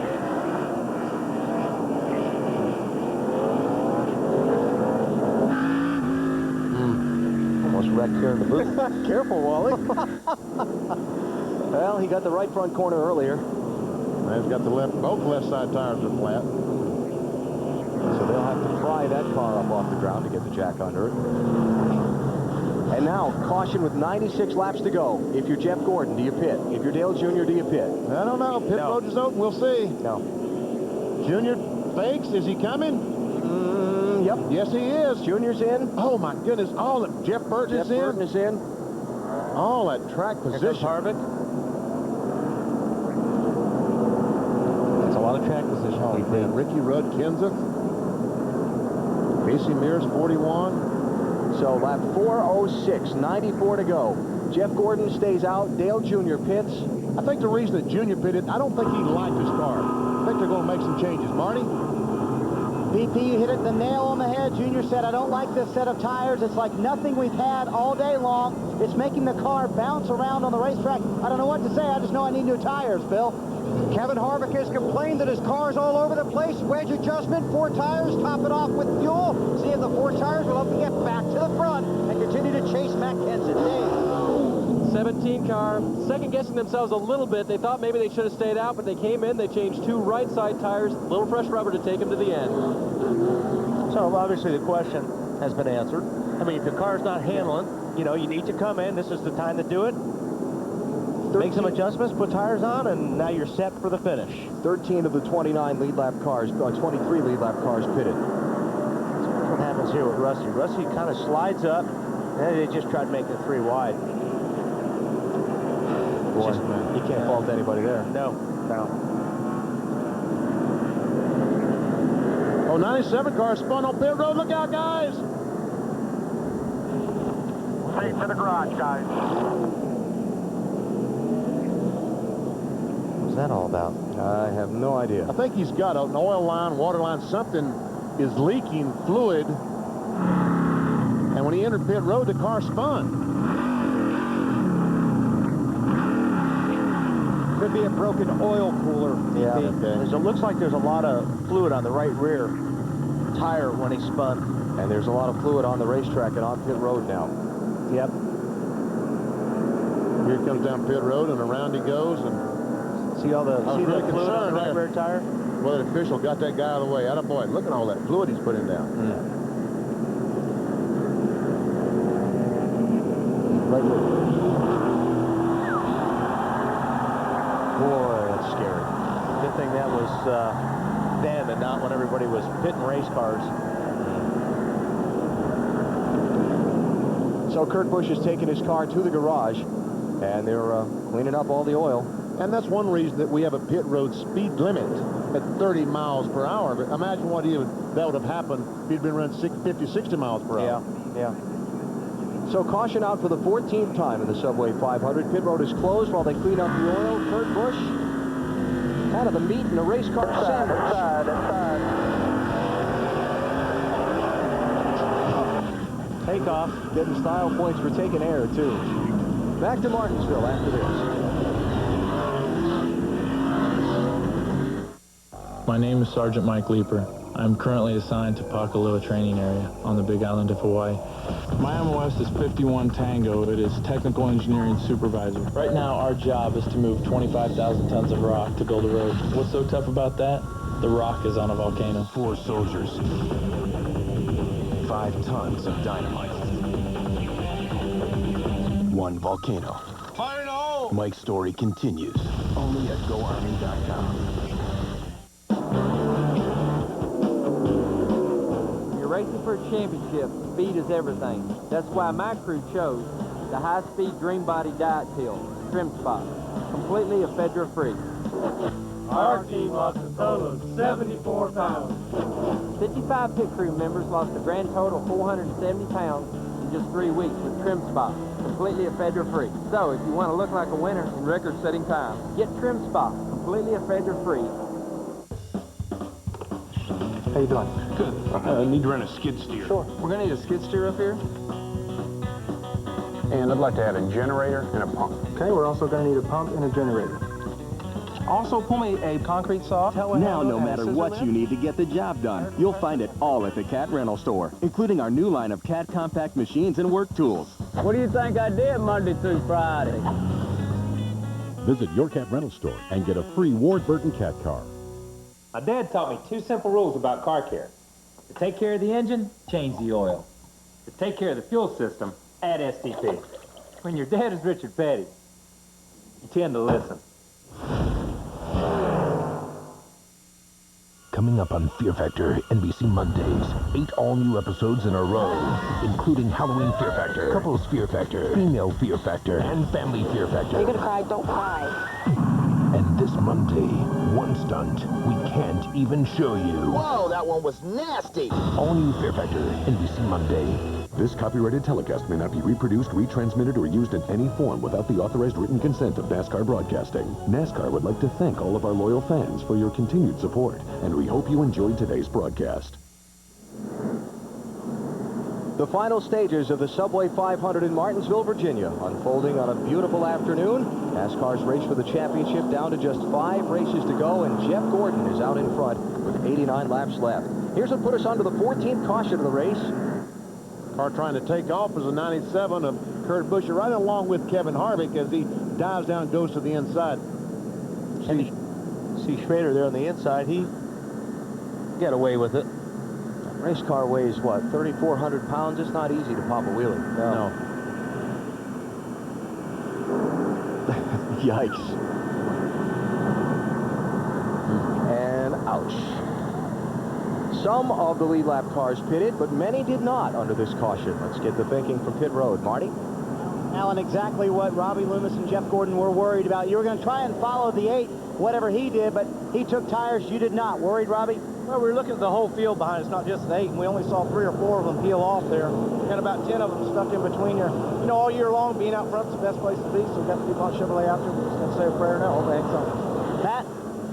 Well, what a difference about 9 hours make, Chad Knaus. You have your car in position to win. Do you like where you sit strategy-wise? Yeah, I think right now we're in pretty good shape. You know, there's about 9 cars behind us that didn't pit that last time. It's going to be pretty hard for some of those guys to get back up there, even under long green flag runs. So I feel like we're in pretty good shape. We're going to have to kind of wait and see what happens. You know, I'll tell you what, these guys have performed so well today on pit road. You know, this Team Lowe's Racing guys, they just, when it's time to go, they go. You know, we got spun out. It was looking pretty ugly. It was looking real ugly this morning, and you know, now we're in pretty decent position. I'm pretty pleased with it, so we'll wait and see how things turn out. Their goal today was just a solid top 10 finish. So far, they're working on a solid top 5, Bill. With Matt Borland, crew chief for Ryan Newman, I really hesitate to ask you this question, but what's the plan? Just have to wait and see what the leaders do here. We'll probably stick with them and just see how it goes at the end. He's pretty happy right now. Just have to see how many more yellows we get and how it all shakes out. Car better on the long runs, Matt? Seems to be. He's pretty happy on the long runs. The short run looks like we struggle a little bit to get going, but after that, it's pretty good. And I'm sure you can probably make it on fuel, huh? I think so. Hey, good luck. Marty? Tony Erie Jr., can you make it from 12th with 4 fresh tires and win this thing? Yeah, I think we can.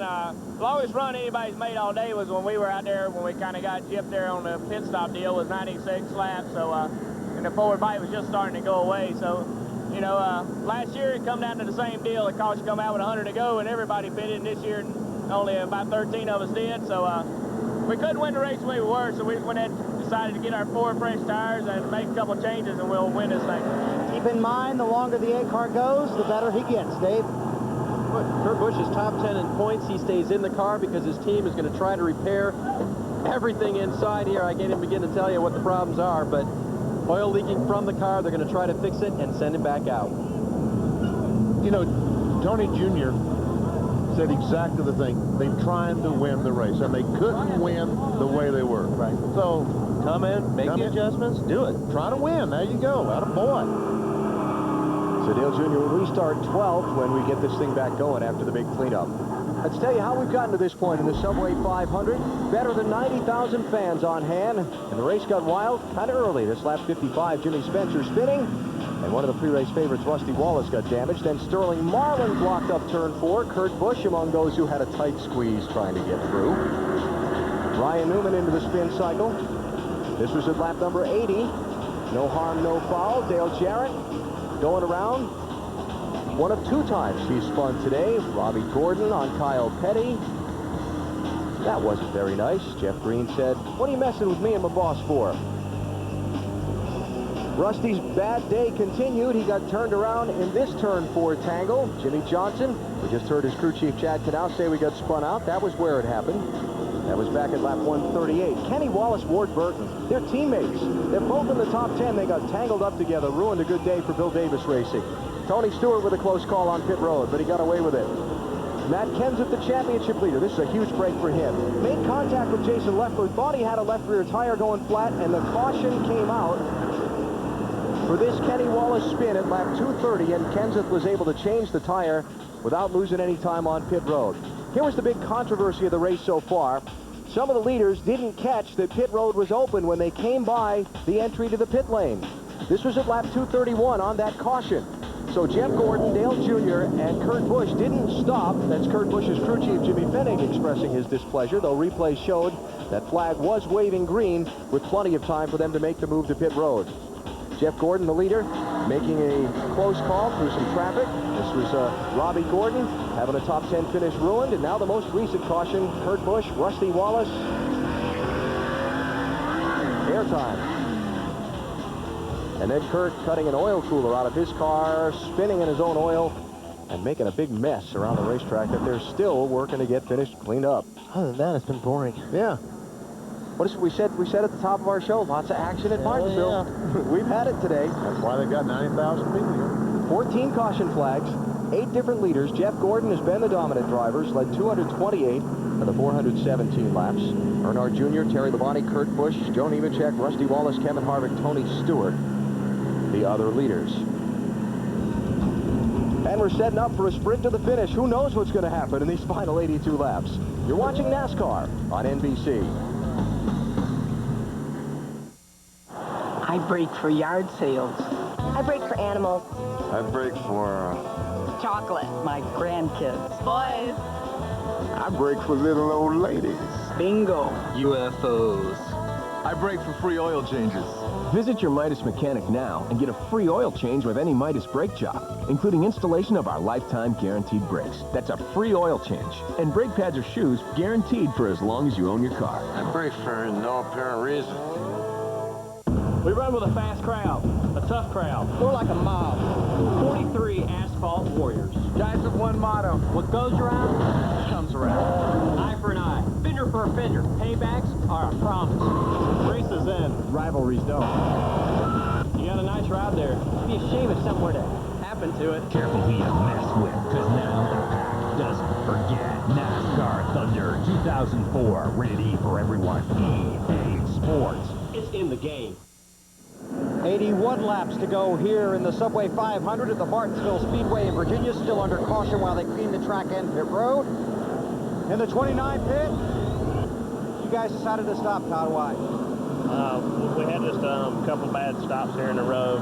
Lost some track position. We just keep digging ourselves in a bigger hole every time we go right here. We still feel like we couldn't really have tires good enough to go all the way to the end, because the last time we stopped was like 3:55. So, I mean, we're not stopping again regardless of what happens for the rest of the day, but we're just trying to get better. I mean, the car's pretty good now, but it's track position killing us. Yeah, it's been tough to maneuver through it today. Yeah, it is. There's nobody cutting anybody any slack, and you're going to have a really good car to get up through there. So hopefully half of them will eliminate themselves, and we'll capitalize on it. All right, good luck. Okay. Chasing a championship, chasing Matt Kenseth. It's cool, isn't he? Yeah. Matt?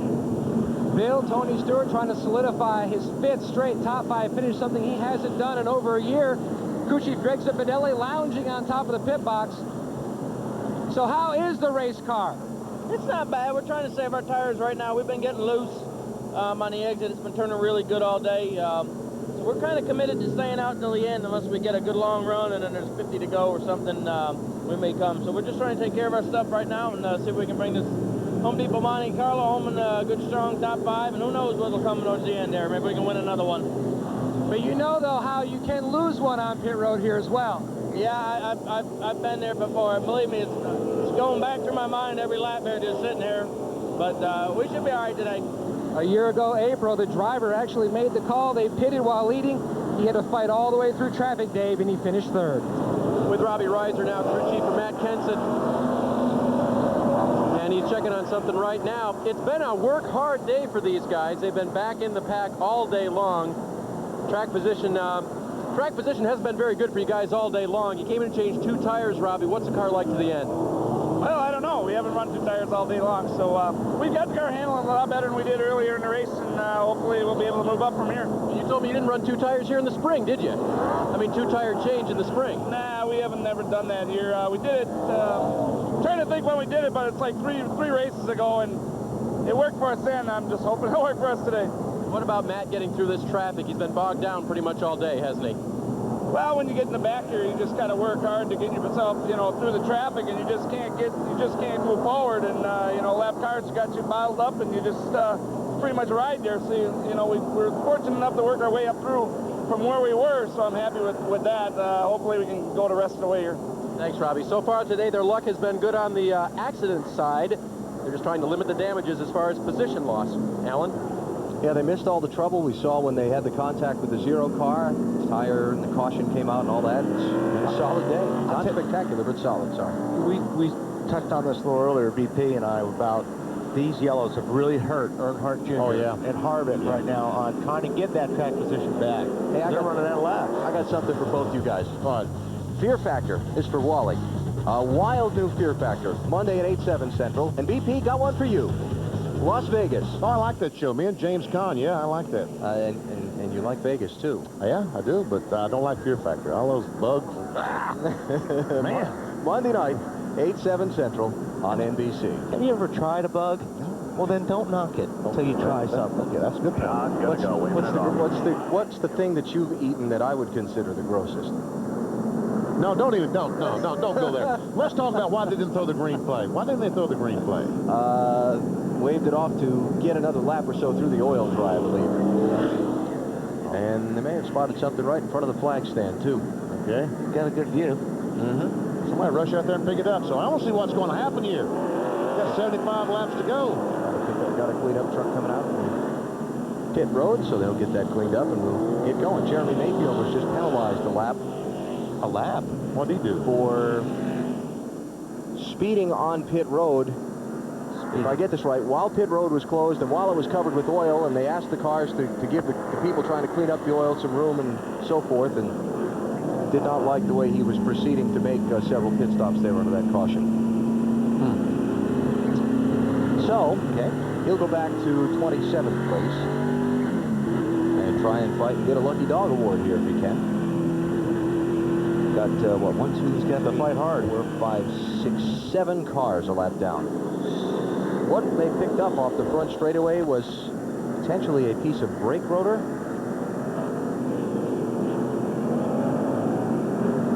I wonder. Oh, look at that. Oh, there you go. 22 car. That's not good. No, we see it rolling around the racetrack just before the start-finish line, and that could definitely puncture a tire. And he's still out there. Hey, Ward, you're minus right rear brake. If that's a brake. That might not be. That might be a piece of rubber. That'd be a brake rotor. He wouldn't be still out there. No, that might be a piece of rubber. Hot smoking rubber off one of these cars. Ward Burton in the 22s. Oh, yeah, he's 20th place. You'll find out real quick if it is. Yeah. Yeah, brakes is something you need here. One more lap and we'll go back racing. All right, so we got guys who pitted under this caution, like Dale Earnhardt Jr., starting back in 12th place. And the guys who stayed on the racetrack in the first 11 spots. Jeff Gordon heading the field. So with what'll be 73 laps, can Junior get from 12th spot, wrestle the lead away from Jeff Gordon? Well, Jeff Gordon's going to have a clean racetrack ahead of him, so he's going to be a lot faster than Dale Jr., even though Dale Jr.'s on better tires. And the problem is Junior is in 12th position, but he's actually starting 24th. Right. A double line, he's 12th row. Green flag. Mike Skinner in the 0-1, the first one not on the lead lap, 22nd position up to the inside of the race leaders.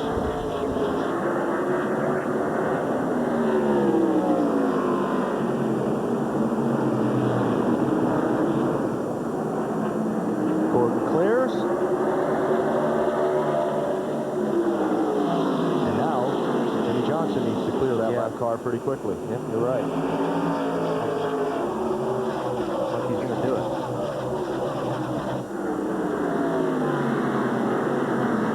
Not so fast.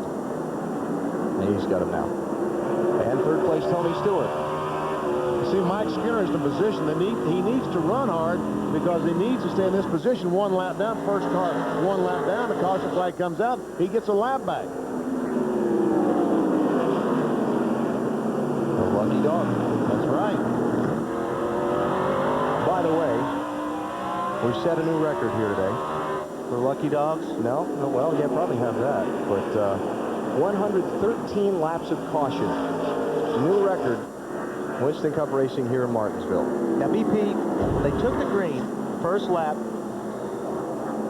Jeff Gordon was 2.4 seconds ahead of Earnhardt Jr. Now, just 3 laps, because of what we talked about, he's 4 seconds behind Jeff Gordon. Saw Kurt Busch coming back out on track, 26 laps down. Why would he do that, you ask? Well, he's 10th in the NASCAR Winston Cup Championship standings, and it's very close from 10th on back. And there's a lot of difference in money in those positions back there. We're not talking about millions, but we're talking about thousands.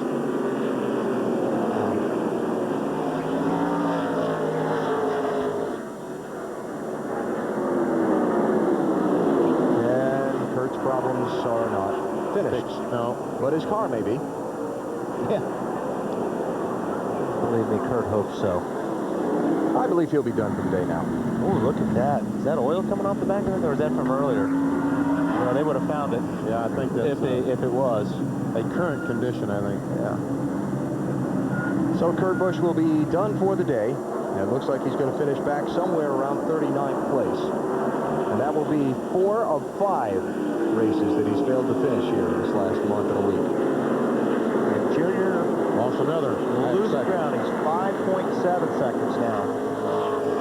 This is a tough deal here, trying to get through the traffic, even when you're on new tires, because guys are side by side in front of you all the time. Trouble, debris. Caution flag is Debris out. down there at 3 and 4 up on the concrete. Looks like a piston rod. A piston rod. Gee, maybe that was what Kurt Busch probably had that time. Yeah. Oil pan failure. The oil pan failed to hold the contents of the engine. Okay, this is a break for Junior or some of those guys. They get to erase that 6 seconds now. Man. Yeah, we have plenty of mayhem here at Martinsville. We have today. But that's why all the 91,000 seats around this racetrack are pretty well full. But now Junior needs for this thing to restart. You know, go out and pick up that debris. Let's restart, because we let Gordon and Johnson ride around on the caution flag 4 or 5 more laps. That helps them. Yep, helps their tires. Yep. They don't wear the tires as much. Junior picked up 2-3 spots there in that little run of green before the yellow, Marty. Yeah, Alan, but the cautions are really hurting him here. They needed to go green. They need the longer it goes green, the better his car gets. They're encouraging him on the radio to drive it in deeper, use more brakes. They're confident he has a lot of brakes left, but the crew just thinking he's not driving it hard enough into the corner right now, trying to tell him, listen, you've got plenty of brakes left, use them. So Junior back in 9th spot now. You don't hear that much here at Martinsville. No. And we'll go from the shortest track on the NASCAR Winston Cup circuit to one of the fastest next weekend, Atlanta Motor Speedway, Saturday, TNT. 1 o'clock Eastern Time. The Aaron's 312. Wally will be in the field, plus that incredible race for the NASCAR Busch Series Championship. 5 drivers within 44 points of the lead. Then next Sunday, Home Depot presents NASCAR Winston Cup Racing on NBC. Coverage starting at noon Eastern Time with Discover Card Countdown to Green. You know who's going to fill in for you next weekend? No, I don't. Jamie McMurray, maybe. Yes, he will. Well, I talked to him this morning. He was so excited about watching you race and giving you a hard time, Wally. Yeah, well, that's what everybody can't wait to get up here to do that. That's right. That'd be fun. There he is. He's not having the best of days today, but he is in the top 10. I mean, he's in 8th place, missing a right front fender. That's probably not bad. Bill, what do you got? Well, just thinking about Jeff Gordon being out front here, going for the sweep at Martinsville, as you talked about. Fred Lorenzen, the only driver to win the pole for both races in the same season and win the race here. Jeff's out front, and his pit crew helped get him there. Here are the guys that got the job done.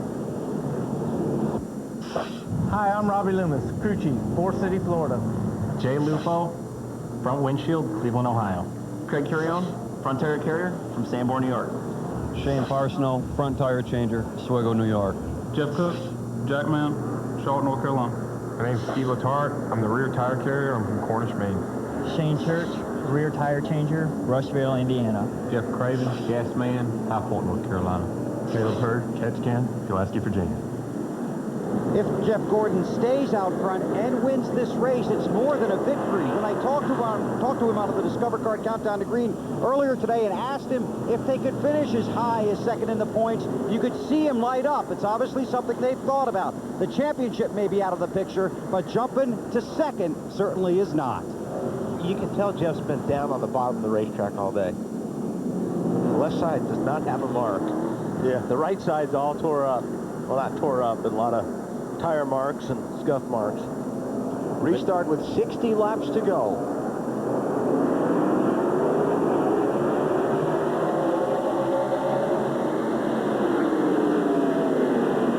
Ricky Craven in the 32 trying to get one of 3 laps he's lost back from the race leader. Kind of been a tough day for Ty Ride.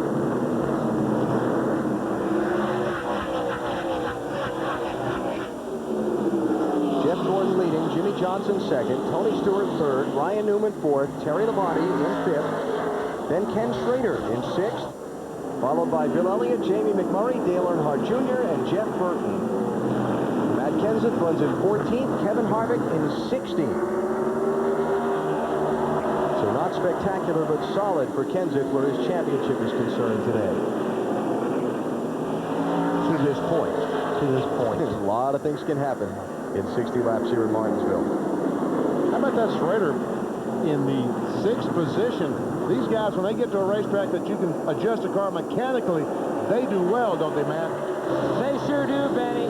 Kenny Schrader hasn't won a Winston Cup race since 1991. He's never won a short track Winston Cup race, but this team keeps making gains by leaps and bounds. A quiet day, but a very consistent day. Currently runs in the 6th position. Kenny has not had a top 5 since 1998. They are just knocking on that door. Who knows? Maybe today is when he breaks back in. Had a top 10 finish here in the April race. And you can kind of tell that where this team is lacking, besides the sponsorship department that they're trying to find to fill up those quarter panels, is the sponsorship money doesn't allow you to do the engineering work that some of the other teams can. And here's the stat I'll back that statement up with. Their average start and finish on the short tracks is twice what it is on the bigger tracks. Where the engineering stuff, aerodynamics, all that stuff really comes into play. And again, they're only a 1-car team versus a Roush with a 5-car team. Hendrick with a 3-car team.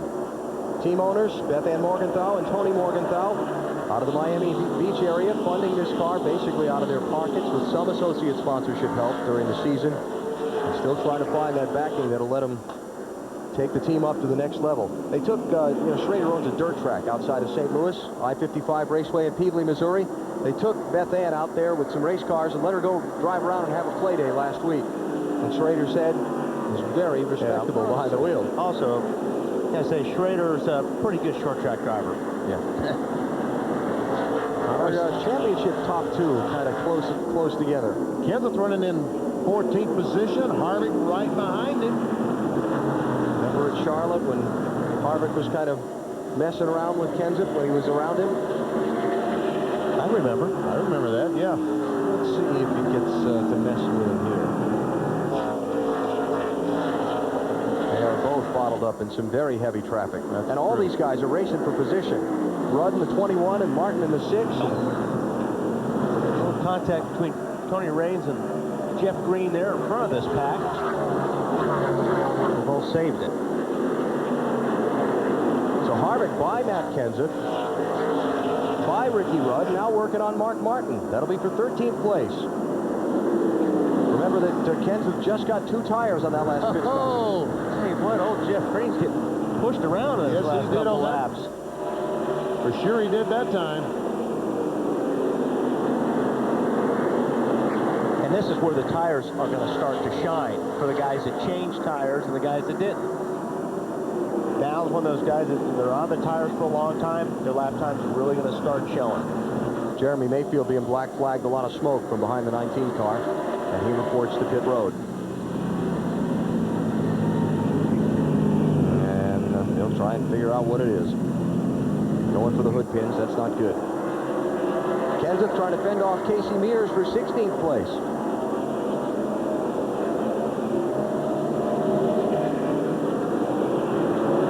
I have to imagine that at a track with this much traffic, with the laps winding down and people starting to be less patient and bounce off each other, that's got to be a pretty tense time for a team leading the championship. Oh, yeah, I would think so.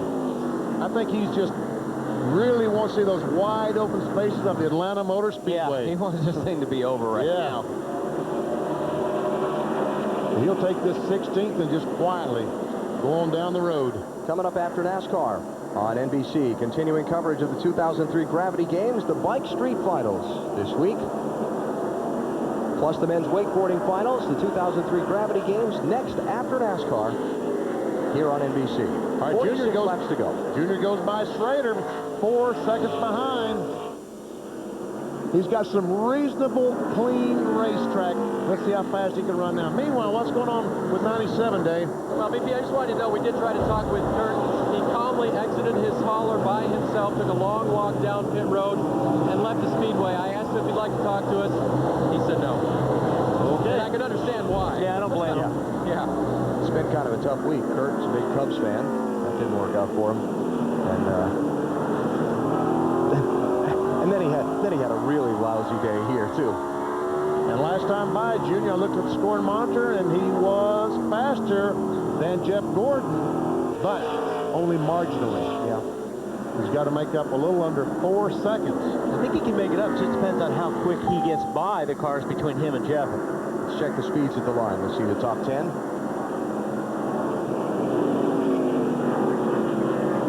How about that? It's just Terry. Trying to get a spot away from Ryan Newman. That'll be 4th place. Terry Labonte led for 40 laps earlier in the race. Started 31st today. Crew made a pit strategy call at lap 107. Did not pit when the other front runners did. And that got him their track position. And now while he messes around with Ryan Newman, here comes Dale Jr. to mess around with him. Marty. Junior's cleared all the lap traffic, trying to track down Terry Labonte. Said the car is coming to him. He also likes this set of tires much better. So I believe the call, BP, was the right one. Couldn't have won the race on the old set. This set much better for the 8 car. And he's got 40 laps. Not long. Dave, this 5 car's got a good run going. It's really not bad, BP. They pitted on about lap 355 with the leaders and made a adjustment because the car was a little bit loose off the corner. They made a chassis adjustment, and the car is good to the end, even though he's getting pressure from Junior. Bill? Ryan Newman slowly trying to reel in the leaders. The car's pretty good, staying free from traffic, but may not have enough time to get back up front. He said to Matt Borland earlier, you can see the pattern that's developing. He goes, yep, I'm watching it too. They thought the race was coming to them with the cautions, but that's not the case. Right now, the 8 looking inside the 5. Had to be for 5th place. And Bill, speaking of traffic, I'll tell you what, the leaders are going to be in traffic pretty quick, and that's going to make a big difference. Yeah, it is. That's second time that Junior's just kind of nipped the back bumper of Terry Labonte in the middle of the corner. Tell you what, Terry's getting a great bite off that corner. Oh, Junior, drives are in there that time. Yeah, Terry pointed him by on that one. I think the second time he got hit, he got the message. 8 cars faster. So, Junior to 5th. 38 laps to go. 3.9 seconds behind Jeff Gordon. Jeff Gordon's last pit stop was at lap 355. Dale Jr. pitted at lap 406. But once again, just like with Ryan Newman, we've talked about so many times, so many caution flag laps has saved with Jeff Gordon, Jimmy Johnson, Tony Stewart, all these guys saved hot laps on those tires. Let's check speeds at the line again. Now that Junior's free of some of that traffic. Yep. 8 cars fast. Can he get through them? And these are not going to be easy passes. He's going to have a hard time passing Ryan Newman, and he's going to have a hard time passing Tony Stewart. I think he'll start using the bumper if he has to. He's going to, I mean, he can't waste time with him. He's going to have to be aggressive. Get the 2-lap rule. Yep, as he lays the bumper to him. 2-lap rule is you hold me up for 2 laps and then I move. Yeah, when you have new tires, it's kind of like, okay. Here I am, and I'm coming through. Go ahead, Marty. One of the things that some of the guys on the A team and I were just noticing is that because of the pressure tires, Junior's able to work that lower line better than most everyone else. That's where he's trying to pass everybody. That's certainly where he's getting all the speed from, coming off that low line real hard. He's not able to cut under Newman, though. No. Not with us earlier today. This racetrack, the bottom lane of this racetrack was ground about a year ago, kind of evening up the grip. The bottom lane has a little less grip. The top lane is the longer way around. And so that's why you see guys like Newman running up off the bottom of the racetrack where you might think would be the quicker way around. What's Ryan saying, Bill? Well, it's what they're saying to him, Benny. They're saying they keep telling him how close the 8 is getting, 1 car length inside your quarter. Then they told Ryan, try and stay low if you can. He just came back with 1 word, loose. Yeah, well, he's going to be loose because the 8 car's got the rear bumper jacked up a little bit. Junior just can't get that lane underneath it. And it's just, I think it's a matter of time before he pushes him out of the way like that. Yeah, because, he, like I said, he got to go. Newman's not giving up. No, he isn't. Ryan Newman is... Whoa! Junior about crashed, and looks like the 49 car... Oh, I thought he was going to go by Junior. Terry Labonte jumped out of the gas. Ken Schrader got alongside him. That's for 6th and 7th spot.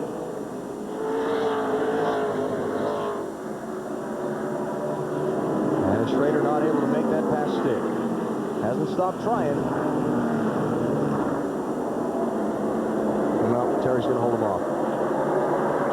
Well, that might have just been, that one slip might have been what does in Junior's chance to catch Jeff Gordon if he doesn't get a caution flag. Yep. Because right now he's 5 seconds behind Jeff Gordon. And he still has to pass 3 cars to get to him. All right, let's try this again, he said. Just no, get that grip off the corner. 12 cars getting off the corner pretty good. Kevin Harvick trying to pick off 10th spot from Jeff Burton.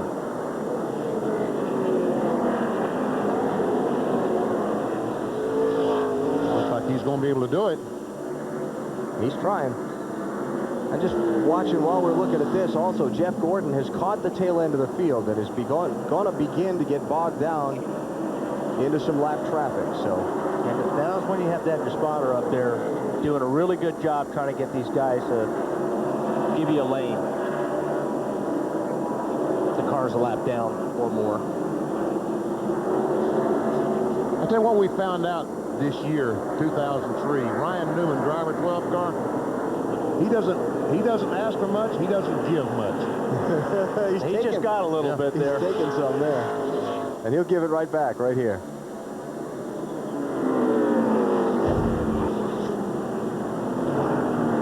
Let's see if he...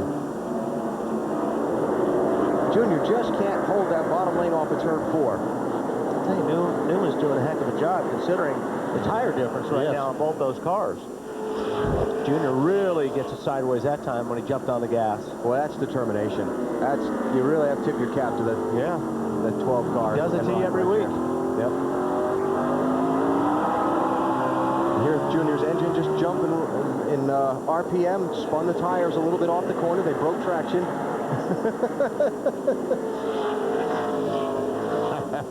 Pushing him. Oh, this is good. That's what you call applying pressure. So, Marty, what are you saying now? I think he's running out of patience, BP. He said he won't move out of the way. I clearly have a faster car, but I don't think Ryan has to move out of the way in that situation. Make him pass you, which is what Ryan's doing. He just got moved out of the way there. He just got moved out of the way there, didn't he? You got him. Yeah, we'll see what happens when they get down to this corner. You better get away from Yeah, that's right. You better be fast. And you know that. If you do that to somebody, you can say, well, I better get going. Payback's coming if you don't. Because you live by the sword, you die by the sword. So Junior up to 4th place now. Well, what was that, about 20 laps he spent working as well? Lost time. Unless the yellow comes out and closes the pack up, not going to have enough time. No. So now Ryan Newman left to try and fend off Terry Labonte to hang on to the top 5 finish. Kevin Harvick trying to pick up another spot, put a little more distance between himself and Matt Kenseth at the finish. That's 9th place he's trying to take from Bill Elliott. And he's got him. The Harvick 29 car has had a very good race car all day. He just got mired back in the pack, lost that track position, and just has not been able to get it back. Had a left front lug nut hang on a pit stop at lap 355. Dropped him back to 12th place then, and that was the track position he lost that he hasn't been able to make back up. This pack hasn't slowed Jeff Gordon down as much as I thought it might. He's really moved through them pretty cleanly. He's getting a lot of courtesy from the other drivers. Yeah. And that's the benefit you have when you're the leader. They're going to be looking for you. You know, there's a leader behind you. You don't worry about the third place or the fourth place car so much as you do the leader. Let's check in on our top 10 drivers with 18 laps to go. Marty? Jeff Gordon is going for the perfect 2003 record at Martinsville, Allen. 2 poles and 2 wins. The last time he pulled off a season sweep at a racetrack, believe it or not, 1998 at Rockingham. He's only done it 3 times in his career, going for his 4th. Matt? Jimmy Johnson running second, also thinking about the bigger picture. Entered today 15 points, only 85 markers out of second, currently running in the second position. His car was tight, tried to adjust with brake bias, but they need a stop on pit road to really fix it. Meanwhile, Tony Stewart's car still tight, trying to knock down another solid top 5 finish, Marty. Junior's trying to do all he can with those 57-lap pressure tires. Easy in, straight off, that's all they're saying. He's saying nothing on the radio, Bill. Ryan Newman started 7th on the grid, 4th in the championship standings, currently running 5th. They may not win today, but they'll go home feeling like winners, Dave. Terry Labonte pressuring Newman, celebrating his 200th short track start in style. Matt? Only 2 previous starts this year with this car for Jimmy McMurray. It's finished 3rd and 10th, knocking down another top 10 finish, but right now his car is tight, and he's also starting to feel a little sick due to carbon monoxide. Bill?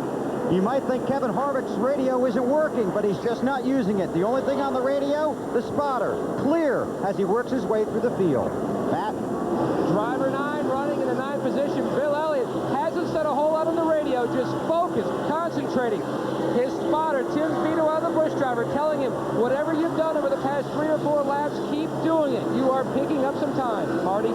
Bad start to the day for Jeff Burton. Got better, then it went bad again. He said, I'm so loose right now, I can't do anything with this thing. Dave?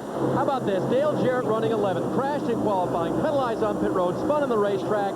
Amazing run for these guys. 17 of Matt Kenseth, not so good this time. Worse and worse this run. 2 tires did not work for these guys. Don't look for them to try it again anytime soon. Kenseth back to 15th place. Just behind him on the racetrack, Ken Schrader. Would you believe? Had to make an unscheduled pit stop just a minute ago, Matt. Really a heartbreaker for Ken Schrader and the VAM team. Started 18th, solidly in the top 10. He had a flat tire, Alan. Had to come in for 2 right side tires, and has dropped him 23rd. Back to 23rd place, not on the lead lap.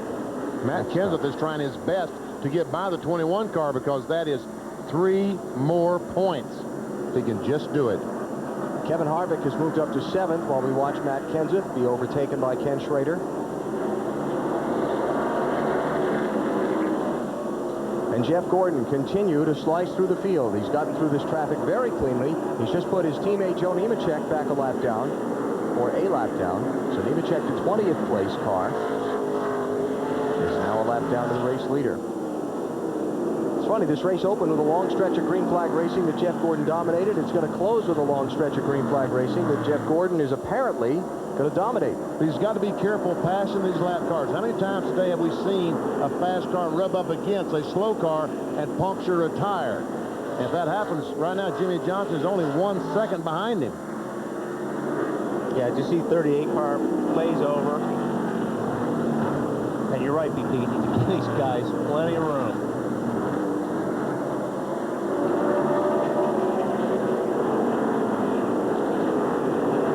Elliott Sadler. Jimmy Johnson just not able to close up any more than about 7/8 of a second behind Jeff Gordon. And one good thing for Jeff is that these guys he's following, that he's putting a lap down or more, are running single file. They're not racing side by side for position right now.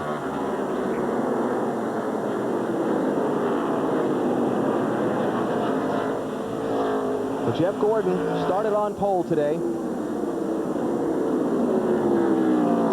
dominated the early laps of this race.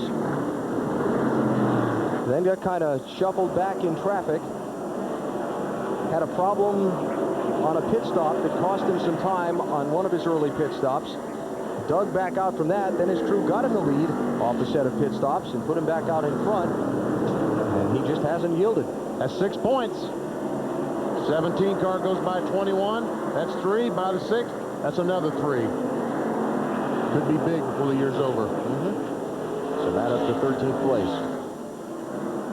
Thank you, Mark. And for Jeff Gordon, now 5 laps to go, less than 5 to go.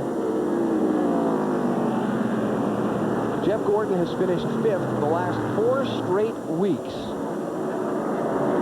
And his record here at Martinsville is pretty solid. 11 top 5s, 15 top 10s in 21 races here. And Junior has caught Tony Stewart for the 3rd position. So I think the tire change was the right move for Junior. I think he spent a lot of time around the 12 car. Like we talked about, that really hurt. He lost probably 15 laps doing that. He's in a hurry to get by Tony, too. He may help him along as well. He was running blue. Jumping on the gas a little bit hard early. He was running 2nd when he pitted, restarted 12th. He's going to probably finish 3rd or 4th. He's really digging right now. I mean, that time he drove the car in a little bit too deep. The car pushed up the racetrack, so he's driving that car hard right now. But let's talk about the man who is about to take the white flag, Jeff Gordon. Last win for Jeff Gordon was here at Martinsville in April. Had some troubles over the summer that dropped him to 6th in the NASCAR Winston Cup Championship standings, 1 lap away from the checkered flag.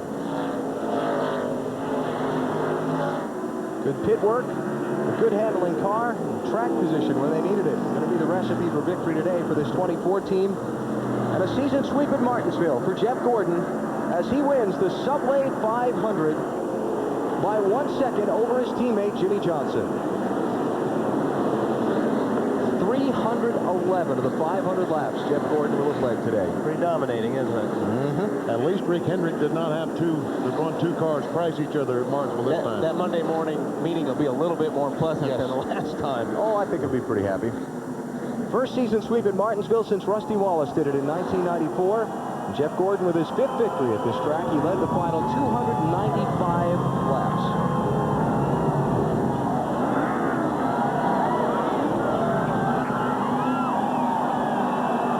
Marty? Well, Robbie Loomis, you told me this morning April was a long time ago. Same feelings, and were you worried about Junior with the fresh tires? We really were. You know, I watched Junior. That's the longest 50 laps I think I ran there at the end of the race. But really got to thank Rick Hendrick, like say hello to Papa Joe at home, and John Hendrick. It's just, this team has been incredible. The strength they've had, they showed through the tough times, and come back here and be in Victory Lane at Martinsville. I love Martinsville, always have, and it's a special place. Really nice to be here. Robbie's hometown, about 30 miles down the road. Win number 64 for Jeff Gordon in his career. Nice little burnout there, standing still in place. That'll be our Chevy winning moment. Jeff Gordon, today's winner.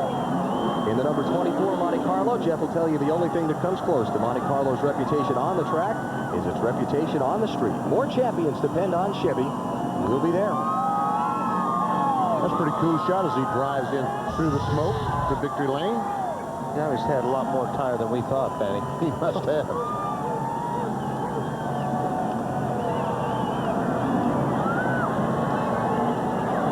He definitely laid down some rubber, didn't he? Second win of 2003 for Jeff Gordon, and Matt Kenseth coming up with a 13th place finish. Kevin Harvick wound up 7th. Championship gets a little bit tighter here today. Now just 4 races to go. Where in the world do all those people come from so quickly? Well, let's see. You got your photographers, and you got your team members. Actually, 2 teams. Yeah. All right, while we wait for Jeff to get ready to talk to us, let's hear from Matt. And Tony Stewart started the day in the 16th position. And Tony, looked like an old school day, kind of bump and gouge, but a semi-clean day for you. Yeah, I tell you what, that's probably the cleanest day we've had here at Martinsville. We You know, we started 16th and just got our way up in the top 5, and the guys had excellent pit stops, and you know, that's what it took today. I mean, we had a good car that we kept fighting a loose condition all day, but finally got it decent at the end. Just wasn't as good as the 48 and the 24 and the 8. Quickly, a new carbon monoxide filter. How do you feel? I could do another 500 laps right now. I mean, I think I really want to plow it and thank NASCAR. I mean, they really worked hard trying to help, you know, make this sport safer for all of us. And, you know, this is probably the worst place as far as carbon monoxide, just because the air just doesn't get out of here. So really want to thank NASCAR for helping out and all the work they've done, just you know, not to make the show better, but just to make the drivers safer and make us feel better in the cars. Tony Stewart, third, to Bill Weber. Where Jeff Gordon on the front stretch climbs out after sweeping both races at the same track for the 4th time in his Winston Cup career. And it's another season of double-digit wins for Jeff Gordon. And I just got a Pepsi shower. I need the towel after that. That's okay. Congratulations. Let's talk about pit road, first of all. Oh, here's a car owner, Rick Hendrick, coming in. Tell me about pit road, first of all. Some good stops and one bad one. You had to work your way through the field. Well, we took 2 tires at one time, and it wasn't so much the 2 tires as a lap car knocked me up high, and 3 or 4 cars got by me and just couldn't ever make up that deficit. And tell you what, this thing on new tires was a rocket ship, and it was not too bad there at the end either. And my teammate Jimmy Johnson he was pushing me hard. I couldn't make any mistakes, or he would have gotten by me. But whew, can we race at Martinsville every weekend? You like this place, huh? I do. You know, just want to thank DuPont and Pepsi, GMAC, Fritos, Quaker State. You know, everybody, Haas, everybody that just really makes this team what it is. And tell you what, it takes a lot to have the expectations that we have on ourselves to go that long without winning. But if you don't have a team like this and a guy like this making the calls, you're not going to get back to victory lane. 4 to go, Jeff. How many more of those can you win? You have a reputation for finishing strong. Well, I think, you know, we've really come on strong here. I mean, we you know, what doesn't kill you makes you stronger. And August, you know, tore a lot of people down, but we kept our heads up strong and straight. And our race cars are awesome. Our race team is awesome. And, you know, I'm looking forward to the rest of them. Congratulations. Thank you. Jeff Gordon and the 24 crew celebrate in victory lane. Marty? Meanwhile, his teammate and car owner, or his employee, Jimmy Johnson over here finishing second. Well, for a guy who was unhappy yesterday, this is a great finish for this team. And it's just so hard to for me to figure out what I need here by myself. When I'm in traffic and racing, things are a lot better for me then. And we just put the 24 setup underneath this thing and let me go get used to it. And probably about halfway through the race, I started making forward progress on my own and really did what I needed to do. So I'm just very proud of this whole Lowe's team for sticking behind me. I'm very proud of Hendrick Motorsports. It's our first 1-2 with this 24 and 48 team, and hopefully there's many more to come. Matt? And Ryan Newman just coming by to congratulate Jimmy Johnson. Your first top 5 finish here. That was a great day for you and this team. Yeah, just to finish in the top 5 here was a feat for us. Our best previous finish, I think, was 14th, 1 lap down. So good effort, but, you know, we'll see what we can do the rest of the season. And a great battle also with you and the 8. Tony Eury Sr. even came by and congratulated you. Yeah, I was out of stuff when it came to the race car and tires and everything, and Junior had to do everything he could to get by me. And, you know, just good short track racing, I guess. Ryan Newman, 5th place today here at Martinsville. Dave?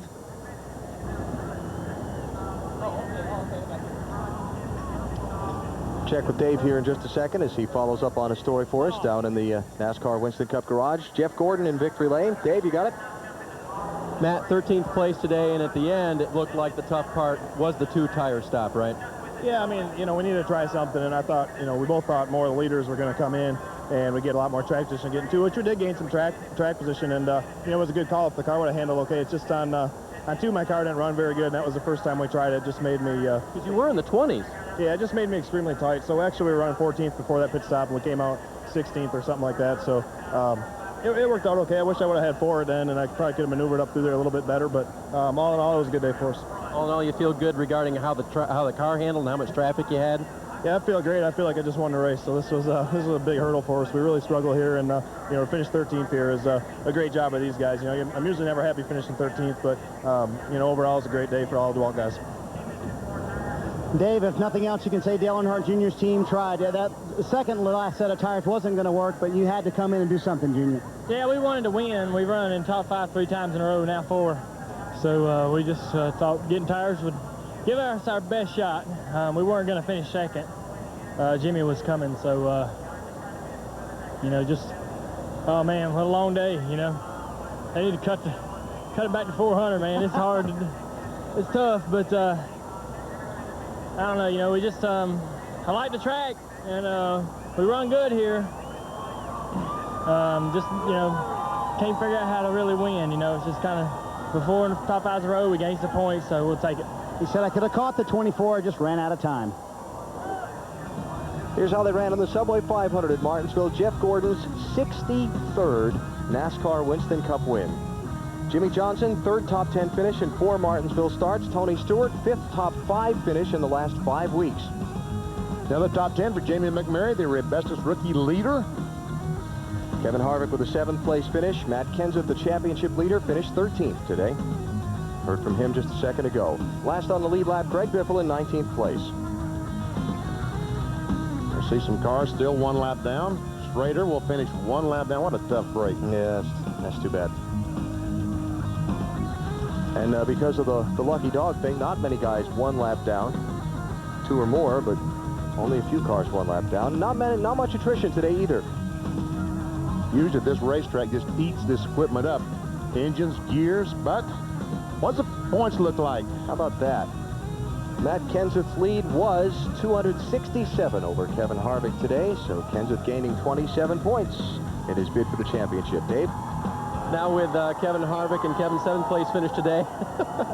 I know. It's a crazy thing. After everything you went through today, you happy with 7th?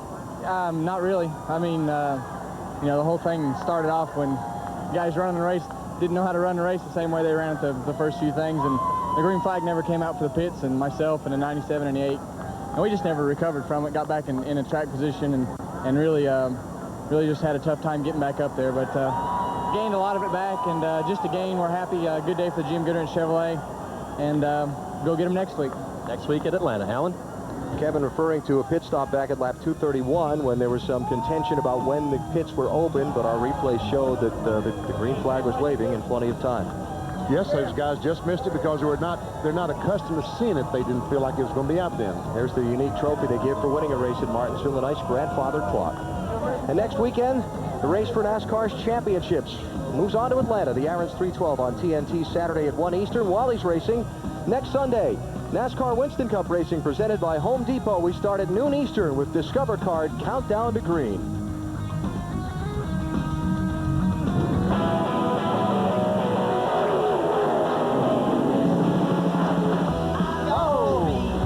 Rusty Wallace.